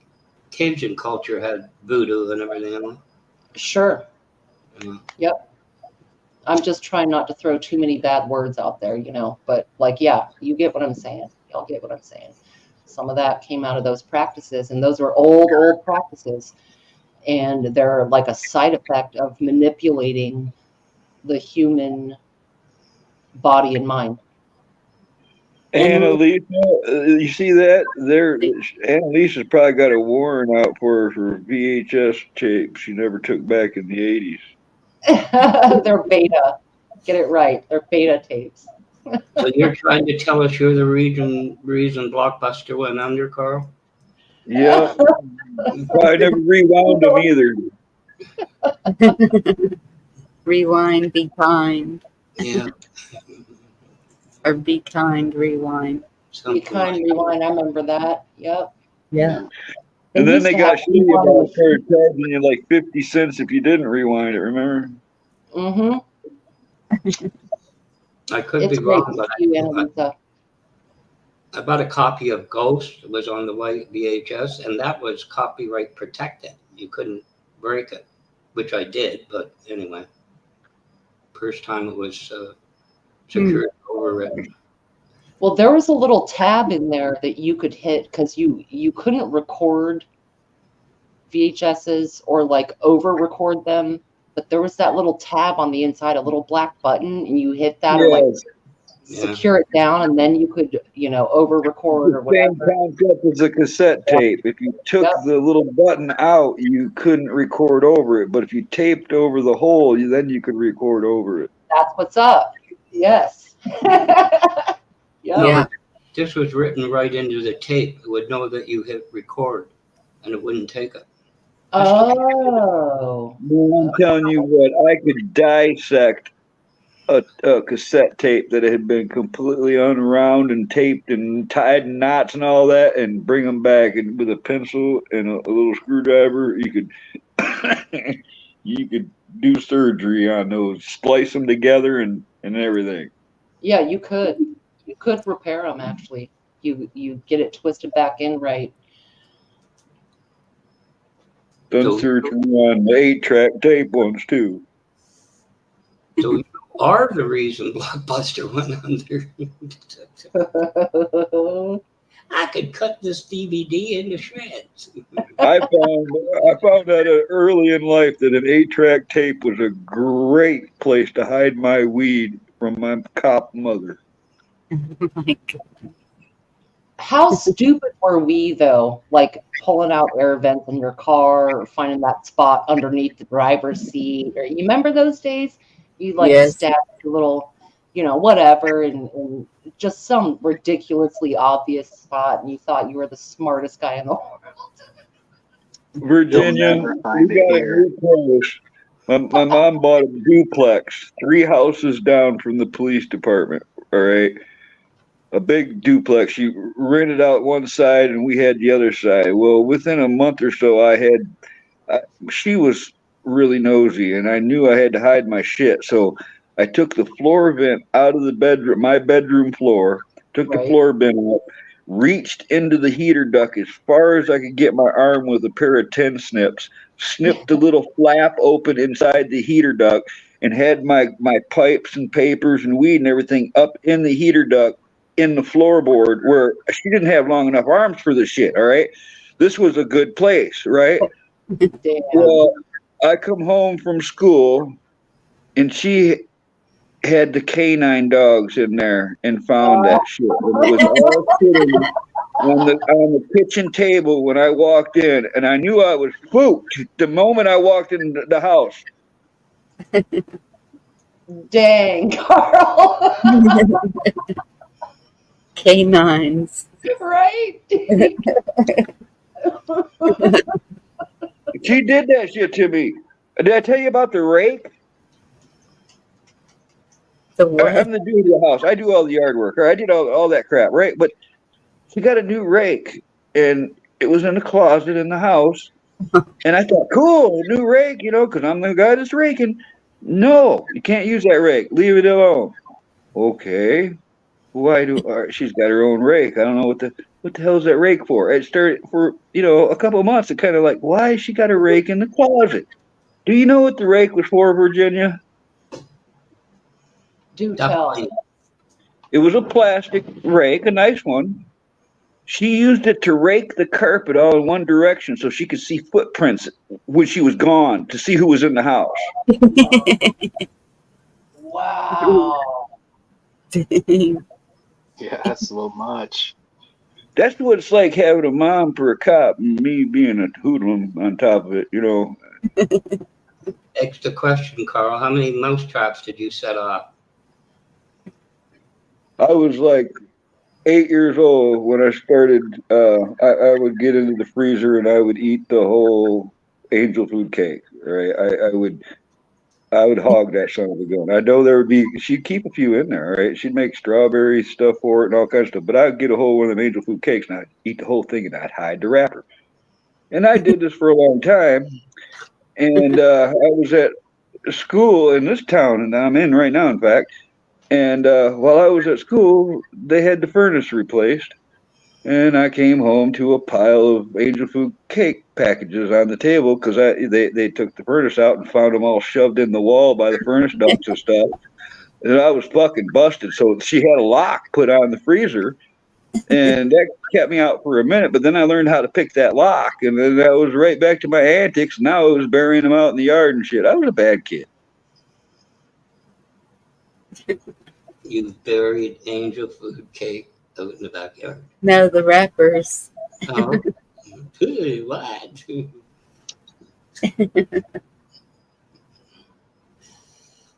Goodness.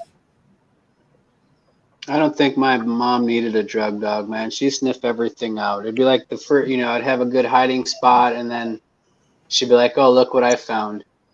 Like, what? Yeah. How'd you get that? Like, well, I was moving your bed because that's a normal thing moms typically do, right? Is let's just move your bed today. Yes. And this fell out. It's like, how the hell? Why of all the times in this world you've never touched anything, you never moved the bed, but now you just hope. I was moving the bed and I found this. Is this your cigarettes? Is this your chew? Mm-hmm. Yeah. So they let me out. I got out of the juvie for a minute, being good, all right, trying to be good. And that same house, I went back and they let me, I think it was, I went through a few weekends where they let you go home for the weekend, and then they finally let you go home and try again to stay the hell out of trouble. And I swear, all I did was rearrange my shit. I had a little shop downstairs with, all my tools and crap, but I took my winter clothes. This was summertime. I took my winter clothes and put them in an old backpack and hung them in the laundry room and went about my day and went to bed. And she went to work at midnight at this time. She was working like, midnight to 8 in the morning. Came home and found that backpack on the wall packed with winter clothes and thought I was packing to run away again. So I woke up to creaking and I went downstairs, got a bowl of cereal, sitting there eating my cereal at the kitchen table, and I hear the floor creaking. And I'm like, slowly, I don't know why, I get up slowly and quietly with a bowl of cereal, full bowl of cereal in my hand, and I come around the corner and there's a cop right there in my face trying to grab me, and the bowl of cereal went right in his face, and two cops tried to catch me in my own kitchen. I dove right through my mom's window, glass, went out to the drive and got away. All over her thinking I was getting ready to run away again, and I really wasn't. Serves him right. Leave a boy in his Captain Crunch alone, right, Carol? I spent a lot of time. She worked a lot, so I was usually, all right, you get out of school like 3:30 or something. She would have to be at work at 4 o'clock until midnight. That was her normal shift. So, I was expected to stay home alone all those hours. It ain't happening. I got buddies on the next block. I'm going somewhere. There's a girl over there I need to go see. I was not, that's where all the root of it started, is I wouldn't stay home by myself. I was off. All right, Carl, but do you think that the root of it starting, of you going out and having a good time, do you think that it was you were born that way with an inclination to be rebellious? No, this is because I spent the first 8 or 9 years growing up on a giant piece of property with the freedom to do anything I wanted, ride horses, motorcycles, go anywhere I want all day long if I wanted. All right. And then they moved me to the city and she put all these fucking rules and regulations on my ass and you can't hang around there and this isn't, don't be around him and all the shit, I had total freedom and then it was taken away from me. And I didn't like it. And actually, I got to attribute that to one of my exes that made me even realize and think about that. She's like, that's because she knew me. I'm wondering, it might not have been whether or not she worked 4 to midnight or she was trying to protect you in a city.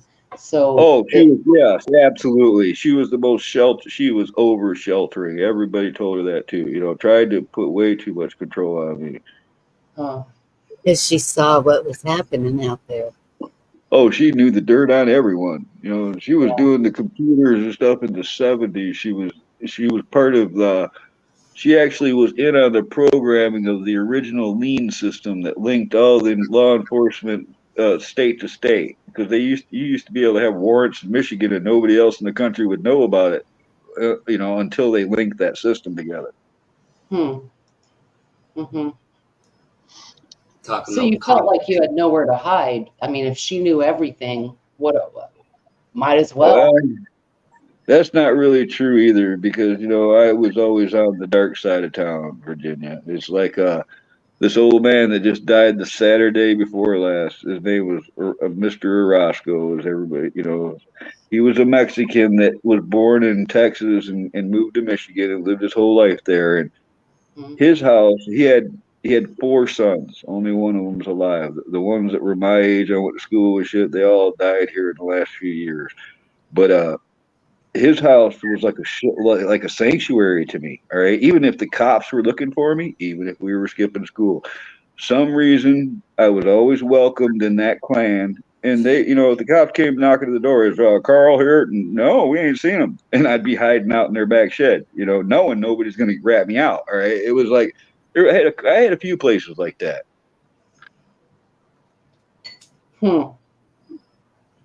I think you were born with that rebellious trait, Carl. I'm going to stand by that assertion.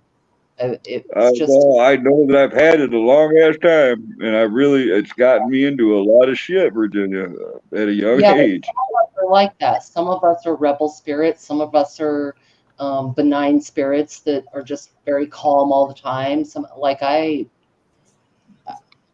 I look back at my own behavior over 46 years and I'm like, well, can I blame anyone? Was it my mom? No. Was it the school system or where I lived? No. Was it, the religion I was raised in? No. Was it when she sold the farm? All right, when we moved away from the country, she sold my dad's farm. That's the way I saw that. We had a ranch at one time. We were the first ones ever to have rodeo in Michigan and shit. We had pastures. We had 7 large swamps on the property. We had a lot of land, and I was mad. All right, and at the time, I told her, I said, "You don't. This is stupid." She went and moved to the town I'm in now, and married the sergeant of this city police department, and that's where my life immediately changed. She was only married to him for a year because of one incident. All right. My mom was the kind, like I said, she was a hard ass. You fuck her over, she's done. She had grudges she held all her life. All right. And they weren't budging. She was a queen of grudges. All right. And the thing was, I come home from school once and one of the squad cars is parked practically in the bushes sideways in the front yard. And I go in the house and there's my stepdad in my mom's chairs, puking all over himself, drunk as a skunk. And I remember the expression on her face when I saw that. All right. That's when I knew, oh shit. All right. Life was going to change. And sure as shit, within 24 hours, she had emptied everything we owned and we were gone. She bought a house on the lake and we never went back. And I went back and seen them. several times myself, but it was like secret at the time, so she didn't know. You know, it was, and that year that I spent living in this town, you know, it was that's where I'd never been in a fight in my life. This is where it all started. Shit started going south right here.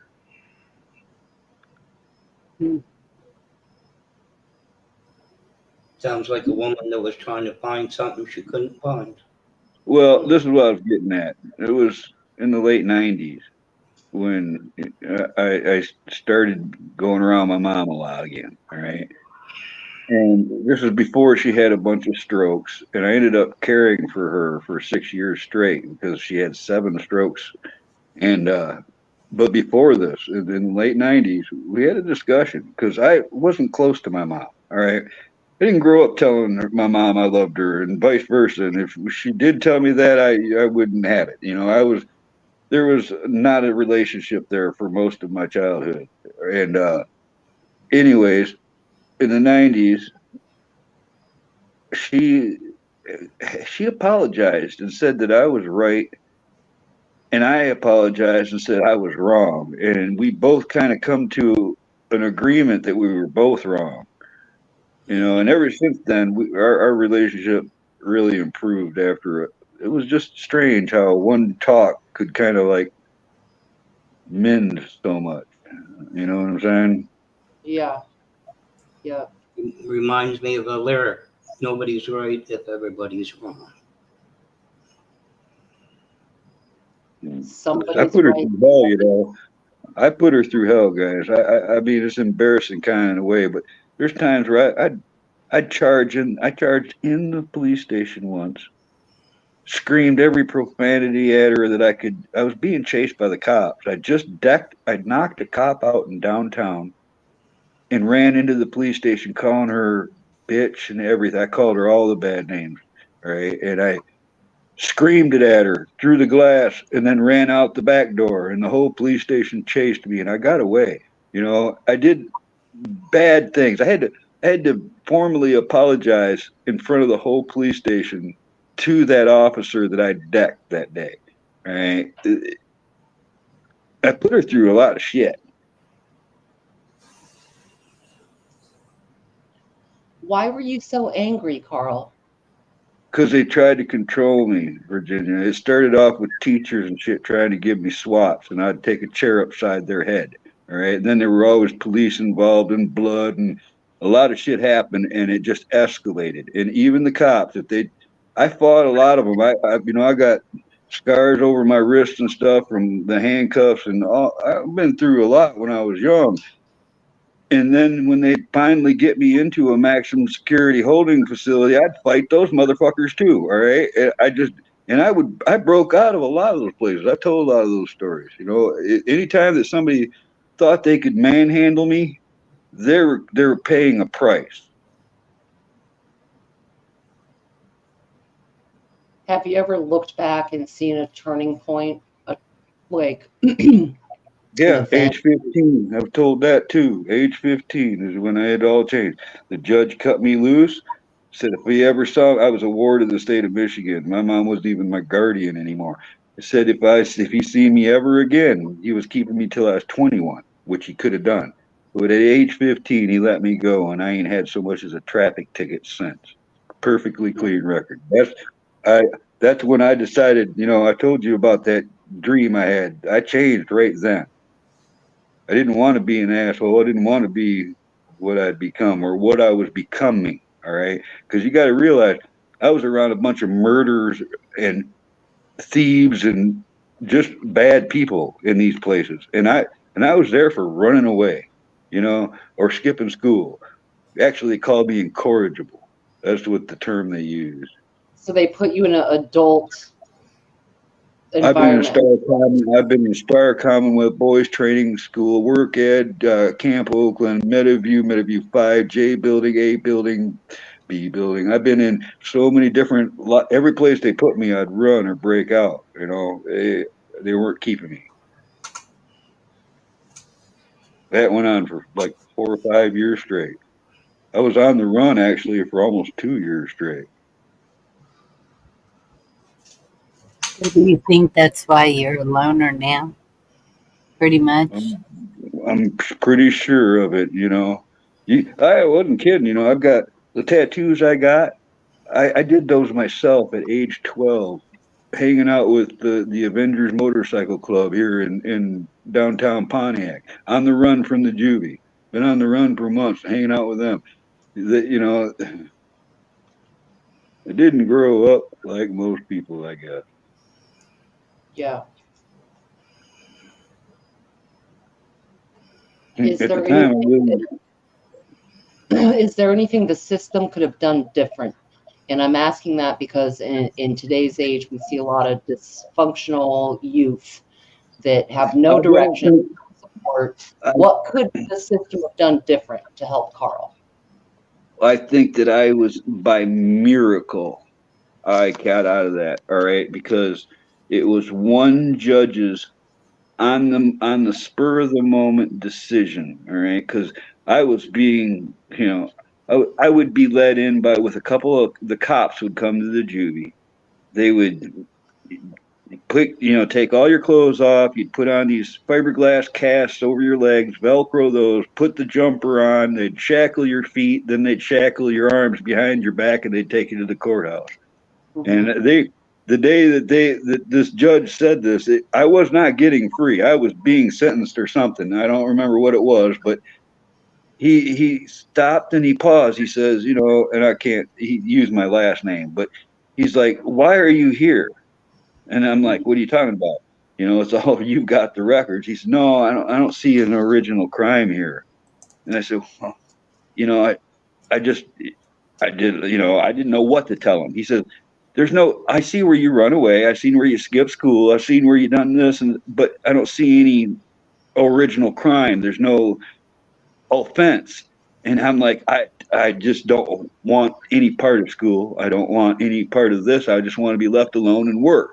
And he got this look on his face like that's really all you want, and you haven't done anything but run since this started and you just want to be left alone. I said, that is exactly what I want. And that's what he gave me.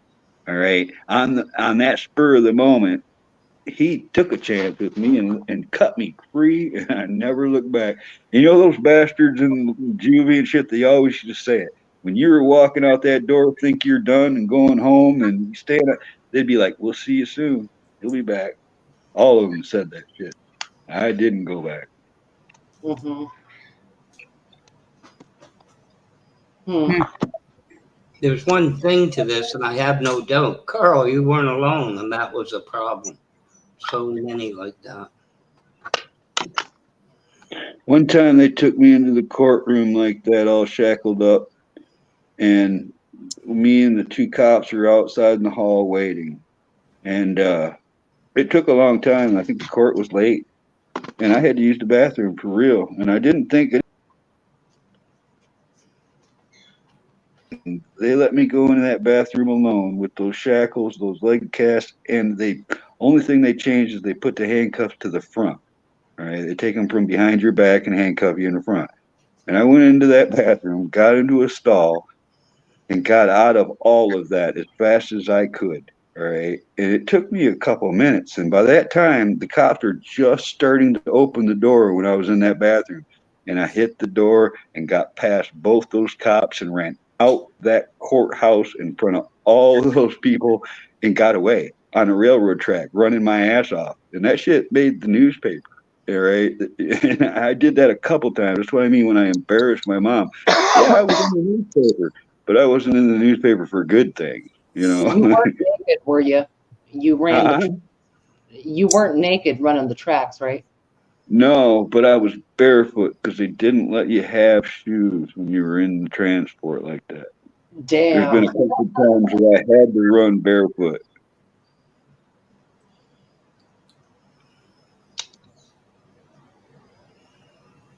Yeah, that's wild, Carl. I still think you were born with it. Your spirit, that's a certain type of spirit. And you had not committed the crimes, as the dude said. You know, you had self-control in enough aspects, you know, where you weren't out deliberately causing antisocial acts. You just wanted a semblance of control of your life and to feel free, and you did that one way or another, wearing no shoes, but we've all been there. Okay, but it begs the question, Virginia, the same, who is in control of their life when you look at it? None of us have 100% control, you know.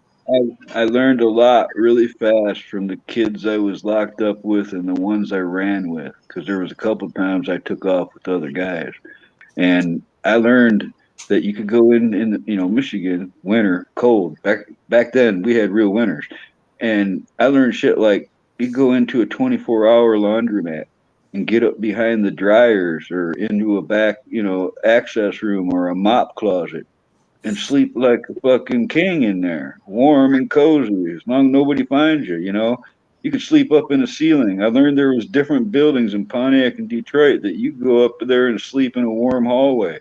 You learn a bunch of different shit like that real quick. Wow.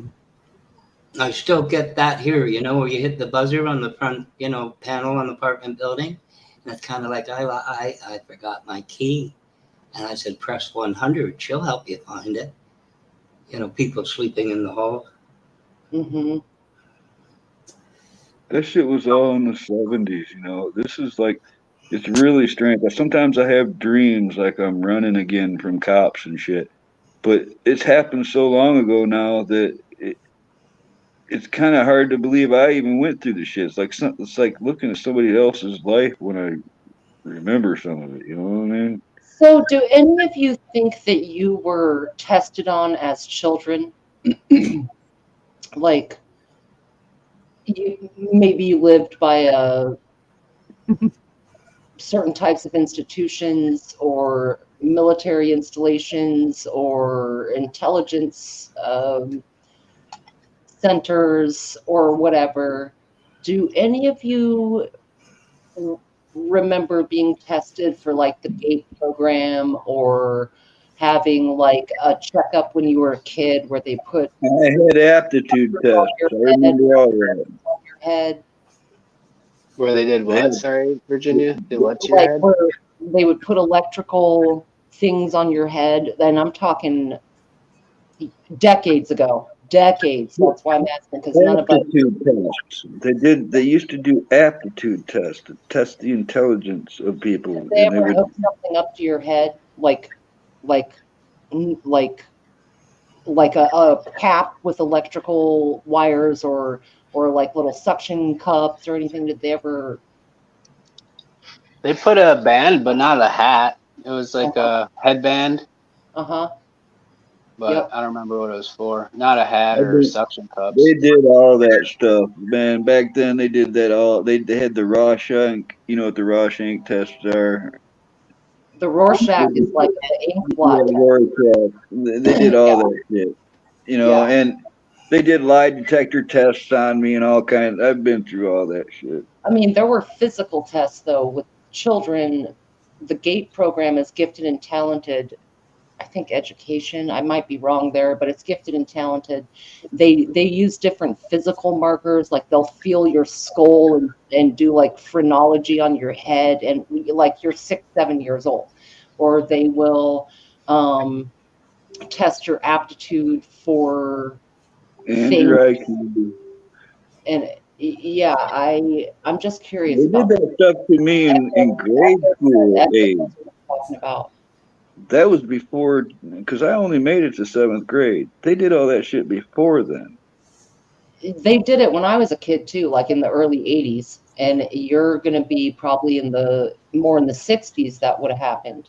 But it's been going on for decades where they measure whatever they're measuring with whatever tools they're using. And this is kind of the idea behind targeted individuals. Okay. What's the talking that happened in the 50s? Because I never saw that. I didn't either. I'm like, what? Nobody's touching a kid. Nobody's touching it. You're not chosen. You weren't In chosen. the 1970s, when I was locked up in the maximum security holding facilities called J Building in Pontiac, Michigan, it was the worst of the worst for any of the kids. That's what I said about being in there with murderers and shit. Anyways, in those places, they would treat the children like mental patients. All right. There was violent kids that would rip your fucking eyeballs out if you give them the chance. They were regularly clothed in paper like garments. It was like, I don't know how to explain it. It was like almost a sheet, but it was a paper robe type thing they'd put them in. They would shoot them up with Thorazine. They would give them Dixie cups full of pills. They had some of those kids so drugged up they didn't know where the hell they were. Right? I've seen a lot of crazy shit in those places, and it was always bothersome to see what they were giving them. I mean, them fucking Thorazine needles looked like they were 6 inches long and shit. They would. I seen guys beating the walls. They give them the Thorazine, and they pat while they're slowly passing out. They're beating the wall with their knuckles bloody and shit until they're like beating it violently down to boom, boom, boom, drooling on themselves as they pass out on the doors. You know that they drugged them kids right up.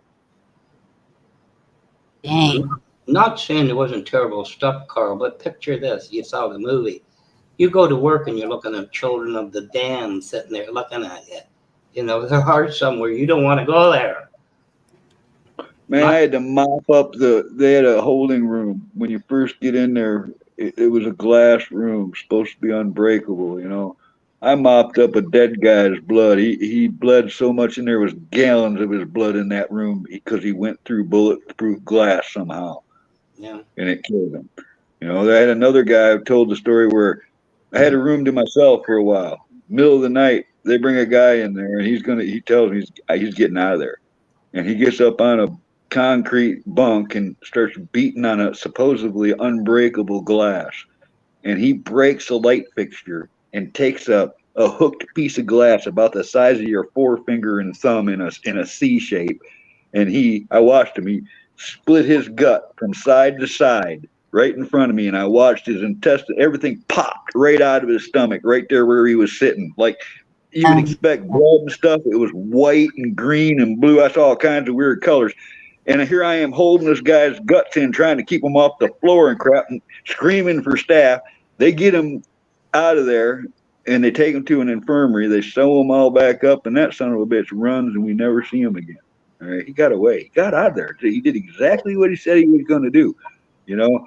And I'll never forget this. But check this out. Like 8 years later, I'm not kidding. This was a long time later.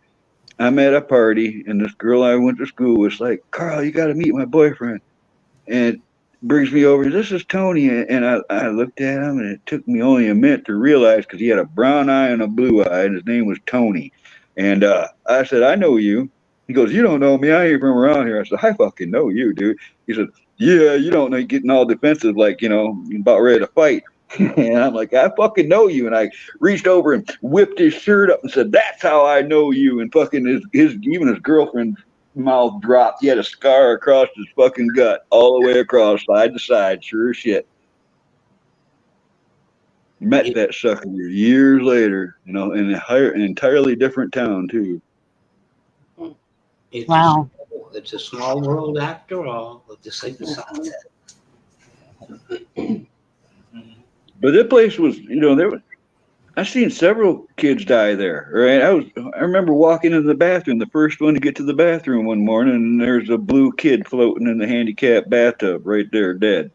You know, that is so incomprehensible. I am disturbed. I mean, you're right. It's true. Yeah. I look into these things too, and the history of those sort of facilities, it's just, oh. I watched another guy named Paul open up a 6-story window screen that was supposed to be unopenable. Walked out like he was walking out a door. All of us in the day room saw him fall 6 stories down, hit the ground, gets up, sees the 2 staff Suburbans heading his way, and runs 100 yards to get away from the staff. Falls dead in the first little bits where it starts to turn to a field. Dead in his tracks. He was running with a broken This is back. why 100 yards. we do So- not have mental hospitals for this reason. Is because of the abuse. He overdosed. He had something called motor active syndrome. He would just sit there and rock back and forth like all day long. You know, he overdosed on acid and volume and a bunch of shit all at once. And he would like snap out of it. All of a sudden he'd be like that all day, just rocking back and forth. All of a sudden he'd snap out and go, "Hey man, you got a cigarette?" You know? And then he'd be right back to his rocking. I think he snapped out of it. I think he had a moment of clarity and figured out how to get that screen open. Well, we know how he did it. He used a hook from the inside of a locker that was broken in half that fit the old giant skeleton key lock hole that was on the screens. I cannot. This must have been a big city thing up in the Pontiac, Michigan. It was, you know, but pretty I big. never saw anything like that. So that had to be really traumatizing for you. So do you think that was part of the escape reasoning? Fuck yeah, I wanted the hell out of there, man. I got out of there several times. That's all. I was in flight. The moment they gave me a chance, I was gone. Period. I don't blame you. Yeah. You know, I don't blame you. It's a sad shame that the experiments and the different things that in the name of psychology have been done to try and figure out the human mind, it almost always involves torture on some level, whether it's fear.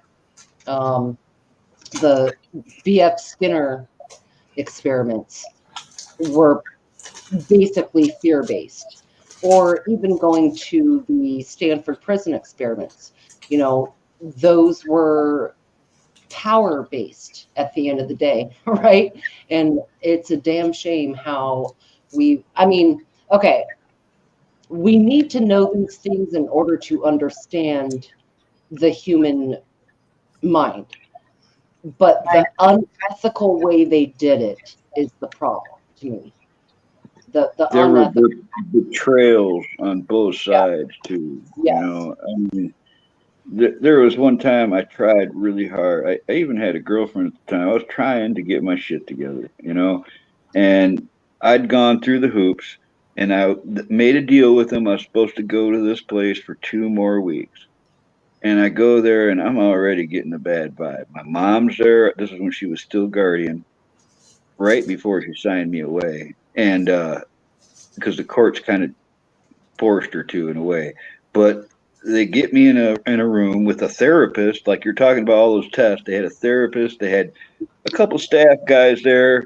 They had it was like the equivalent of a parole officer kind of thing. It's like a caseworker deal, you know, and everybody that was involved in my rehabilitation as a juvenile delinquent was there. And they broke it to me, said that actually, Carl, you're going to be here for 8 months, not 2 weeks. And I was already back in trying to look for a way to fuck out of here because they just reneged on their deal, and I was pissed off. And that's when more of them big monstrous staff guys start shuffling in the room. All right, because this is one of those places they ain't taking the shit. They're gonna do with that kid what they want. All right, and I fought a dozen of those staff members the best I could, and my mom saw the whole thing. And I mean, there were chairs involved and me on tables and me kneeing faces, and you can't fight 12 monsters and get away. I knew it was a losing battle, but I made some of them bleed. All right. And they finally get me all wrapped up and drug me down the hallway and shoved me in a brick room with a metal door and locked me in. And So I'm getting the fuck out of there. All right. That's all that's in my head is I'm getting out of there. And I remember bleeding from my fingernails because I had managed to get a couple of screws out on the handle of the metal door. Had a metal handle, and I got them screws out with my fingernails. And I sat there in the corner and made a little brass knuckles kind of thing out of that handle by beating it on the concrete. And then I was like, hey, you guys gonna let me use the bathroom? Because I'm gonna pee and shit in this corner if you don't let me out of here. And they opened the door, and then I went at it again. And I got them good, and they got me good. And the moment they pulled out one of them fucking needles, I said, okay, I'm good. And that was the end of that. Because I've never been shot with one of them needles, and I wasn't taking that one. So all right, I give up. I'll play your game. I'll go through the hoops again and then I went, a few weeks of being good, and then I ran. Yeah, I just shared an article about the fluoride. Yeah, that it was dude. the IQ. Good to see you, Lisa. Hey, Lisa. Echo. And I've been told I should also write a book, girls. What do you think? Should I write a book? Should I write all this shit down or not? Yes. Yeah, write a book. Absolutely. It's something that I guess people need to know. I don't know if it's still happening. My son. You guys realize I've actually been hunted I've been hunted many times, but I was once hunted by 6 different police departments and got away through 3 different counties. Did they make you use fluoride? Remember I told you about, staying up with that hippie commune up north? They all knew about all that shit back then. They're the ones that's the reason I use a Thai deodorant stone. I don't trust any of that stuff. They taught me not to trust that shit back then. Dude, it's so wild to think about the fluoride poisoning. So freaking wild.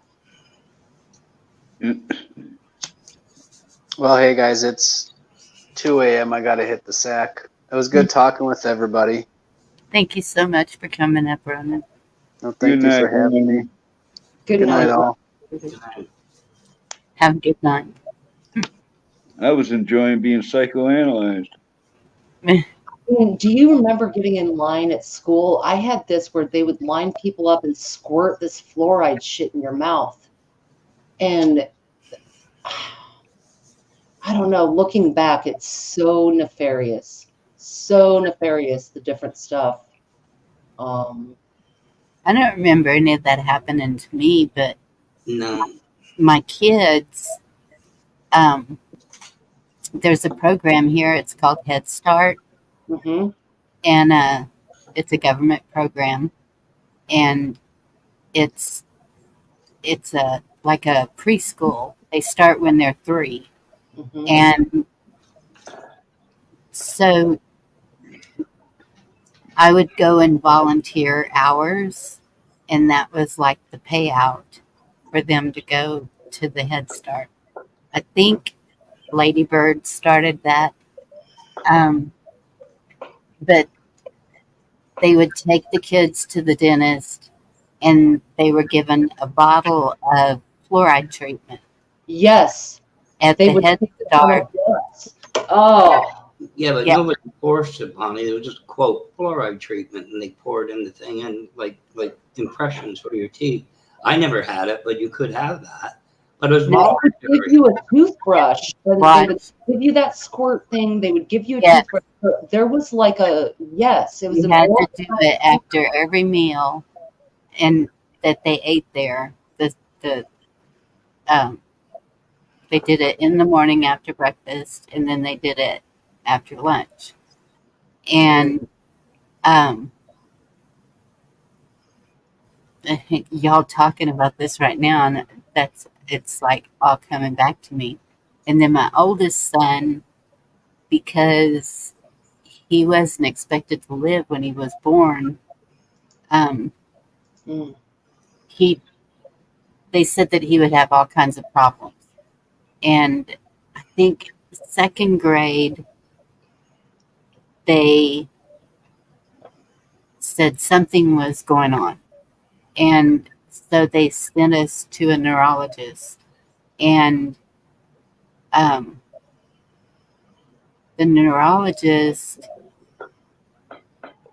diagnosed him with dyslexia. And they decided that he was spacing out, whatever. And so they sent us to I guess it was a neurologist also, and they did the EEG. Yeah. And decided that he was having T-mal seizures, not a full-blown seizure, but like some kind of a seizure, and That's put him correct. on Ritalin, and The big ones are ground mal seizures. But anyway, yes, and then he broke out with a rash from the Ritalin, so I took him off of that, and I never took him back. Never did any of that. He had a really high IQ, but the dyslexia was what was holding him back in school. Yeah, that's according to their standards. His IQ is high. He's, dude, this shit fires me up so hard because I had a similar experience. I took my eldest to a neuro exam, and they didn't come back with an exact answer, but the only thing I knew at the end of the day is that I refused to put them on any medications. Yes. And I feel bad. Sometimes I'm like, well, is that negligent that I won't drug my kids when they are telling me to? And then, but deep in my heart, I know it's like, no. Yeah. No. No. Good to see you, Kush. Hey, Kush. That fires me up, Bonnie, because that's their solution to just about anything, is some kind of pill or just, I don't know. I think they call things abnormal that are perfectly normal. When I was in elementary school, I wrote the number 10 as 01. Like I would get it sort of dyslexic. Instead of 10, I'd write 01. I did it for years. It took me forever to undo that in my head. Yeah. But it doesn't mean that it just, I don't need Ritalin. I just was temporarily bass backwards. You know what I mean? Yes. And they said it was pretty common for children to write like that. Like when he would write something, you could hold it up to a mirror and read it. That's genius right there. That's what Leonardo da Vinci did. He did mirror writing. Can you imagine the genius in that? Yeah. Right. I couldn't even do that. To a mirror and it's straight up. That's amazing. They called me hyperactive when I was in grade school and stuff. Because I couldn't and that scares the powers that be. A strong mind in children or whatever. That's why they're standardizing everything in education and weakening the natural talents of our blessed children is control, mind, thought. It's conforming. It's like the teacher would give me a math question. I'd give them the answer without doing the work, and they wouldn't accept it because I could add those two numbers together without even writing it down and then just write the answer. They wouldn't accept that. They want the work. Yeah, let me see your work. Well, what if it's just in my head? I got news. That's still today, Carl. Absolutely. A guy that has a channel and his nephew, and he went through the math test, and he says, Uncle Zach, he says, I got like 18 or 20. And he says, you're kidding. What'd you get wrong? Nothing. It's because he couldn't show how he did it. Right. When I first got into junior high school, they started me off in geometry and math, and I was doing great, man. I could, because I can draw, so all the geometrical shapes and stuff that came easy to me, and I was kicking ass. And then, like a month or two into it, they said, "Oh, wait a minute, you're in the wrong class. You're supposed to take algebra first." They pulled me out of geometry and stuck me into an already progressing algebra class where I was freaking lost, man. That that was a problem. All right, you stick somebody into an already. I was lost. All right, I hated math from that moment on. They pissed me off. Mhm.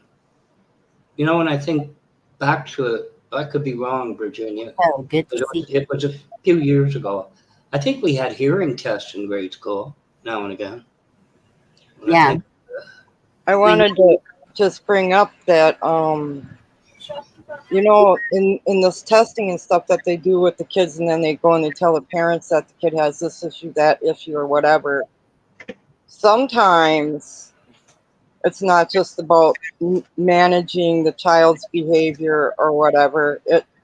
There are things that the children are able to be taught more easily with a different type of thing. Like, for instance, maybe somebody is having a really hard time with math, and the system that they have in the school just doesn't work for that child. You go and you teach that kid the system from another country, like the Chinese math system, and it works for them. Mm-hmm. Yes. So And there's all this diagnosis of different things going on. I just feel like they're just experimenting and wanting kids to wanting conform something to a wrong. certain behavior because it's what makes it more manageable for them, rather than figuring out how they can help the child figure things out. You know what I mean? Oh, Right. hey, Uncle, how are you? That's what happened with my youngest daughter. She was not doing well, and then I changed schools. I sent her to a charter school, well, both of them, and I was in a IEP meeting, and the English teacher said she was having a really hard time getting her to write a poem or a story or something. And so I told her, I said, she loves music. I said, doesn't music, the lyrics tell a story or a poem, whatever it was? And she looked at me and she said, oh my goodness, you just opened up a whole new, and she grabbed all her papers and took off out of there. And that's how they did her English. That school was willing to work with the kids. It was Yeah, like, sometimes doing things in a way that it's a rhythm of memorization, or yes, even music in the background at with a certain beat or rhythm to it will have a child concentrating because they aren't taking in all the other information that's going on around them. If yes. you have like ADD, I think it's different for each individual child, but sometimes there's something else that can be put into that background for them that will help them um, And be that's what I more keep focused. saying. I don't see how they can expect 30 kids in a classroom to learn exactly the same. They have exactly. a I group. had to sit by my brother in school. They Yeah, were putting him right next to me, and he was a fidgeting person that couldn't sit still. He was constantly making noise. And me, every little noise, I could hear the teacher talking down the hall. I could hear the kid in the locker out in the hallway. I could pick up on their conversation while the teacher's talking and everybody else is doing stuff in school. My head felt like total chaos. I would distracted. I would get so sometimes to the point where I wanted to, because my brother, I knew him, I wanted to grab him and smash his head on the desk. Nice. I never acted on it, but it was that frustrating for me that I just wanted to escape. Yeah, But then when there would be a little bit of music in the background or something, I would be able to get my mind into that little bit of a musical, or even make up a little bit of a musical tune in my head. I found that out with myself, that helped me to focus and tune everything else out. Yeah. You know, Carl touched on it a while back. He said the Rorschach, a little bit of trivia, Rorschach test is used on servers. There's another one with an R, and that's what Einstein was rated at 160. They've proven that's inaccurate, that IQ test. So, you know, what's preferred? It starts with the Rorschach. Standard IQ test. Yeah, Rorschach test is on servers. There's another name with R. I can't remember it. Kind of the given think tank IQ. They've proven that's inaccurate. The one that Einstein scored 160. Okay. It's inaccurate. I don't know what that's called. Yeah. And wasn't Einstein autistic also? Yeah, he had something with him. Yeah. Well, I think he was dyslexic as well. Like he failed all of school, like in elementary school and the basic standardized school. He did not pass. He didn't like fit in with the way they were putting it. You know what I'm saying? Like he was considered a flunk out early. I think they worry too much about it. Have you seen the kid that was on BGT or some completed band, Deviant Savant? And they want to figure out why. How come they can, memorize music and everything? Just leave it alone. And why do they want everybody to write with their right hand? Remember, they were always training kids to write with their right hand.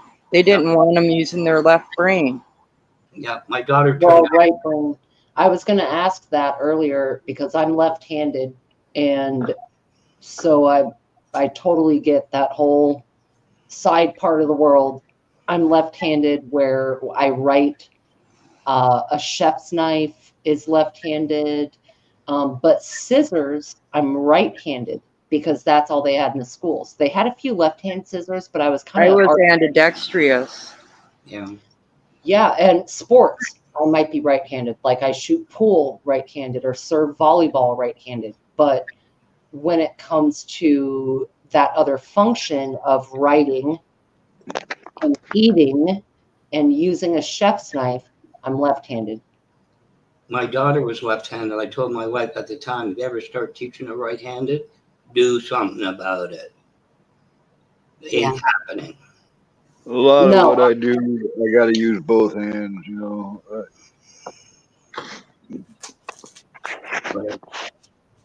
No, I avoided all of the left-hand BS with schools. It was by the time I got to elementary school in 1983, they weren't forcing lefties per se, or I didn't feel forced to learn right-handed ways. They just let me go.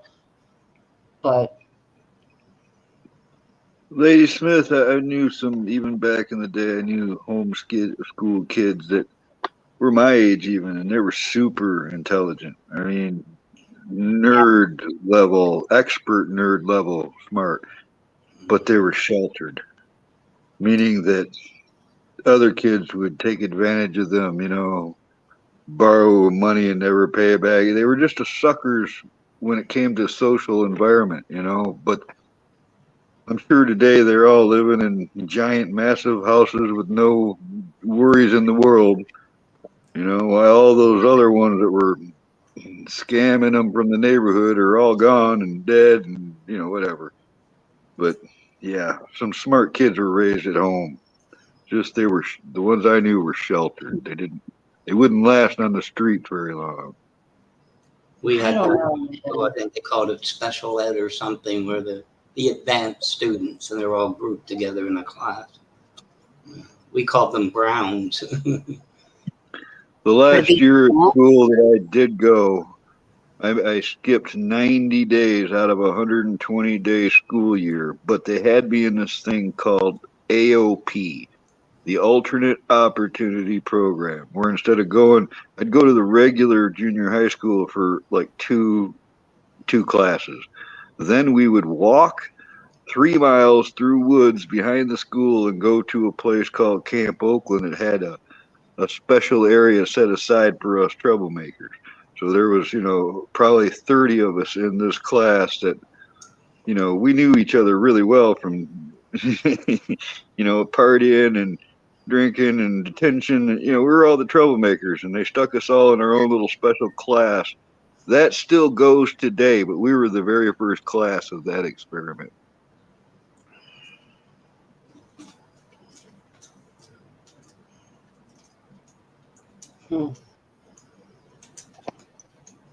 Yeah. It didn't make, they didn't think it out, because there I was walking through woods. I didn't make it there. Most of the time I just kept going. I must have had some really good teachers in elementary. I don't remember any of that. And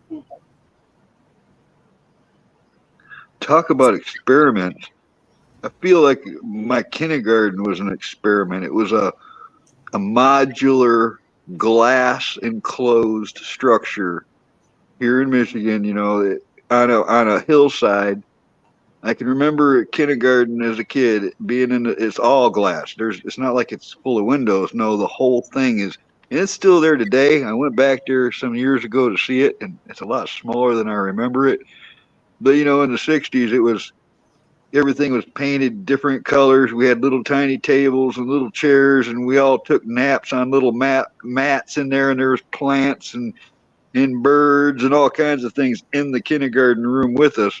But then outside of this glass box, there was like little nature trails all over the place, all landscaped, and we were allowed to run free during certain parts of it. Kindergarten, to me, looking back at that felt like kind of a weird social experiment going on there. Mm-hmm.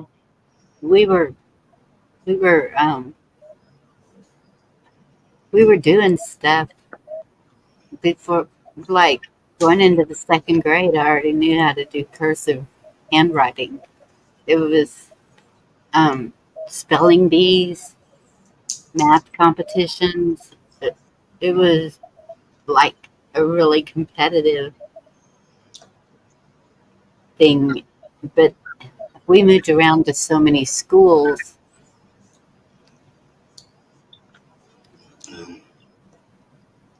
I don't know. Yeah. I was just the opposite, Carl. It was city life for the first 13 years, and then out to the country, and it was a big, huge difference. the language, the way of life, everything, and that's when I did see prejudice. That's when I did see the racial division. Was when I moved to the country. I never saw it in the city. Well, this is what I remember about the first time I went to the juvie. It was me and like three other white guys and 40 black kids. So when I got there, one of the other white guys and me are paired right up. All right. We were watching each other's back. That was the whole meaning of pairing up there, being buddies. And I remember them treating us like we were, treating us really bad. They were, they'd sock you and start fights with you. You were constantly at odds with a whole bunch of black people against just a few of us. And what happened was, over a period of time, that changed. All right. And all of a sudden, it was mostly white guys and a very few black guys. And it was the same effect. The white guys were the same, just as mean to the black guys as the black guys were to us. It was like an equal thing going on there. It was not like one was meaner or one or not. It was whoever had the numbers, or whoever was dominant. That's the ones that were the assholes. And it seemed like most of them would jump right on that ship. There, once in a while, there would be one guy that refused to be like that, but not very often. Yeah. Carl, you had a unique thing. But the one thing I remember from grade school is it must have been grade 5 because it wasn't finished. And for some strange reason, the playground, if you know what I mean, the field was flint, crushed flint. The only sand was by the swings. And there was one entry to the north where the truck came in for the burrow and put up swings. And there used to be this kid that jumped it. But he had like a headset on, his ears were all turned in, and the kid used to razz him. And I said something. I didn't belong to them, but I said something to him one day. And he looked at it. He clocked me, knocked me flat. And I got up and I looked, and I said, you know something? He goes, what? I said, I deserved that. That to me was a life-changing thing. He just about knocked me senseless. And I realized then, quite frankly, it wasn't right to do what they were doing, talking to him that way. He was just as bright as everybody else. That's one thing I learned. I also learned in grade 4, for some reason, there was a basement class with a raised little ramp, and there was Miss Branch. I'll never forget Miss Branch. Grade school.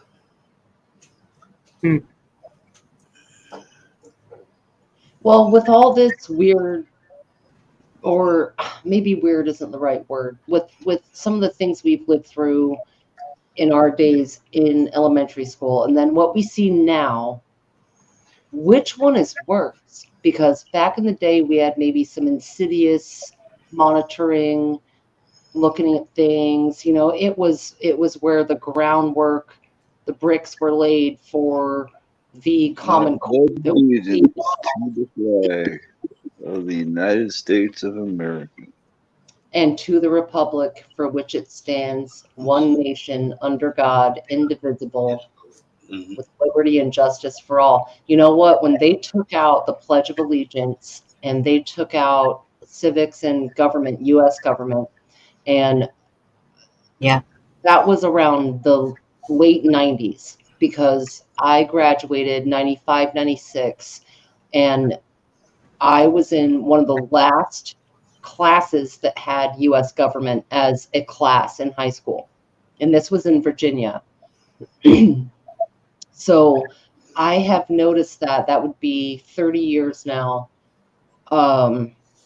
People, including myself, because it was getting phased out by that time, don't have a good grasp on the structure of the U.S. government, the Constitution, all of that. It by 9/11, it was gone. Yes. Out of schools, gone. When I grew up, every morning there was God Save the Queen. A young portrait of Queen Elizabeth was in every classroom. That was in the 50s. Right. You and know, that's a patriotic representation. I mean, you know, Yeah. We had to say the pledge and the Lord's Prayer every morning when school started. and it's Man, So I think that you asked if it was worse then or now. yeah, It's hard to say because now it's like they think no one's noticing what they're doing, but we are, and maybe not so much the younger generation. I mean, I'm really battling with my daughter to homeschool my granddaughter because I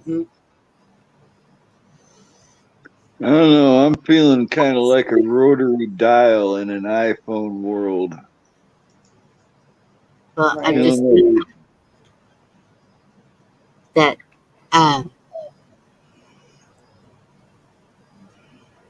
they're being taught that they have to accept everything now. And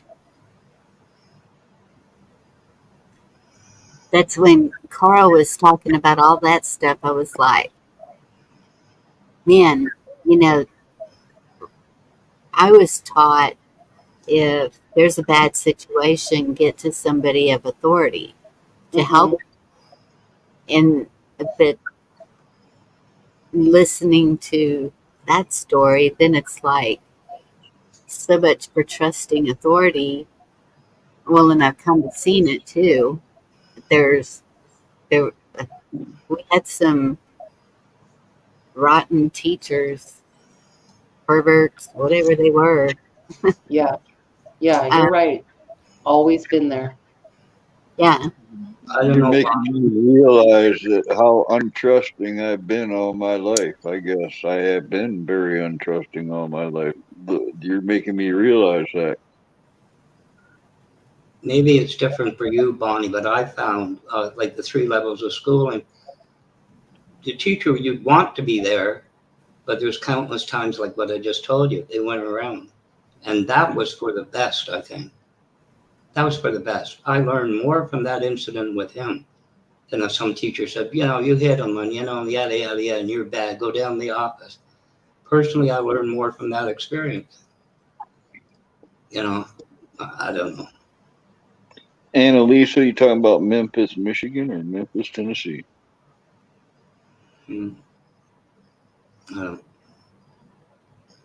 That's just me. I think the goals of the education system have been the same for about 60 or 70 years. Mm-hmm. I found the middle school the most changing. Mm-hmm. The shift was just so dramatic for those 3 years that it's a wake up. So Bonnie, about homeschooling, and anyone listening, I do think that's the way to go in this day and age. I'm doing that with my youngest. I have adult sons also, and I tried to get them into alternative schools, but it was really expensive, and I was just a waitress, and I couldn't make it happen, Right. With my youngest, I can, and the main thing I do think about is the social aspect. I think Carl brought that up about, the sheltering them, I struggle with that, and I'm trying to find a balance. He gets to see his cousins. He's got many cousins and some friends, and is in a house full of people that while we're adults, he still has human interaction. Yes. And the indoctrination is not like what it would be. You know what I mean? Yes. That's the same with my granddaughter, and it's she's not around a lot of other kids. We do have a group here that does homeschooling, and they meet up at the library, and they'll do special things together once a week. And so I think that if you search around, there's probably something like that if you want children socializing, but at the same time, field trips. I can see where that is not good for the child either, because kids are kids, and are her clothes going to be good enough? Is her, why is she dark-headed and her mother's got such blonde hair it's almost white? There's so much negative influence and judgment. Yes. And so that, is it bad to protect them from that? I don't think so, because I think that some people would say it makes them tougher, but at the same time, it can make them more self-conscious of themselves, low self-esteem. There's numerous things that it can do. So it's a I don't know what the answer is to that. Right.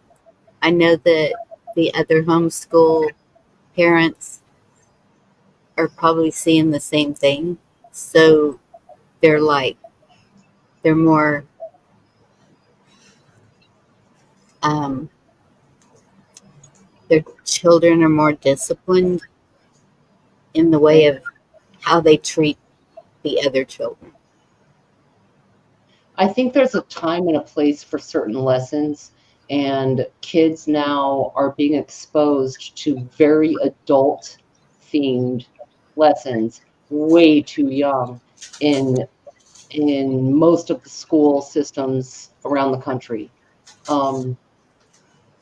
So there's balance there, and it's funny you say the library, Bonnie. I would say to anyone listening or who listens in the replay, if you're thinking about homeschooling or you already are doing it, your local library probably has like a maybe once a week or certain days or whatever of a little group. They get together. Like there are ways to connect kids going through the same thing, and homeschooling is becoming more and more popular with the climate that we're in politically and economically and all of that, right? But there are resources around us, and that's what I remind myself. And I know there is a need for the human creature to be around its peers, and that's kind of like similar age group, or have something to connect to. That's natural. It's Yes. there. Go to the library, but also, like, I just got a map of the US. I got to find a place to hang it for my son. I don't know where I'm going to hang it yet, but I just got it. And I shit you not, at the dollar store. This doesn't have to be expensive, y'all. Go to the dollar store. They have maps of the US. They have, guides and things where maybe you have to order the Declaration of Independence on one of the big box stores on the internet, because they don't want us to look at that, or the Constitution. But that's my vision board for my son's homeschooling area, is a map of the US so he can learn each state and understand the republic and the whole thing, as well as the Constitution, the Pledge of Allegiance, some of the things I saw as a kid. And I'm not trying to be like, I have a 1976 bicentennial time life. It has the Constitution, the Bill of Rights. It has everything. It's done on like in your house, around your kid's desk, if you're doing homeschool, or even if your kids are in public school, hang that up at their little station where they do their homework.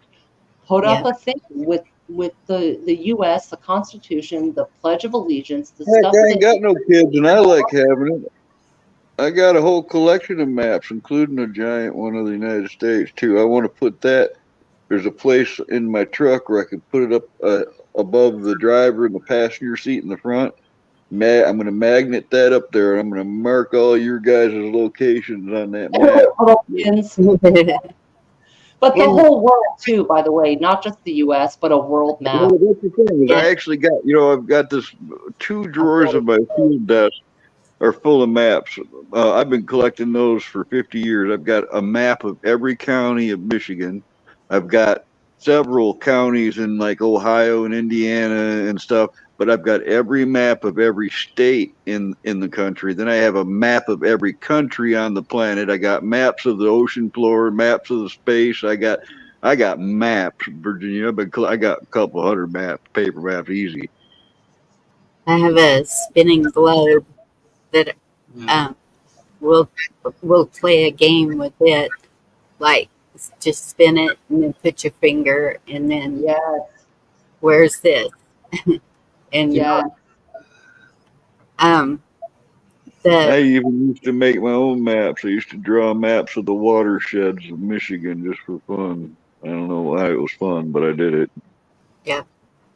You know, in the gardening, she loves to garden. She loves to dance. She loves to exercise, run, and thankfully I have enough I have plenty of room for her to run out there, and it will even in the house. But I'm trying to get her everything in the Constitution that you were talking about. You can get a free Constitution from Hillsdale College. Mm-hmm. I got a little pocket one too. You just reminded me of that. Info Wars sent me free when I got a T-shirt a long time ago. You know what you I reminded actually me? What you reminded me with the maps, because I'm not sure about grade school homeroom because you kind of have the same. But everyone had a globe, and remember the days of the actual blackboard. And Yeah. some teacher wanted to hide it, right? You know, we're going to go to this. But what they pulled down was a world map, all these maps on it. Now, Those were nice maps. I remember those. They were printed on like a vinyl, real high quality map. Yeah. they were over the chalkboard on a roll, and they pull it down to hide what she had written, the lesson for the day. G or E. That was a different world. Thank you, Virginia. Yep, they have a free Constitution class also. Mm-hmm. I remember when I first I got have this saved. Hillsdale College, anyone doing homeschool or anyone that you want to learn on your own, it's free. It has courses, just like if you were in college for anything. Like just put the link in. I remember when I first got high-speed internet, I got addicted to Google Maps to where I would get on there and I'd call it Supermaning, but I get on there and I could, like if I was sitting down to eat something and press it and double click it a certain way, and you get your cursor on Google Maps to turn into, you know, Google Earth where you could see actual satellite, but you could get it to where it would fly on its own over Google Earth, and you could let go of the mouse and just at whatever speed you set, you could fly over the terrain in any direction. So I'd be like, I'd start off in Michigan, go, okay, I want to go check out the Superstition Mountains, or so I would try to guesstimate in what direction I would go and just hit it on automatic, sit there and eat my thing. And I'd get pretty dang close sometimes, getting right up to where I wanted to go. Where I just call it, I went all over this Earth on Google Earth satellite when it first started. Man, I was all over Antarctica. That stuff fascinated me. I checked all the Grand Canyon out. You know, that to me was big fun. Still is. I still use Google Earth all the time. Do you still have to install that, Carl? That is separate. No, you can not on these phones, man. It's right there. Just have to go to Google, hit Maps, and then it gives you this like little looks like 3 sheets of paper, and you hit on that, and it'll give you the satellite option. Last time, I don't have a phone. Last time I bothered with that, it was XT, and you had to install Google Earth. I remember that too, but Google Earth has been fun for me. You know, one thing I found, and I could be wrong, which is my experience with what they call IT now. I found, you know, we get university, usually it was university grads, computer science, the ones that didn't make mistakes, right? They never made a mistake, even though you showed them they made a mistake. Point is, it's only the propensity to learn. You know, other than engineers, you know what I mean? Or, you know, but you don't learn anything. It just gives you the ability to learn, in my opinion. You know? Yeah, but you made a good point, though, the propensity to learn, because not everybody can absorb, discern, organize, and output what they do learn. It becomes chaos, or they just don't even know what they're looking at. So the propensity to learn, I think that's a born, something you're born with, whether it's an instinct or part of intellect, regardless. Well, to me, all the tests in schools where you hope you hit it what the teacher's going, right? And you memorized it. Mm-hmm. That's all it was. The memorize true it. mark of intelligence is curiosity, not memorization. You know, but that's what it was when you went to the exam, you know. Yes. And that's most things that I have learned. It seems from reading Yeah. the different cultures, the different places in the world that, of course, I would never be able to get to, but um, I, that and that was my grandmother. She just kept telling me, just keep reading, and when I grew up, she would give me different books to read, and it would always be something that wasn't talked about, it wasn't a mainstream type book. It was No, but my point. Sorry, don't mean to interrupt. no, go ahead. My point with the exams were like you kind of get a reading on the teacher, right? If it's history or whatever. And then he or she's got this smirk on their face because she's looking at 30 kids that go, oh shit, I didn't study this part. You ever notice that? I thought it was this, and I spent the last 2 weeks memorizing that. You ever had that experience? Where you open up the exam and you go, I didn't study this. And she's smirking at you, right? You thought I was going to do this, right? Yeah. What's the point of that? Teachers are just people, just like doctors. They're just people going on what they know. You know what I'm saying? Yeah. That doesn't mean they know it all. I never had to pay for Google Earth. Whatever I've done, it's always been, it doesn't cost you.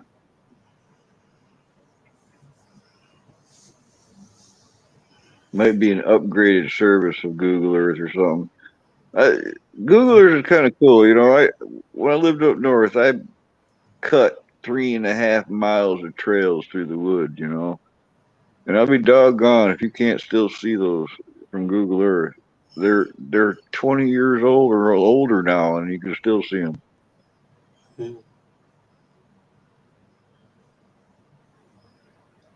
I don't know. It's kind of scary. Like, there's Google Earth cars that ride around and record the streets and everything. I've seen that. You see where there's a. That's you what see we where did. it's trending that people doing like fake murder scenes and stuff when they see the car, so they'll show up, and then you can go and look it up. No. Yep, people are when they see that car, and somehow some people know they're coming. So there's a way that people find out that they're expecting that Google car, and they'll set up some elaborate, you know, display in their yard and act like, you know, something crazy that will show up when people hit the street view option. You can go to Google Earth, and when you're on it, you can hit street view, and if that car has driven down that road and mapped the location, you can get a street side view and get like you can see the people's front of their houses, get their addresses, and all kinds of crazy stuff doing that. Yeah, Carl, I think that program will block that out, you know. No, they don't block it out. There's all kinds of things. I don't know about that. I do. I use it all the time. No, but I mean, But that's what I used to do in the census. That's what the census takers are doing. First thing you do is the mapping. And every building, anything is put on those maps.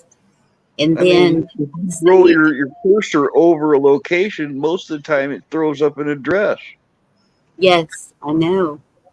But did the census takers start that? Was that the beginning of it?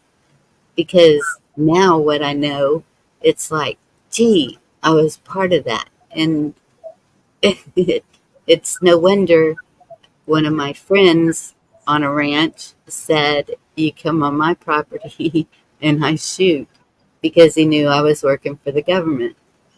And at that time I was like, gee, what happened to him? And now I know, because he knew what was up. And I worked for him and didn't even know. it was just a really good paying job. That's when it falls into those intentions, you know. You didn't know. Yeah, because we're told whenever we're training for it that it is for um, determining the population, so they can put the population on the sign or the whatever. And when they started asking for the income, because they used to didn't ask for the income, when they started asking for the income, it was to figure out the median income of that area. I mean, they had an excuse for everything that sounded like it wasn't intrusive. Girl, that's disturbing. Like, Yes. yeah, Always there's a feel lot more like on the underside of that questionnaire. and I have no privacy. Whoa. Dude, I had a census taker from 15 years ago, and so I answered the questions. So, but I had this person who I had rented a room to, right? Just like a coworker, like literally a coworker. We didn't have any family relationship or any like legal relationship, whatever. I let him sleep in this room, and I think he was around for maybe 6 to 9 months. Yeah. And when the census taker came, I declared my household, my nuclear family, and at the end, this bitch kind of paused and was like, "Isn't there one more person back there?" And I felt immediately violated. Like I was like, "Whoa." And like I don't care about being like, okay, well, I rented a dude a room for 9 months, right? That wasn't the point. The point was, how did you freaking know? Like when you already knocked on my door, and this was 2009, 10, so like 15 years ago. How did they already know? Basically, she looked at me and said, "Ma'am, you're lying. There's one more." And I'm like, "Whoa, shit. Like, you're right. Touche. Yeah, he's, staying here to work for a bed." You know what I'm saying? It was just, I don't know. That's weird because I wouldn't have known that. I don't know how she knew that. It might have been from mail, like mail records is what I'm thinking, like bills, or because he had a bill or two that came to that address. So I'm wondering if they connect the postal service We with did. I mean, some we records. would not have done that. It was so. First of all, the forms they mail out the forms, and the only people that I had to go to fill out a form was the ones that never turned one in. And we did, all I did was ask how many people in the home and wrote it down, and that's what I went with. Is it all internet now? Like how long ago was that, Bonnie? Like is it all internet now when you fill it out online? I don't know. The last year I did it was, let's see, we're 2024. So it must have been it 2020? had to be 2020. Yeah. Okay. Sorry, go ahead. That's when everyone was getting attacked, and that one of our census workers was attacked by pigs, and there were people shooting at census workers, and my friend and I, she and I had both done it every 10 years. We just did it. And we both looked at each other. Yep, this is our last time. And so we quit doing it. And then now I know what it's all about. But then what you're saying, it sounds like they already know anyway. Yeah, they Before already know anyway. it Yeah. comes around, and I don't know how they would do that. That's a whole different thing, I'm I thinking think. IRS or the U.S. Postal Service or something where people get their documents, whether it's their W-2 or their whatever, like whatever address that is. You know what I mean? That's what I'm thinking. That might be in a backlog. Oh, there's Well, does your census thing, failure to fill out the census, come under penalty of law? I'm just curious. see, and I don't know that either. Is it illegal not to do that, technically? I don't know.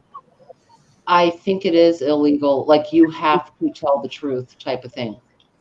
No, not to do, like in Australia, they have a thing, because I know a few people there, and you could do it online, but technically speaking, you're contravening a federal law.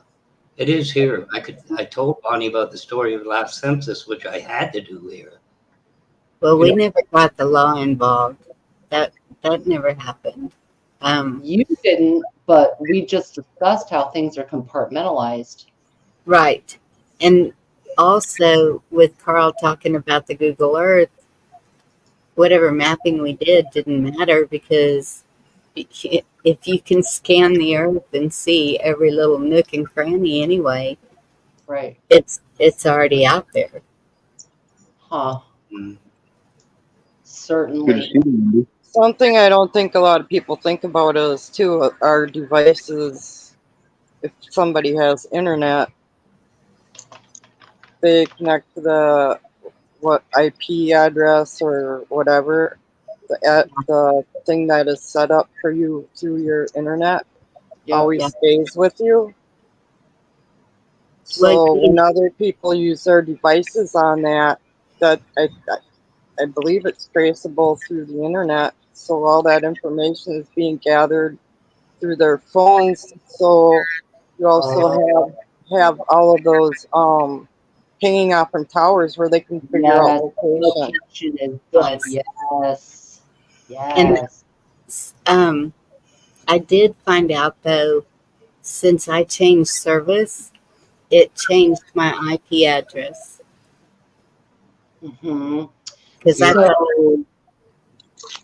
your IP address is random. Unless you have a dedicated like VPN, it's 16 addresses and they rotate, called Dynamic Host Control Protocol. And your ISP has a pool of 16 of them and they have blocks of them.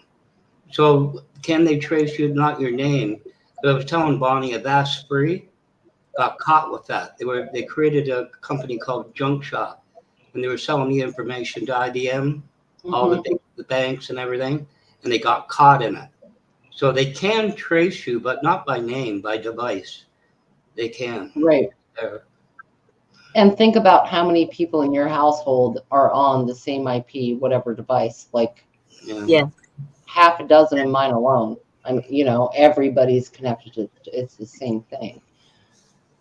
But it's a random pool of addresses, and it rotates depending on traffic. Each ISP has assigned, well, not assigned, it's known. They're blocks, addresses. And then you have your postal service that sends out mail that all has tracking numbers on a lot of the returnable stuff. Yep. So those are giveaways too. So what I put up there, is that concerning? I mean, why would it go through the military? Well, that's because of the Patriot Act. Like, it's in the name of tracking down terrorists. We're going to bring in the Patriot Act and make sure that we can monitor everything just in case it's you. Skynet is still in the learning phase. And if we don't, It's not dependable. do as we're told, then we're terrorists. Yeah. Or, I mean, we can see this happening right now around the world. You know, people getting arrested for a post. We see this in censorship on most, if not all sites. Some level of censorship and or remolding and redirecting information to hit your algorithm, because your algorithm is the truth, right? Like, it's so nefarious. It's much deeper than just monitoring us. It's directing how we think and what we view. You know, I watch videos about drag queens regularly just to throw them off. And I love a good show. You know, I like they can do makeup like I could not even freaking imagine. Right. But like that's what it runs on, is patterns. Your patterns. If everything you watch is about defense, that's all you're going to see. Throw them off. That's where the AI comes in. 100%. Because the AI is learning from what we do, look at, watch, act, talk about. Thought police is next. It's thought police, but it's the most divisive things. Gay, not gay, red or blue, political, not political, religious, not religious. So I myself, I really do. I watch it. There are so many gay creators that do wonderful shows on cooking, on decorating, on, you know, redoing your little house, or do no. But I'm being for real though. Click on it. Like, who cares? And that throws off the algo a little bit. They're still going to feed you what you eat, but it throws it off a bit. I will put on something from CNN and the Camel just to throw them off. I'll mute it, or I'll actually, if you mute it, it doesn't count as a view. So like put down your volume to like the 1 on the little speaker thing, right? Yeah. But, and then turned on closed captioning, keep that on. But no, I'll put them in there just to mix it up. Mix up what you're being poisoned with, because it's only your own head. The AI and the powers that be have already figured out how to feed you what you eat. Confuse them. But this has always been there, that with marketing of clothing and everything, anticipating what the women are going to buy next season. Yeah. I mean, it's advertising. The world is run on advertising. Why do you think the Super Bowl commercials cost Coca-Cola $4 million to have Cindy Crawford chug a Pepsi when Budweiser normally costs them maybe $100,000 per ad space, whatever? Everything in the world is run on ad space, and that includes Google and YouTube and all of the social media sites. It's all ad space. Get an ad blocker, number 1. But number 2, understand the game. Don't fall into that trap of, you know, just sticking on one. Look at other points of view. If you feel very passionately about some topic, especially the most divisive one, politics, religion, abortion, gun control, all of that. Watch videos on both sides. Get them thinking. Because if you just all I want AI to realize is when it starts to think, okay, we're the problem and we need exterminated because we're imperfect, all I want AI to know is they're under that logic, AI is imperfect because we created it.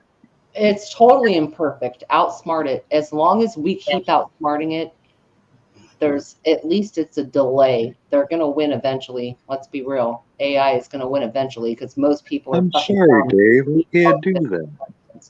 But for you and what you see and what you do for your family, balance it out. Don't go to a zealot extreme level on any of the divisive topics out there. Look at all sides. A good judge, and that's what discernment is, right? Is judgment. Right. A good discerner is going to, everybody gets their day in court. Well, and it's the same thing personally too, though, is you don't want to do an exact routine daily, whether Yep. it's in your house or outside of your house. If you're going somewhere, take a different route each time. For safety. Mm-hmm. Yes, because then no one knows your pattern. It's all about not having a pattern. Yep. And it's just like the Rogers Rangers rules of ranging. Never come back the same way you travel because it's easier to ambush someone. Yep. You know what I find the most frustrating phrase? And of course, honestly, it's my background. You phone an agent, right? You bank, whoever it is, it's an agent, whatever it is. And the words come out of their mouth, but the computer says. Mm-hmm. And I go, so the computer doesn't lie. It can't be wrong. And I walk them through it and I show where it's wrong. Everybody thinks there's real time. There's no such thing as real time processing. It doesn't exist. But I use my debit card to show $25.31. Yeah, that's not real time. Doesn't exist. It does exist when it comes down to consequences.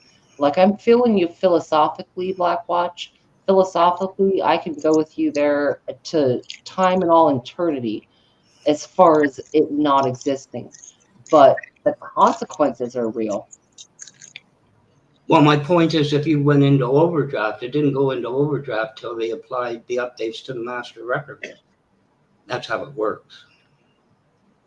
Still came, didn't it? The consequences still emerged. Not really. If you threw $10 in before they did that, you're okay. So Yeah. This idea of what the computer says, it's never wrong. But people program the computer. People run the computer. People put input to the computer. But it's never wrong. So It people is are never wrong. wrong. That's People, what what John is saying about ask AI a question. It only follows the narrative, and so it's the same thing with Google. If you Google something, it's going to tell you what it wants to tell you. Mm-hmm. Because when I do it, I'm looking like, well, wait a minute, this isn't. There's more to this than this. Even if you look up the definition of a word, it's different now than it was 20 years ago. Absolutely. Yep. It could be, but it's only based on what's in memory. What Google scraped all this servers out. Oh, I watched manipulate that. You can manipulate it, certainly. You can filter it if you want to. I mean, yeah, but it got way worse. I watched that get worse. The last 4 years, they really went to town on that and changed everything. Well, DuckDuckGo isn't the perfect. Well, see everything either. Those are owned by the same people. No, DuckDuckGo was created by an ex-Google employee. But What anyway, it goes by is the statistical likelihood of what they perceive as the best achievement in the result. It's a numbers game, and it has nothing to do with truth. When you Google something or you look something up or whatever, they're not basing it on truth. They're basing it on the statistical result they think you want. Have you ever seen the Wikipedia wars where people They got open editing to where there's a bunch of people that go back and forth changing the stuff on Wikipedia. Dude, it's an open site. Anybody It's can open source. narrate Wikipedia. Anybody can change it. Yep.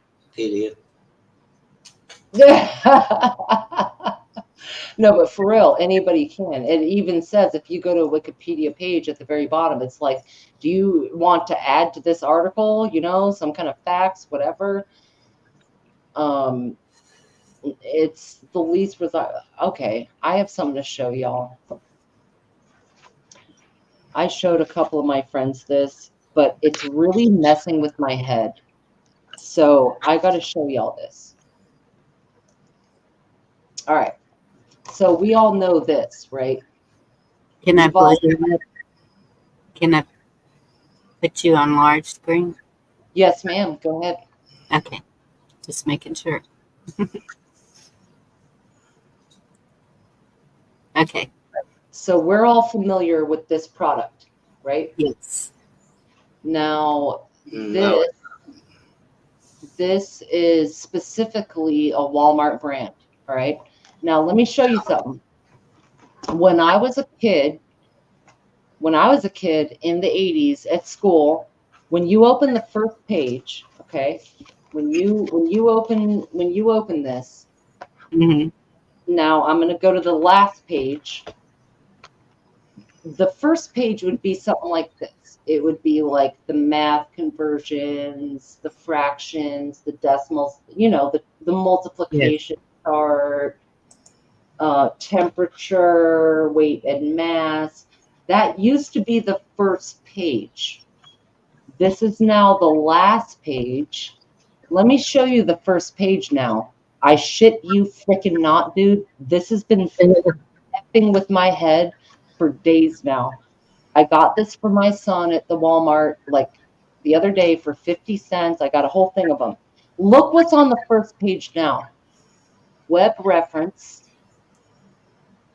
Let me get it to focus. Yep. Oh, it's not focusing. Let me try and get it to focus. Shit. Do y'all see what this says right here? Okay, for children, web reference.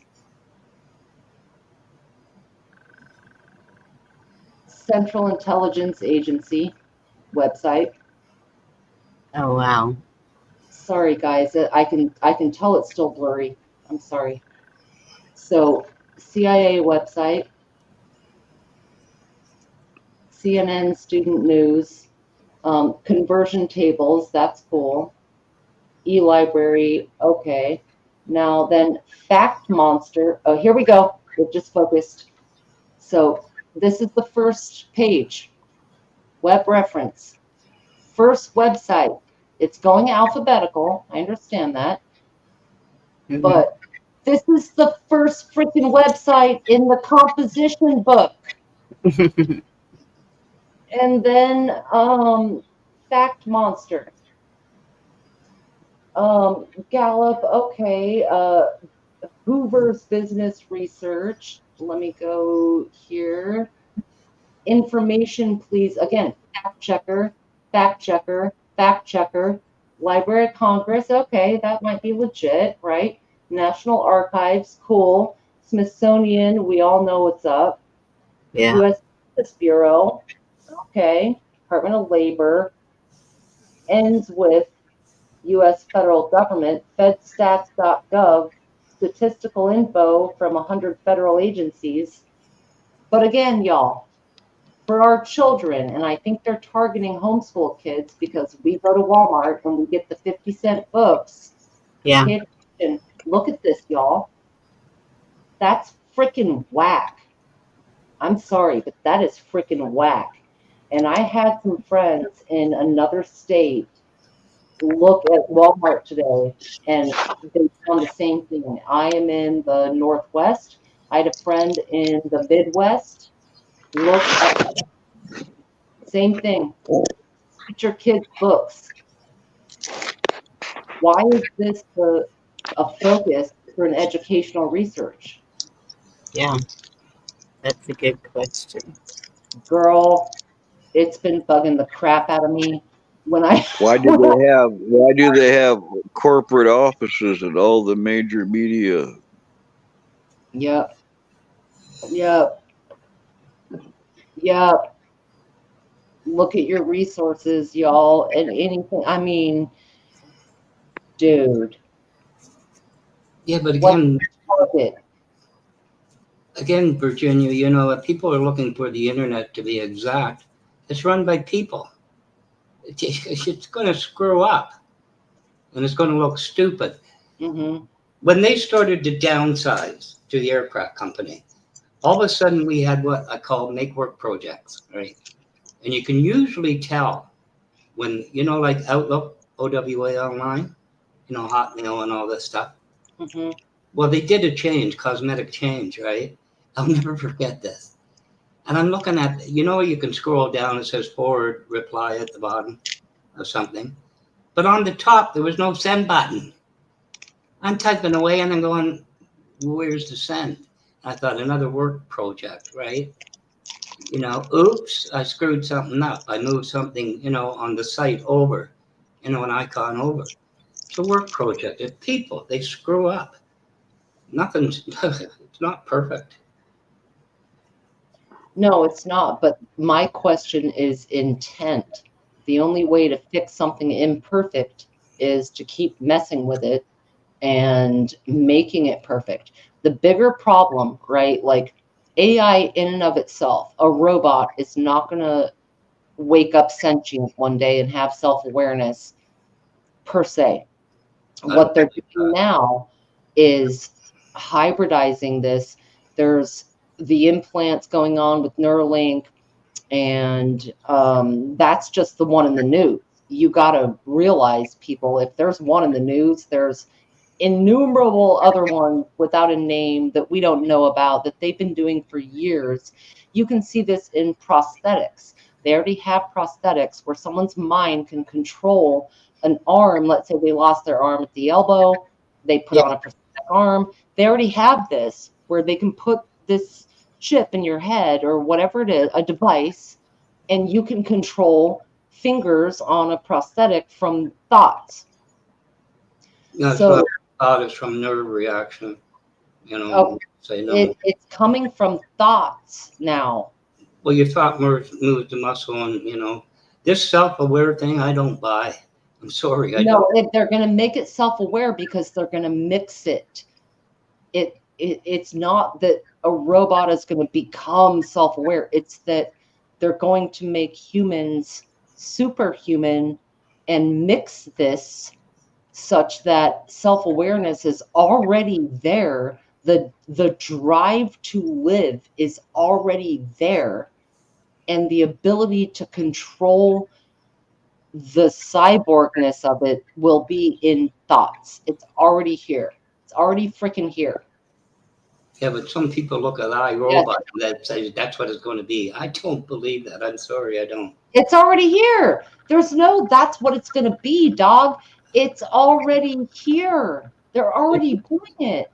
The merger of physical mind, brain, going through that, the constant attempt for supercomputers to reach the speed of the human mind, it can't be done. I don't believe The it. goal is eternal. The goal, yes. The goal is to live forever and to put your brain into a mainframe so that it never, when the physical dies, that it's still in a mainframe and you can clone it and download it and make the next one go. That's the goal. But as far as they already have technology combining thoughts with mechanical reactions to a biological entity, yes, they do. I remember the sci-fi movie that had that. I didn't believe it then. I don't believe it now. I believe they'd like to do it. Don't get me wrong. They'd like to do it. It's already being done. There's already people with prosthetics they control with their mind. It's already, you look it up. It's the same as you moving your arm that was there. Phantom pain. Move it and it reads it. The sensor reads it's not it. the same as phantom pain. Phantom pain is a completely different concept than what I'm talking about. Well, for one thing, for Parkinson's, they have a little set, you know, to put it in your chest and to put it in, you know, the side of the brain to try to deal with Parkinson's. There's that. I know somebody that had it, and he died after 12 years. But anyway, it's only to try to make the life a little bit better, a little bit longer, a little bit healthier. In the end, he died. All right, Stephen Hawking is a very low example of this because he controlled it somewhat with his eye movement, maybe some finger like press buttons on his chair. You know, at some point they made it far more advanced than that. And if you look up some veterans who lost a limb, got a replacement, they have brain implants where they can function that limb as though it had never been lost. I'm not saying they haven't tried it. They've already done it. How many was involuntary? How many had it done that didn't know what they were doing? That's my point. Man. I would hope everyone knew what was going on.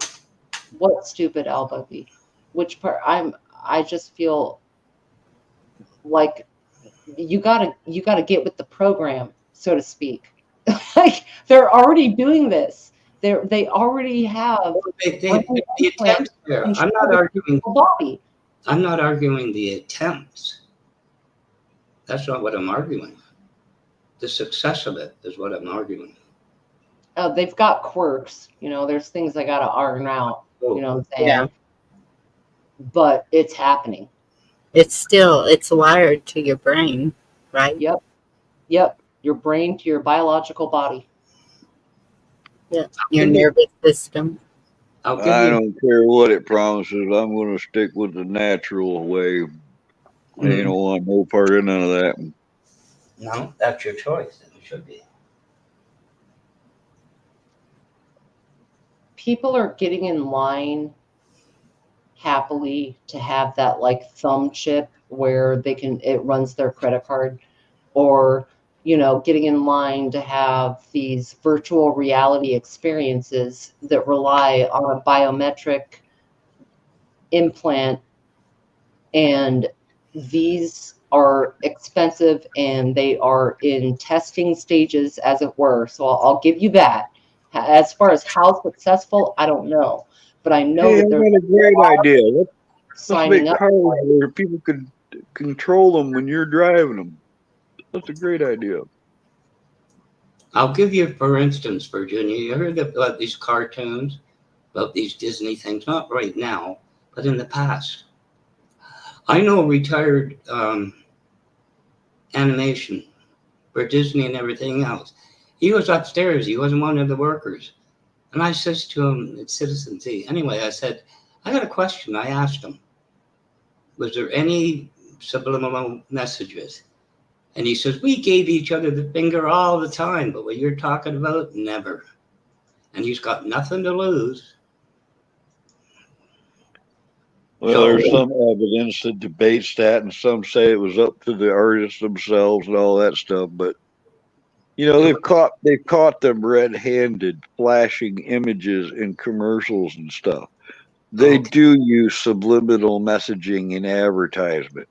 So I wouldn't put it past them to use it in anything else. No, they didn't, because like I told you, Carl, the guy smokes weed. He's not well. He's 78. Dude, it was a news report. It was in national news. I don't know how long ago, years ago, but there are commercials they have found the images in.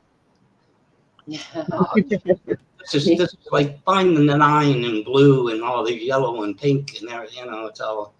If you want to find something, you will find it. If you want it that Probably way. that CIA playing with our minds again. I got to go to bed, guys. You all have a good night. You sound tired, Carl. Yeah. Good night, Carl. Good night, Carl. Thank you for coming up. Have you ever looked at quantum mechanics? You know, Virginia, this is really going to set something up at this time in the morning.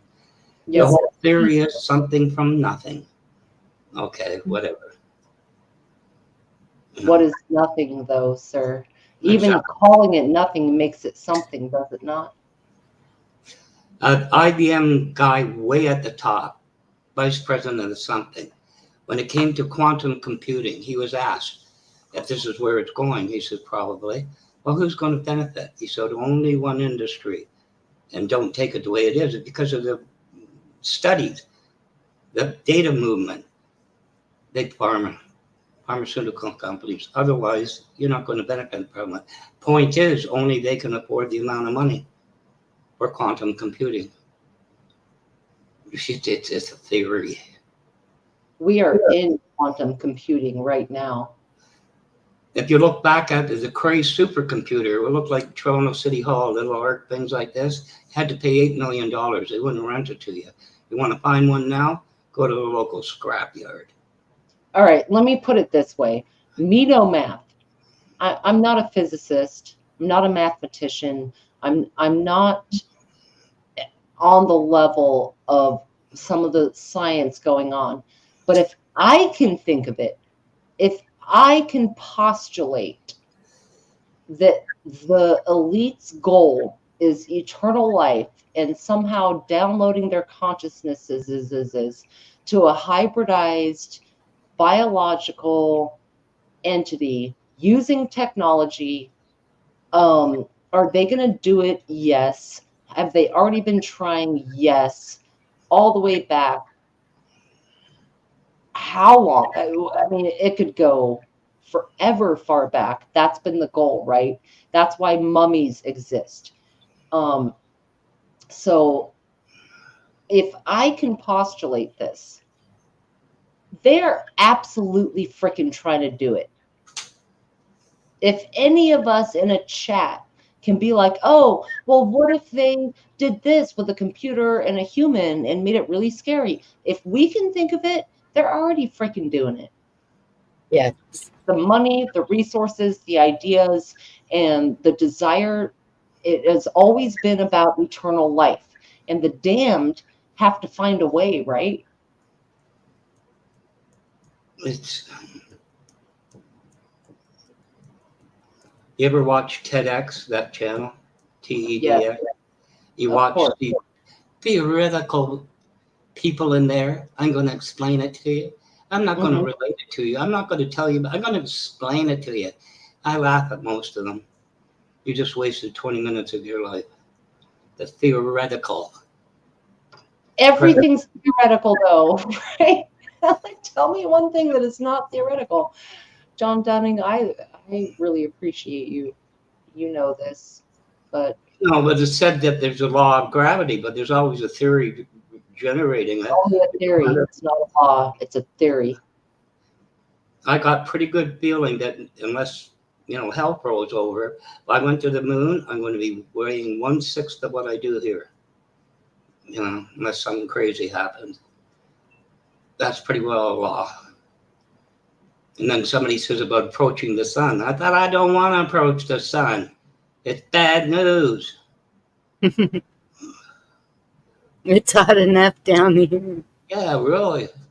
Y'all know we're in like a matrix, right? Like we're on a indescribable plane, sort of like a diamond. It's multifaceted and much more remarkable than any human has since tried to express in any writing.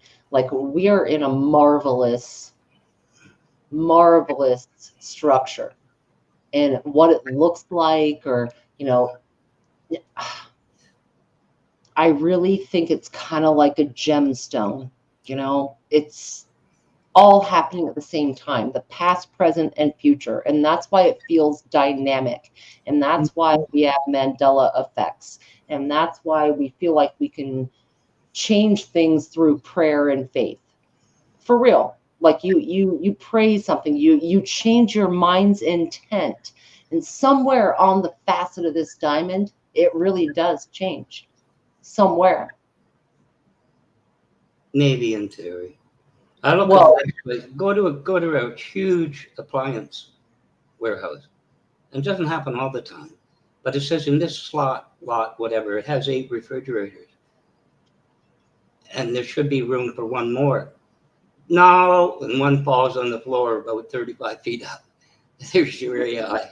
It doesn't even know it's a ball. The point is it'll fail.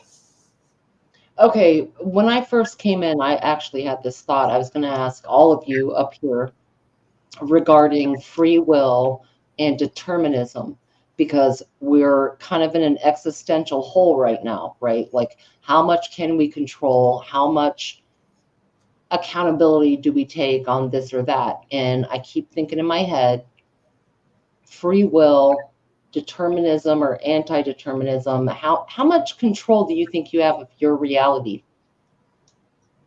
Too much. I can give you an example. Every day we put out work orders. There was a stream that began and all branched out, right? It all started at one point. And if you look at an aircraft, in this case, there was an assembly, a motor assembly, but it did all kinds of things. It occurred in 806 places. Somebody asked for an explosion of that. Instead of running 12 hours, the full stream, it ran 4 days. So I said to them, why don't you go to like a table, right? I asked the implementer programmer.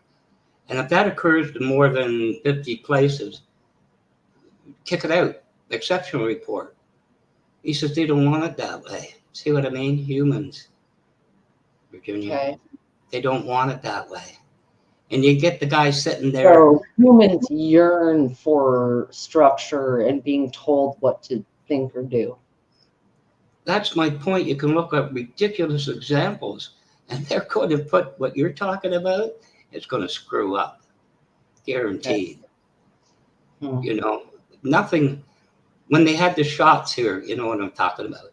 Well, the seniors, Monday morning, we're going to put up the registry. And I thought 5 minutes later, a crash. It did. You know what they think they can handle it? They couldn't. People, they're going to screw it up every time. That's what I'm saying. Over and over and over again. There's a guy that he's expecting $1,000 overtime, right? I can hardly wait for payroll. Payroll goes down. He gets a check for his regular wage. Where's my overtime next time? If it doesn't automate, it crashes. You don't get it. I can give you countless examples of it. I mean, yeah, that's mindset. It's like the Apollo moon landing. They had 2 computers. The computer in front of me is more powerful than either one of them. Far more powerful. It's the evolution of things, in my opinion, but I have countless examples of it. Countless examples. It just won't work. The best AI is a traffic light you go to. 99 times out of 10, it fails to go red and orange, right? Flash, flash, flash, flash. Maybe. Grand ideas. Huh. They can't even figure out how to live in peace. That's just my opinion. John Dunning, I'm like kind of 50-50 on what you're saying here. It depends on how much BS you were fed, or everything man does started with a thought and made it manifest. So, Bonnie, what do you think? The idea of it depends on how much BS you were fed. For free will. What do you think about that with how you feel? I kind of agree with John, and that's what I was talking about when I was talking about free will, because there are influences outside of us that can influence our way of thinking or believing, or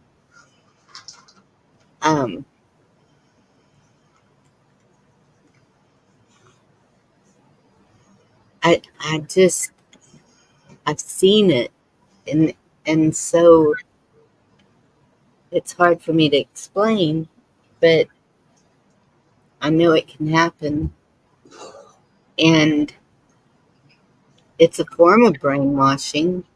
It's So What do you think is the biggest source of BS? Is it school, church, the internet, the society at large, the family? Like, what do you think is the biggest source of BS we get fed?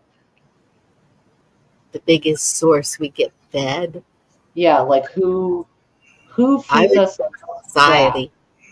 Society. Yeah. Yes, because that would cover everything. That would cover the church. That would cover the school. That would cover Schools. the. Yeah. Yeah. Yeah.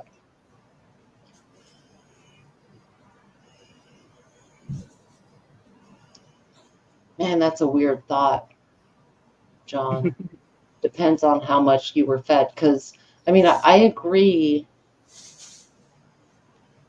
but it's also kind of the argument of, well, if a kid plays violent video games, he's becoming a killer, right? And that's something he was fed. That's some kind of external stimuli, right? And Right. I think it comes down to the nature of the person, and the nature nurture debate has no answer. Like, no matter what we do or what part of society or religion or school or home or whatever we talk about, it comes down to nature versus nurture. Because I've known some great people that came out of really messed up home lives, right? Yeah. So I don't know. Is it what you're fed, or is it, you know, do you have to Well, be born with that seed? like the video games, I'm not so sure about it turning everyone into murderers, but I can see where it would desensitize people to death, to the killing, to the, whatever the game is. It depends Right. on what it is. Or messing with women, like some of the GTA games are pretty violent on women. Like, you get points for raping, picking grapes. And some things will kick off a reaction, like your fight or flight. You know, typically there would be a time where maybe a spider or a mouse would scare somebody, but if they end up working in a pet shop and learn that mice aren't so bad and they're actually kind of neat little things, they become not so afraid, you know. Then you've got your chemical and frequency based things that alter your mood that might change your judgment at times, where you just don't feel good. You're affected by feelings, you know. Right, Yeah. Echo. Like, you do get affected by those feelings, dude, for sure. Whether it's like a shooter game or a mouse situation, the emotion catches you either way. It Or hooks a you. high tension situation where Yes, there's a lot of stress and a lot of distraction. You're not going to necessarily react or have the same will that you would have had in a different situation. I ran water. Very good point. So that comes down to conditioning. Yeah. It's exposure and conditioning, but there's good side of that, where you take somebody afraid of heights and you slowly introduce them to acceptable heights, behavioral modification so they can function. Well, are you born afraid of heights, or do you have to be at heights to be afraid of heights? Hey, Ring. Well, you like to help somebody with agoraphobia or something, right? You don't want them in the house, 7/24 the rest of their lives. You want them to be as much as they could be. And that's where it comes to walking through the fear. And it's not an easy task. It's Mm. it takes time.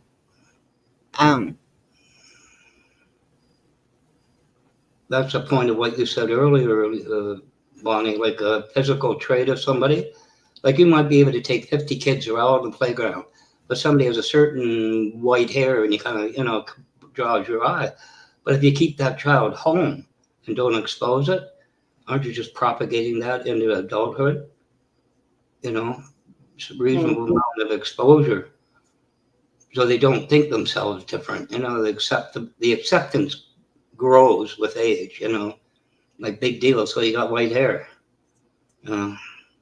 Acceptance is a deep word, but propagate, when you said propagate, so we do that with our kids. And to John's point, we assume we have a given nature rather than being a blank slate and everything affects us from birth, plus chemicals and jabs for yeah.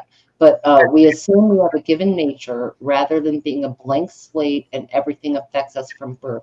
So one of the ways I kind of see it is we're all born with the seeds. Let's say there's a dozen seeds, and depending on how they're watered, they will grow. One of those seeds might be compassion. One of those seeds might be sociopathy. One of those seeds might be empathy. One of those seeds might be curiosity. One of those seeds might even be intelligence or spirituality, right?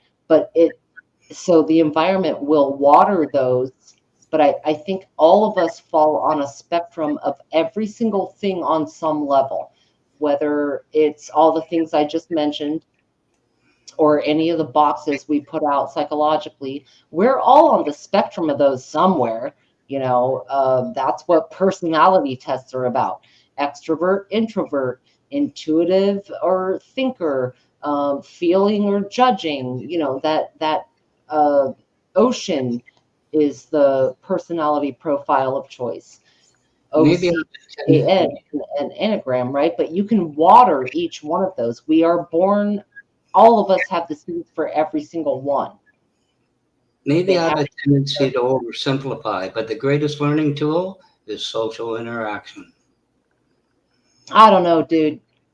I think the greatest learning tool is curiosity. I also think it's traveling or getting outside of the box that you're born in. But that's what you're going to gain and what will flourish with interactions with others. Curiosity of each other. Why does it rely on others, though? I'm saying it's a tool. I'm not saying it's everything.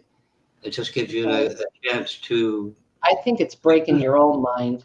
I think it's the individual, whether they perseverance or not, because one person or a house full of kids can go through the same traumas, but each one is going to be different in how those traumas affected them. And some may just not be able to handle it and never move on from it, where others will work to go past it and do what they want to with their life, like not letting it control them for the rest of their life. But then sometimes the traumas be I guess it would be phobias kind of stick with you, where and that's what you were talking about a while ago, the heights. Like the one time I flew, I don't know what it was. I don't know if it was the height or if it was the feeling of it felt like when we got to a certain point, like a part of me went back to the ground but I was still in the plane, and that freaked me out. Yeah. And then hitting the turbulence freaked me out. The whole thing it was a horrible experience that I would never do again. But in doing that, it I got sick as a dog. And when I went to the doctor and he asked me what I had done, and I told him, and he said it was like a kind of a shock. And he said, if I had known, I could have given you something to make it easier on you. Yeah. But so I don't know where that came from. I don't know. That was my one and only time to fly. I think aircraft shifts gravity on you. You know, you're used to being where you are and it's always the same. But in aircraft, you get high enough, the artificial gravity comes in, which you probably weren't high enough for. You know, pressurization. Yep, pressurization. Yeah, it's totally a visceral effect of that. You know, that's why they have vodka and whiskey. Would you like another? Sure, keep pouring. I don't You want. get drunker up in the sky. Telling Yeah, you. Yep. yeah. They keep you calm. They're not real. She's not. It's not real. What did that lady say? He's not real, or whatever. Yeah. I'm telling you, she was freaking out on something. But what if it was true? Like, what did she see? I admit know. it looks a little crazy, right? But what was she really looking at? What did she see? I don't know. Yeah. Maybe it was something weird. Have you guys ever seen someone like you see them in person? Normally all good, and maybe something happens like someone getting really drunk on liquor, or I admit, like, I've had experiences like this a lot. If I'm day tripping, you know what I'm saying, where all of a sudden you'll see someone, the inside of them comes out. Yeah. And so I'm not saying you had to have any kind of a factor that made you psychotropic, but have you ever seen someone like switch right in front of your eyes, where it went from like a normal person to you felt a demon energy? Yeah, on YouTube a lot. He got But I mean right in front of you. YouTube is one thing, but I mean in person. Yes. Yes. Usually takes something of influence, you know. It's like a drunk, you know what I mean? As he keeps pouring and tipping, he starts changing, he or she, you know. Yeah. I mean, that's why alcohol is called spirits, John, and other things like mushrooms and all of that, or DMT, you like spirit walk or whatever. But I've had times both ways. One was psychotropically involved, and all of a sudden this person he had to go away, just had to be away. And I literally took him to a Greyhound station, tripping, and was like, bye forever. But then I've also seen people right in front of my face. The last one was about 20 years ago, right in front of my face, where they were the person you knew and loved, and then it was like you could see the shape of their eyes or the shape of their skin around their face, or like their body gestures, or a lot of times you might see a physical trigger. Like for this individual I'm talking about, he would tap his thigh 3 times with his hand. He would go tap tap tap on his thigh, and then his face would become this other being. Yeah. Would you not think it's a pre-existing condition coming out though? He did have conditions I found out about later, but I could physically see it occur. You know what I mean? Yeah, but I'd argue this thing, or all of a sudden somebody might say the devil went inside, him or her. No, it didn't. It was something, like you said, somebody tapping themselves like that, they got a problem. You know what I mean? Like, yep, he would tap his leg, and it would change his entire countenance, the shape of his eyes, the energy that came out of his body, like the being. Dude, I don't know what to say. It almost, not to sound cliche, but it almost like was a transition between human and reptilian. they're one screwed up human. Well, I mean, the gaze, the physical stance, the condition of the skin and features of emotion, like it was literally like watching someone transition from human, all I can say is reptilian, like from human to reptilian. I would see that as some sort of a chemical change in the brain, and physically it manifests itself that way. Yeah, the mind, the brain is I shifting. see it as a spiritual thing. I mean, I hear what you're saying chemically, but I see it as, I saw a spiritual thing occur. That's the way it was with me. It was spiritual. It was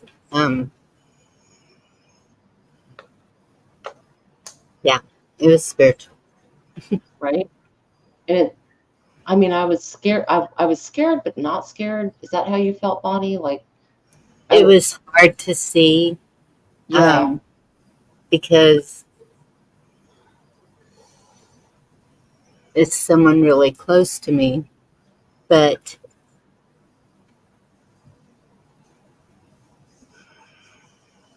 at first maybe a little bit scared of like, oh my goodness, what just happened? But then going to prayer,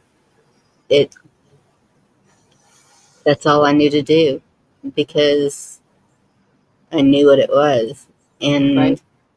I was like, You had no doubt. You knew. Yes. Yeah, that's how I feel too. I had no doubt. Like, oh man, it makes my stomach drop. Like, and I was sober. He was sober. This was not during this particular instance. Was not during a partying incident. Like it was totally daytime talking, like, afternoon, like, no, and it you can't unsee it. Once you see it come out of someone's soul, you can't unsee it. Yep. No, you can't do that. But what bothers me today, and there's a proliferation of it, is drug use. And it's kind of like, what was the party like? I had a great time. Yeah, what happened? Damned if I know. Nobody told me. Right. One of them, whether. Well, that's a different thing though. We've all done blackout drunk shit that's stupid. Yeah. I'm talking middle of the day. You see someone switch. But I'd still like to know, Virginia, the social habits of the individual. Just because it's over, on that day, what do they do when you don't see them? Oh, I am lucky to be alive.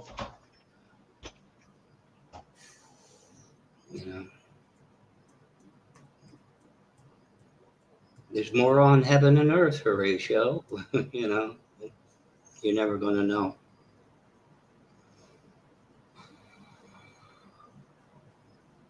Maybe you're not supposed to know.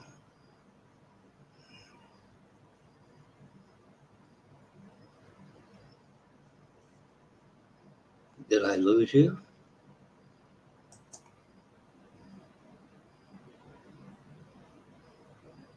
Were you talking to me? Yeah, everything just went silent, and I thought, I just slipped into Deep Space Nine. Where I go? Everybody muted. What? Don't do that. You're messing with I'm sorry, I had to step out of my room for a minute and do something, and I just walked back in and I heard you ask. Now, I was saying, car 54, where are you? Everybody just left.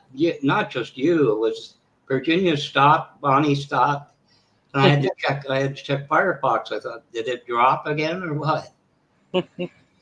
Well, I was gonna actually jump in and say I have to say goodnight. I have a lot of things to do in a couple hours, so have a good night. Thanks for having me up, Bonnie. I think Good Bonnie's. night, Echo. Oh, she's there. Good. No, sorry. My son came in to use the bathroom, so I'll be right back. I'm listening, though. I'm listening. A lot of good conversation. Thanks for having me. I got one small request. Next time, hold up a sign with a mutual potty break, will you? I thought it would just Twilight. Well, I could have put it in the chat, but I had to run out of here myself. Oh, no, not you. Oh, Virginia. I know, I did. I had to mute real quick. The boy had to pee. The boy had to pee. What do you do? Okay, bye-bye. Bye. Bye, everybody. Good night, Ann. Thank you. Echo. But anyway. Hey, Miss Grandma. Granddaughter and daughter bred with Scientology guy. Scientology is really interesting to me, Miss Grandma. I don't know a ton about it, honestly. Just kind of overview ideas, but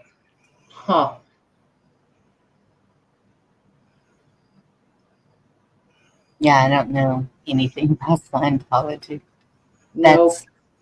There's a man here that he posts a lot of that, and it's kind of interesting the way they think. It's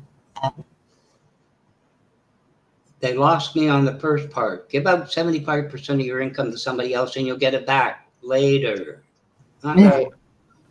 I don't think so. It's pretty wild. There's a lot of religions that come down to some kind of alien thing. Like L. Ron Hubbard was a sci-fi author, and he was in a competition with another contemporary at that time. I cannot think of who it was. And they both went out to write these sci-fi books and see which one would take off as far as a mythology to run with, and Scientology won, and they do it. Was it the Satanist Crowley? Was it L. Ron Hubbard and Crowley? Or I could be tripping. Y'all can Google it, but he was in like this spiritual ideology war with someone around the same time decades ago. And it's like, all right, well, let's put out some stories and see where they go. And Scientology ended up being the one that was more widely followed. All I know when I saw Tom Cruise bouncing up and down and over sofa, I thought, that's not for me. That side effect's got to be weird. That's what I was going to ask. Isn't Tom Cruise one of those? Tom Cruise is about to be the head of it, right? Oh, wow. I think I saw that recently. Tom Cruise is moving on up. Do you remember the look on Oprah's face? It's kind of like, is this scripted? I mean, like, what's he doing? You know? I did see that. I mean, Robin Williams and like he was high on unicorns and rainbows. I don't know, but I mean, he was jumping all over the place. I mean, and now they're estranged from their daughter Suri. He doesn't even talk to her. But when he got with Girl, he was jumping all over Oprah's couch. Yeah, it's wild. Wild. I mean, Howie Mandel and Robin Williams, you knew what they do. Every time Robin Williams came on, you know, Carson, they were in a place. Howie Mandel had issues, you know, so that's all part of it. You're kind of ready for, you know, whatever. But all of a sudden, Tom just lost it. It was just, what? So weird. bouncing around like a Mexican jumping bean. I missed that. Hmm. An old clip. Oprah with Tom Cruise when he's getting with the Mama Suri. What is her name? Kate? Is it Katie? The last wife he had that was all over after Nicole Kidman, and it's really bizarre. He acts like a maniac. Yeah. We all know they're whack. Yeah, he's not a real samurai. Al Bundy. There's no samurai in him. That was funny. Did you miss that, Bonnie, on Oprah? Did you say you didn't see it? Yeah, I didn't see it. Do you know how? You know how?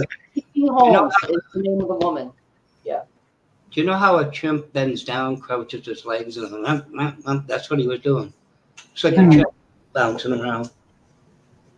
It was wild. Do y'all think it's weird? Like if you watch Top Gun from 1984, I believe, Tom Cruise basically looks exactly the same now, and that was 40 years ago. Now, if you look at the woman, Kelly McGillis, I think, again, fact check blue chat, please. I'm not 100% sure. I think it's Kelly McGillis, the lady in Top Gun, is love interest. She's like about 70 now, 70-ish, and an older lady, perfectly fine. She's a beautiful woman, all good, you know what I'm saying? But how Tom Cruise looks exactly like Maverick, and this lady aged naturally. She looks like a natural person for her age. This dude looks the same as Risky Business. I think it's weird.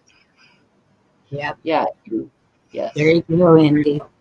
I'm saying and he's at the top of this religion. He's at a lot of the top of Hollywood. She would have been. A lot of the women are disposable because they need to look really young for their movie parts. That's how the world works. So, yeah. How does he look the way he looks? And you look at the girl from that film 40 years ago, and she looks like a normally aged human being. It seems like I saw a video. They were going to have some big gathering at this place, and it seems like it was outside, but not just anyone could get in there. No one was allowed through the entrance. Dude, that's weird. You gotta wonder just how fragile they are. Remember Johnny Depp? He did Pirates of the Caribbean, then he got into an argument with the studios. There was talk about putting off the mafia. You're not going to be Jack Sparrow. And he divorced. His divorce took years. And about a year later, with Anticipation, he bought his ex-wife a $12 million diamond ring. I don't think he's thinking straight. Dude, if someone shit in your bed, Amber's turd was one of the best psyops in the media that I've seen for years. Amber's turd got people from thinking about the current political state at that time. Just like when Tiger King came out. That damn Carol Baskins, you know what I'm saying? That was an utter distraction. It worked perfectly so that people going through the initial days of the lockup at first were entertained. Well, are you not entertained? I sure am. What's going to happen? Carol Baskin totally freaking did it. And Johnny Depp and Amber's turd, that was a perfect cover-up to distract from the first 2 years of our current presidency,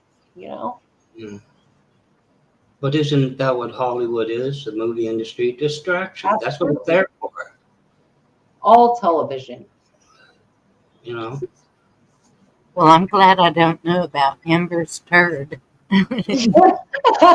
Johnny Depp's ex-wife took a shit in their bed, and it was a huge part of their the lawsuit was actually about tabloids and what people had said that was not true. All right, but all of that got drug into court. Like it all got dragged in, like their shitty marriage, and she accused him of being abusive and a drunk and whatever. But the turd that stole the show right in the midst of the Me Too movement, so I call Amber Heard the Me Poo movement, is that he came home one day and she had laid a steamer in their bed, and he took a picture of it, and she admitted to doing it, you know, like, I'm gonna shit on you like you shit on us, whatever. It's some psycho shit, right? And days, hours on court TV were spent on Amber's turd. Yeah. It was awesome. It'll go in your algorithm now that I set that on your live. It'll be there tomorrow. You can watch Amber's turd. It was just kind of watching that court case. It was like, you can't imagine Ozzy and Harry are here, right? Like, they're so Dude. And he won. He won. Yeah. It was Yeah. a libel case. Yeah. Wow. And he won, but they dragged out that turd. It was glorious. Would you ever look at Jack Barrel? All right, y'all, I gotta jump. My son is screaming from the other room, Mommy. So I gotta go. I'll be in chat though. All right, Virginia. Thank you for coming up. Much appreciated. Check your comp books, y'all. Bye, Virginia. Bye. Well, Bye. Black Watch, I'm going to go ahead and close this one up because it's like It's been a while. it's 7 hours. Yeah, that's I'm trying to look at. It was really interesting tonight. It's 4 o'clock. Wow. Yeah. Good thing I slept today. Ugh. Anyway, you going to play a song? Are we going to? I don't know. It is late. I don't know how many are still here even. I don't know. It's up to you. I'm not, just you forgot it last time. It's Right. I don't have Rocket Man, but I do have another one. I'll play it. There's 31 watching. Because I like this song.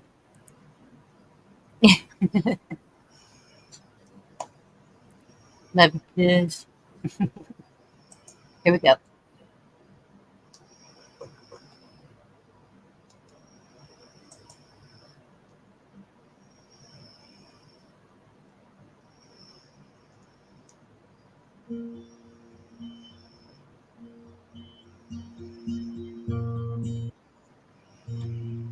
We'll do it all, everything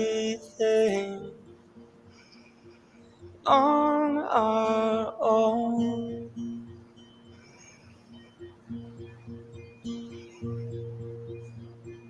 We don't need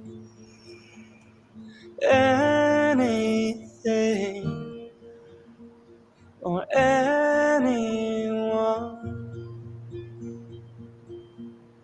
If I lay here,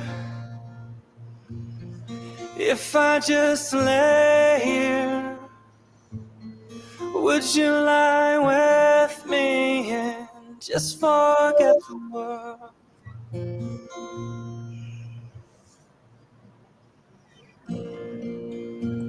I don't quite know how to say how I feel.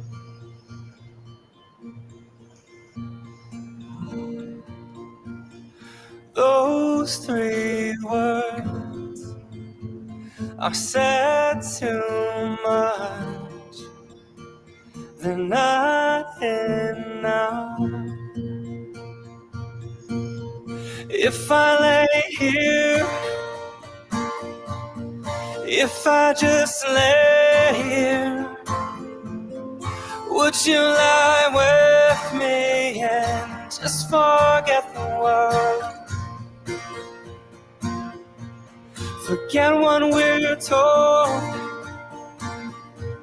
before we get too bold. Just show me a garden that's bursting into life.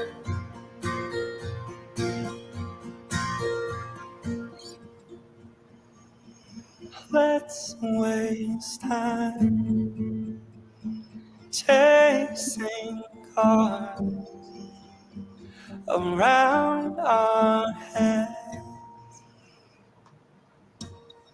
If I lay here, if I just lay here, would you lie with me and just forget the world? Forget what we're told before we get too old.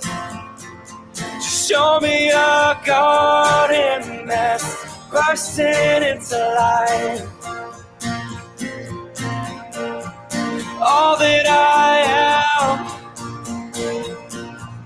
all that I ever was, is here in your perfect eyes. They're all I can see.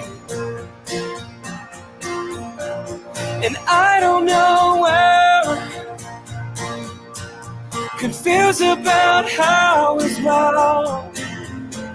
Just know that these things will never change for us at all. If I lay here,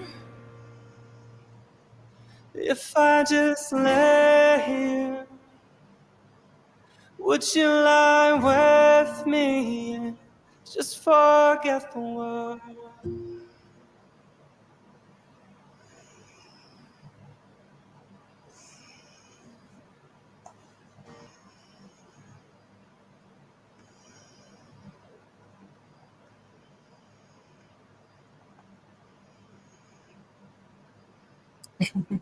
I couldn't find it to stop it, but it stopped. Okay.